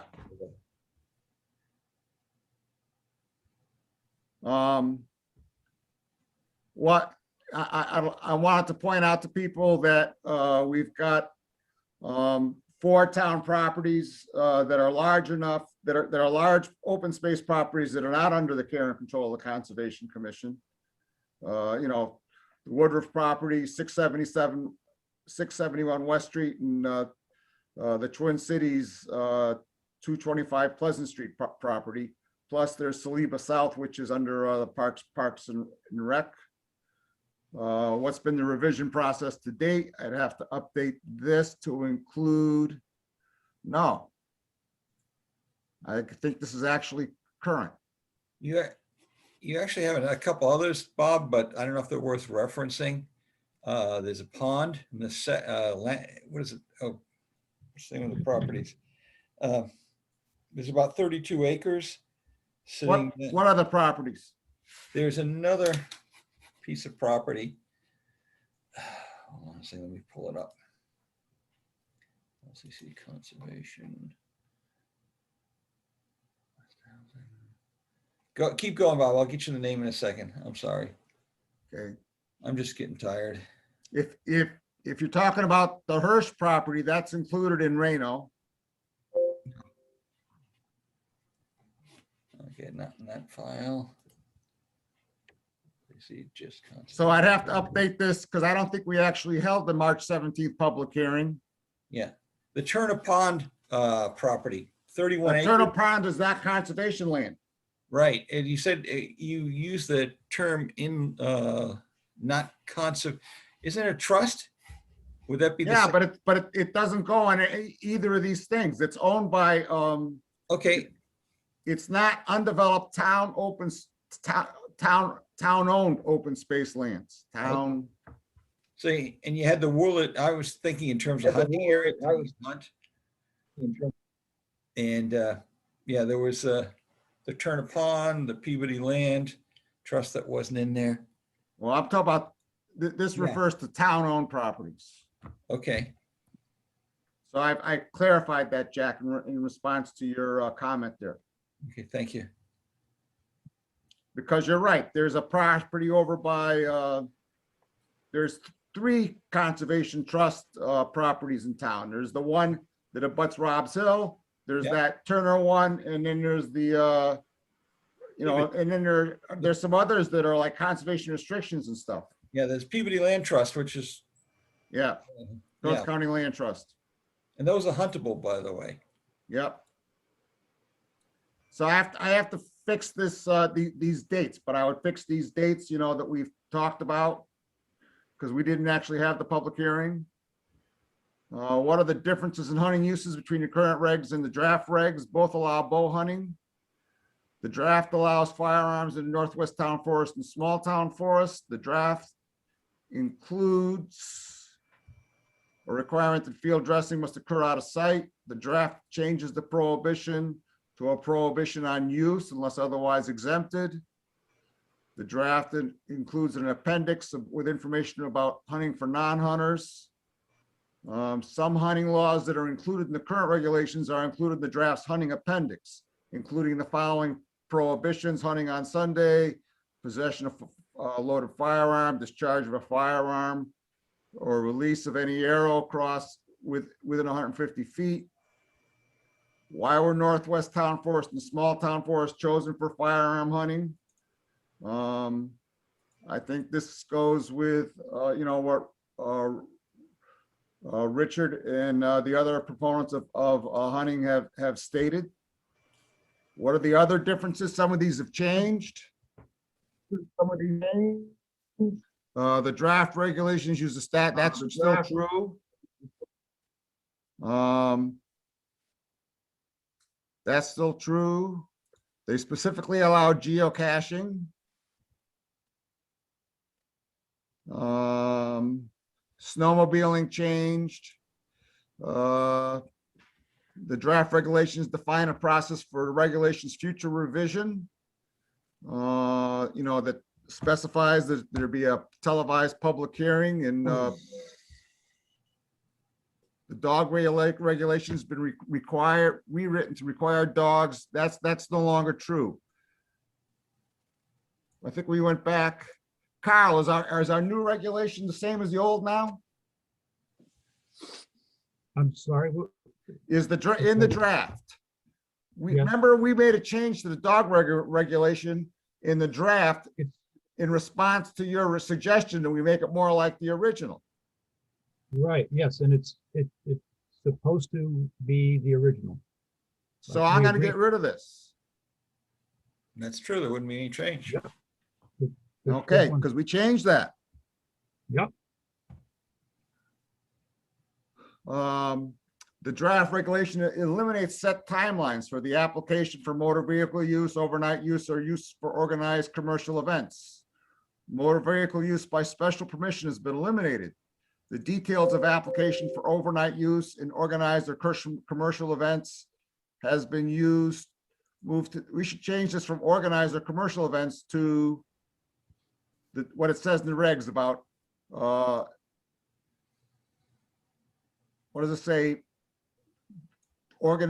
Things that collect fees, organizations that collect fees, or I would update this to fix that. The current regulations prohibit any behavior that infringes another blah, blah, blah, while the draft prohibits activities that are not full compliance with all state laws. The non-existent trail stewardship program in the current regulations is eliminated, replaced in the draft by a decentralized approach that defines what maintenance activities are allowed without prior permission and what maintenance activities do require prior permission. The draft regulations do not include laws or regulations. Let's see if any of this has changed. Drunkenness, breach of peace, or disorderly conduct are prohibited. Alcoholic beverages. So we still are going to prohibit alcoholic beverages. So glass containers are prohibited, right? Or do we beer? Didn't we just decide to prohibit alcoholic beverages? Yes, we did. Okay, so that's no longer a change. But we're not prohibiting glass containers. We're not prohibiting public nudity explicitly.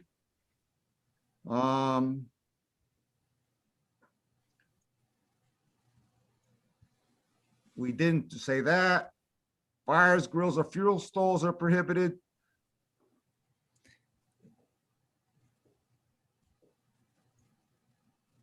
Now we say open fires. Was changed to open fires, was changed to, Yeah.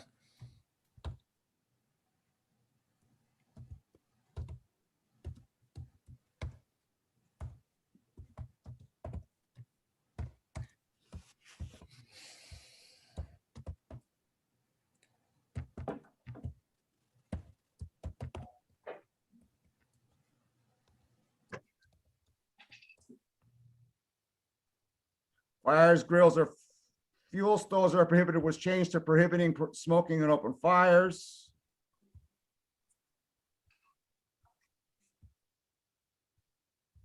And that's what I had in the draft. So I'd have to fix that, and I'd have to fix these things here, because this needs to be updated to what actually happened. You know, that we had a meeting tonight, that we didn't have the public hearing last night. On the March 17th, we had discussions at night.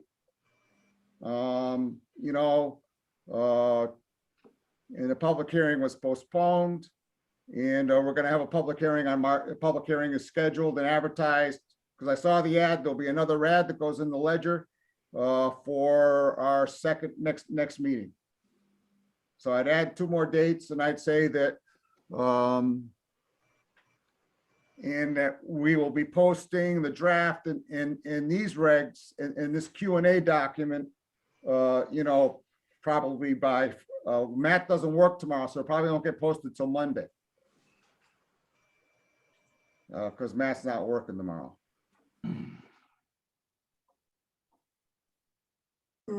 Jack.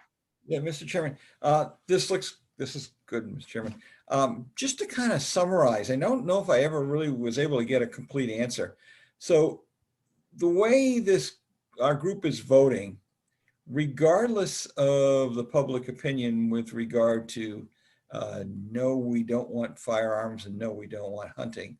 Right now, the group stands to essentially ignore the public opinion.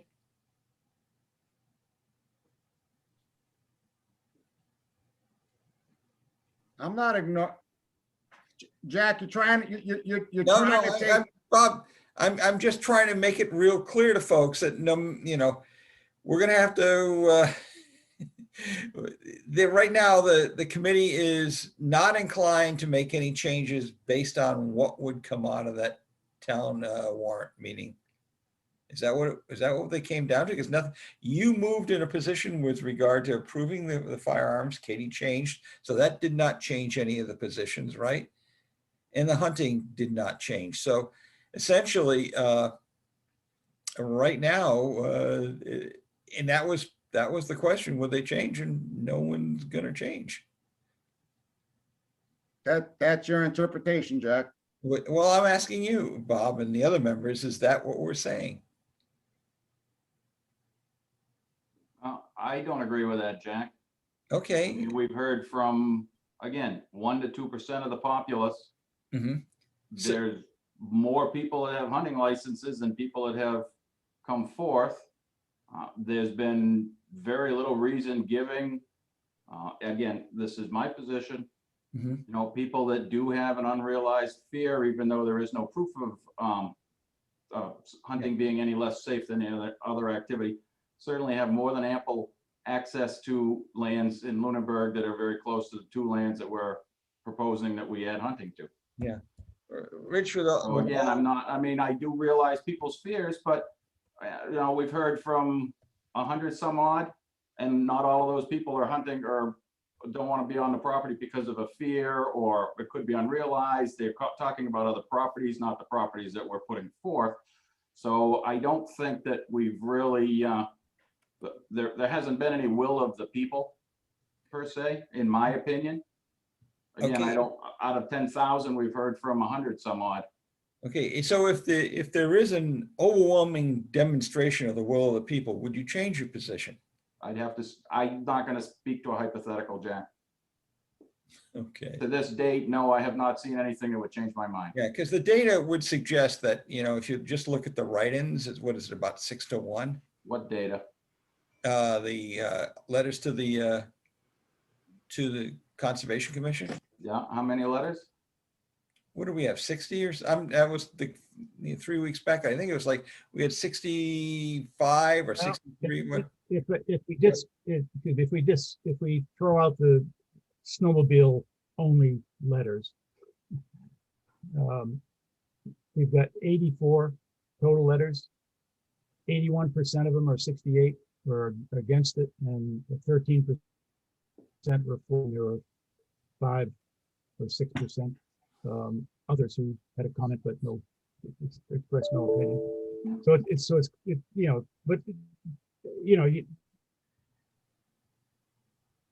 So if you had another 100 people show up and sign a petition and put it in the newspaper, would that change your position? No, Okay, no.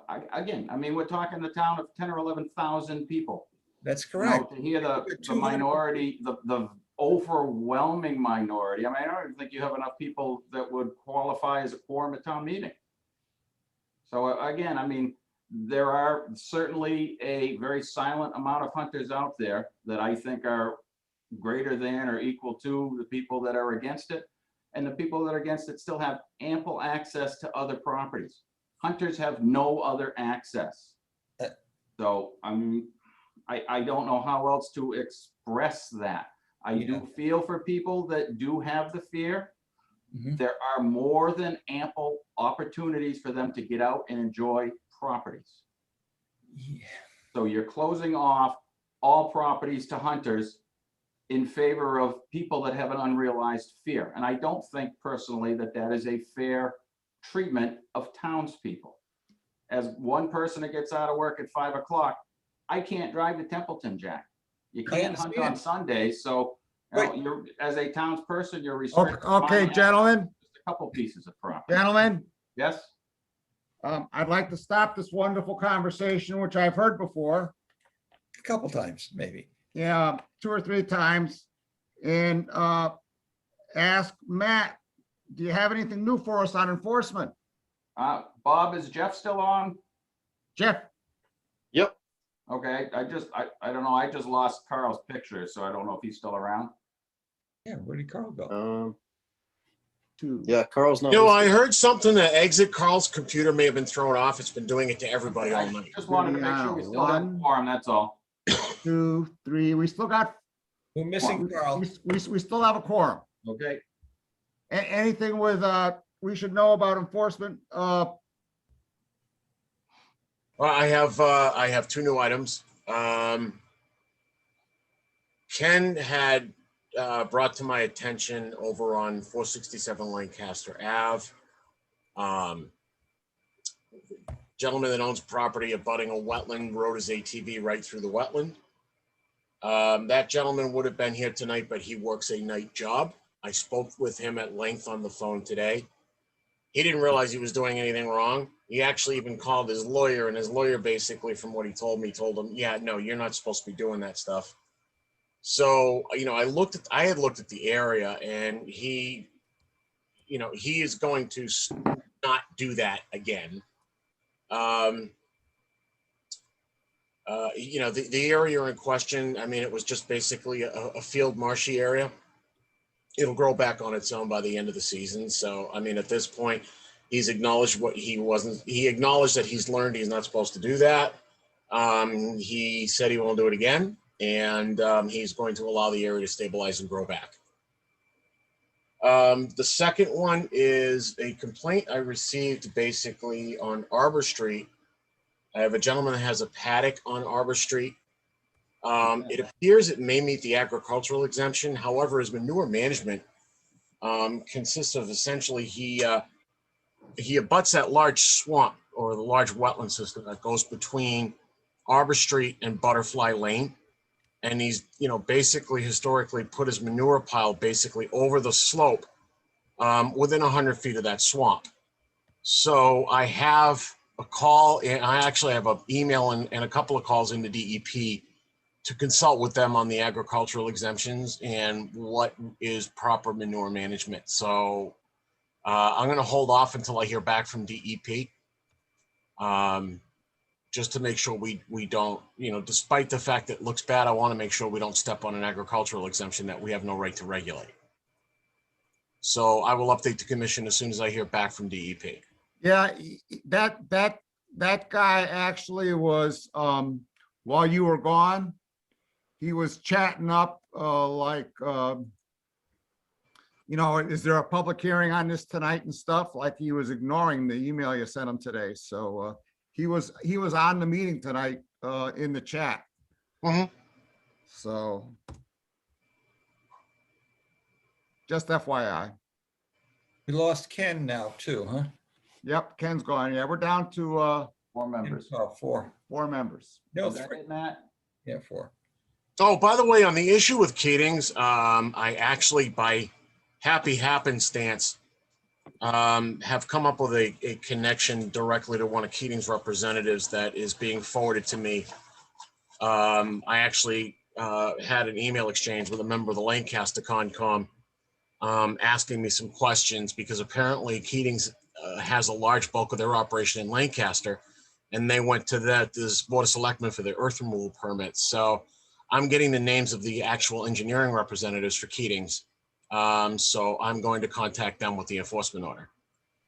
As you guys recall, a few years ago, I had a point of contact. They had an environmental person who left, and they never filled the position. And so what's the issue at Keating's? That's the property that they own over on Fire Road 16. Oh, right. I mean, it's like, because of the way their situations have always been set up with DEP and EPA always taking over enforcement, every time I've had issues on property off the quarry site, the orders just disappear into a black hole, because usually every time they get something, DEP winds up taking over. So now that I've got a chance to make a new contact and can meet with a person face to face, I'll be able to make headway on that.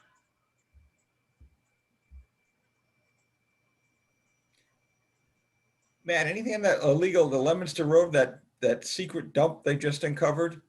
And then we were waiting for the snow to melt. Are we going? No, nothing yet, Jack. Okay. We hear from we going MassDOT, Saturday? Matt, on the bridge over Pearl Brook. I'm waiting for Mass Highway to get back to me. Okay.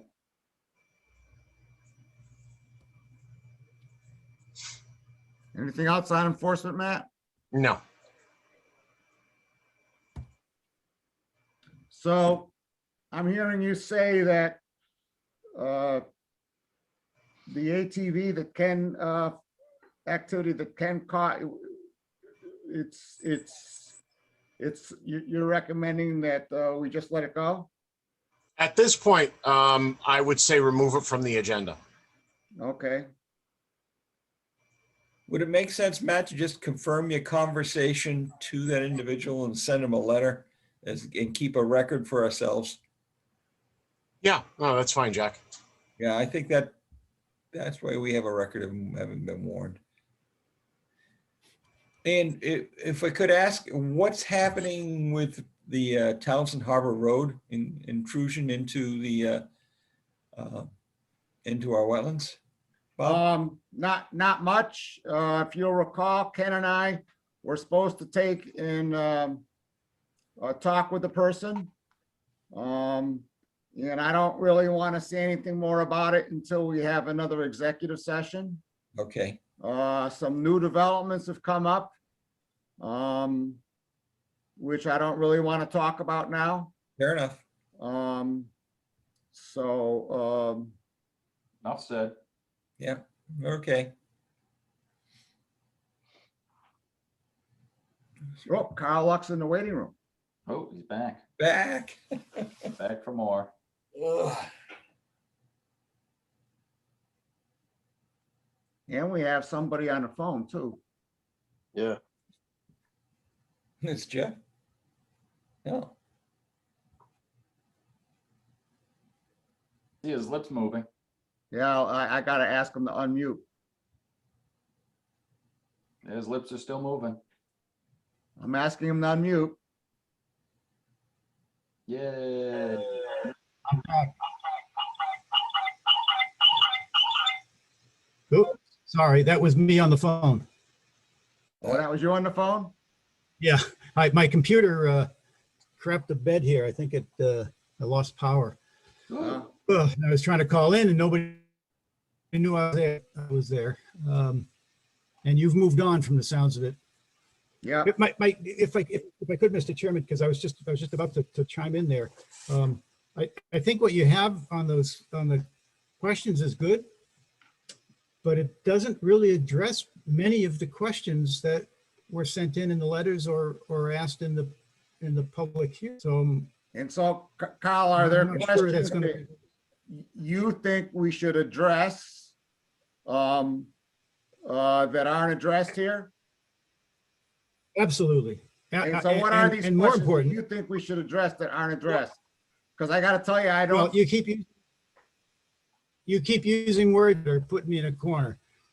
The questions I think that need to be addressed are the questions that the public has asked in letters and in the public hearing and have not been answered. And I don't see them answered here. and I don't feel compelled to answer every question that's put to the commission.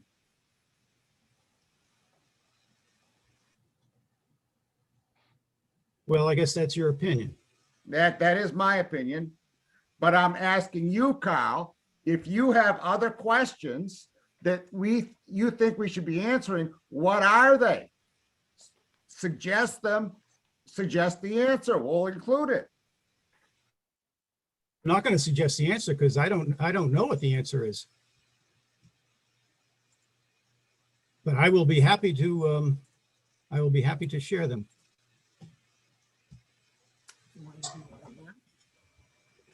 You want them now, right? Send it. Yeah. What? I mean, if Why we're are gonna these? post this thing in advance of the, for the. Okay, I'm going. Okay, thank Why you. are why are these changes being considered now when the world is immersed in a global pandemic lockdown and residents are unable to appear before the LCC to voice their objections in person?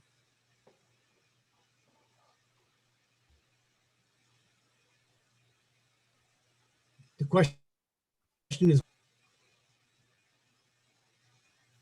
Life goes on. Well, Carl, that would be consistent with the message I've got, that the hearing, we never answered them. And they yeah, feel but, they would so have this is the liked to question. get an answer at that particular time. Yeah, so what's the answer, Mr. Chairman? The work of the commission goes on. Life goes on. And No, actually it does. Actually, it doesn't. We've been not doing the work of the commission for the last 2 months. We've been putting off all of the enforcement. I've got another, I'm gone again. Oh, yes. Oh, gone again. He's gonna pull his hair out. That'll be a problem. He doesn't have any. okay, That's why I'm bald. Me too. okay. What's 106 Sandy Cove Road, Matt?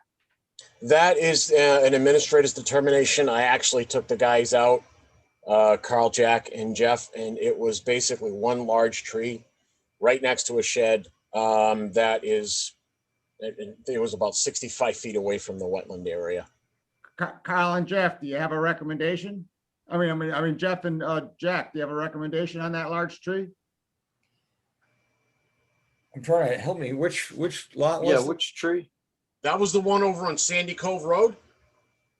Remember we went and looked at that one large tree in the backyard? Is that the one that had the other 6 that he wanted to remove as well? No, that was Flynn Road. Not Flynn Road, excuse me. Sandy Cove would be over. Oh, Sandy Cove, yeah, the large tree. Yeah. Sandy Cove, the large tree, the greenhouse, Jack? Oh, right. That was outside of the 50. Yeah, it was 65 feet away. And it was right next to his shed. Yeah. I'm looking for a motion to approve this administrator's determination. So moved. Yeah. Second. Go take it out. All right. He's gonna replace it though, right?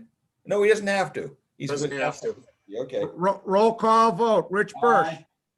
Aye. Jack Rabbit. Aye. Jeff Viviano. Aye. Aye for myself. Anything else?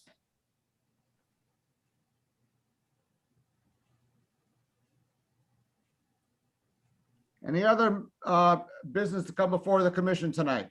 Want to hear about the Stormwater Committee actually met? No. Okay.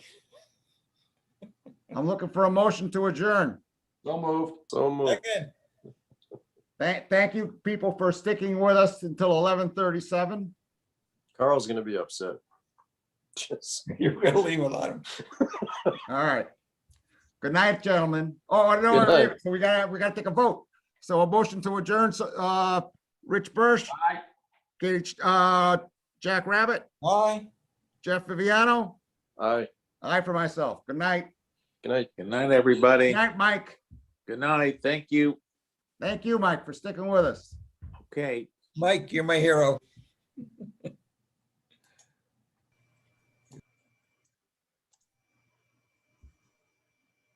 Night, Bob. Night.